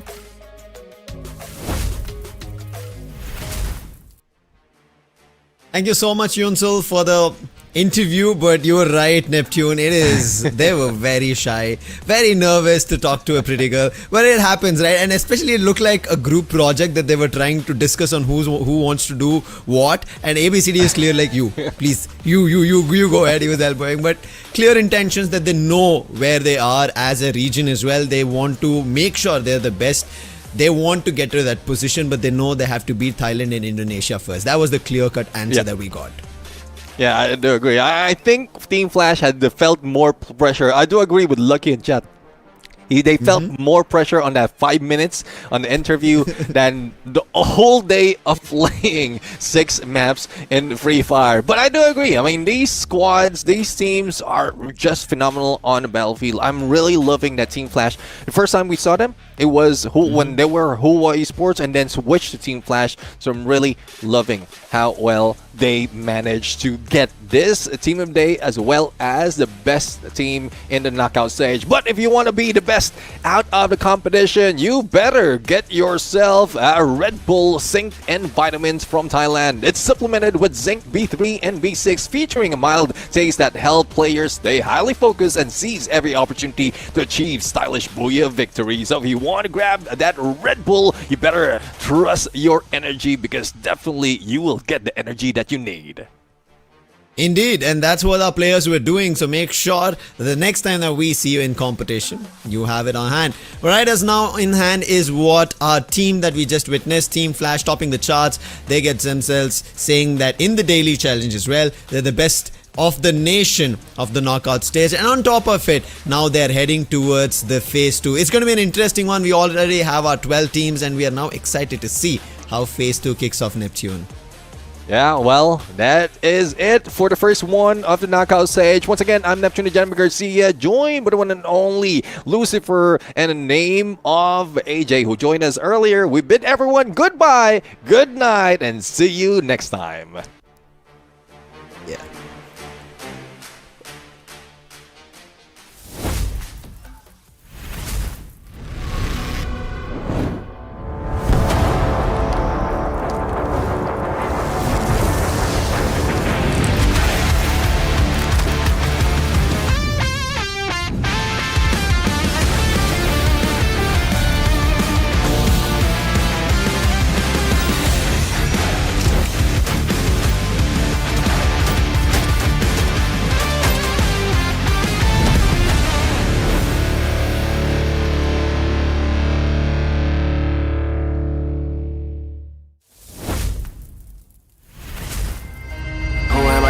Now, burn bright, I don't burn out. Crushed out, sick of me now, huh? I can never go reverse now. But I'ma spin it back, A-jump. Went from nada to the crowd, throw in their hands, base jump. I'ma hit the finish line no matter what. They front, first place, you a runner-up, dominant, but the red and the blues, going ruthless. 10 out of 10, 11, I don't snooze. I pursue, don't push it, put me in game that I don't lose. I stay cool, depending on my pen and pennants I choose. Ayy, I'ma show you how it. Doubt it, now the loudest. Wu-Tang, I'm a bird, love the competition. Told you only way is up, I don't go reverse. I can't entertain. Will you do the same?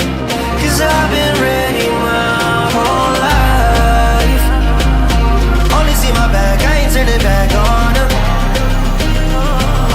Wings on me, I'm higher.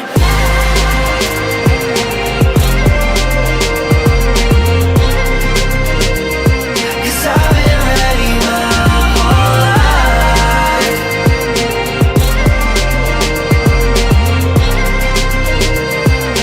Wings on me, I'm higher. Who am I gon' verse now? Who am I gon' verse now? Show me what it's worth now. I pull up in the can't imagine all these people wanna follow, missing in action. Paper planes, I'm a condos, made it from rapping, and I met role models. Thinking I'ma pass all the monogram on my body, the shit shout out to Virgil. Know that I'm gon' beat them like the shit that I put words to. Mama and the internet, two things that I just learned through. Hit it out of the park, so there's nothing to reverse to. I can't entertain. Will you do the same? Cause I've been ready my whole life. Only see my back, I ain't turning back on them. Wings on me, I'm higher.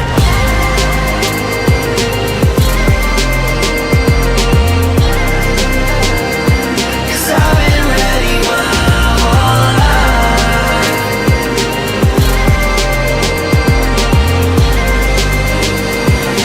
Wings on me, I'm higher.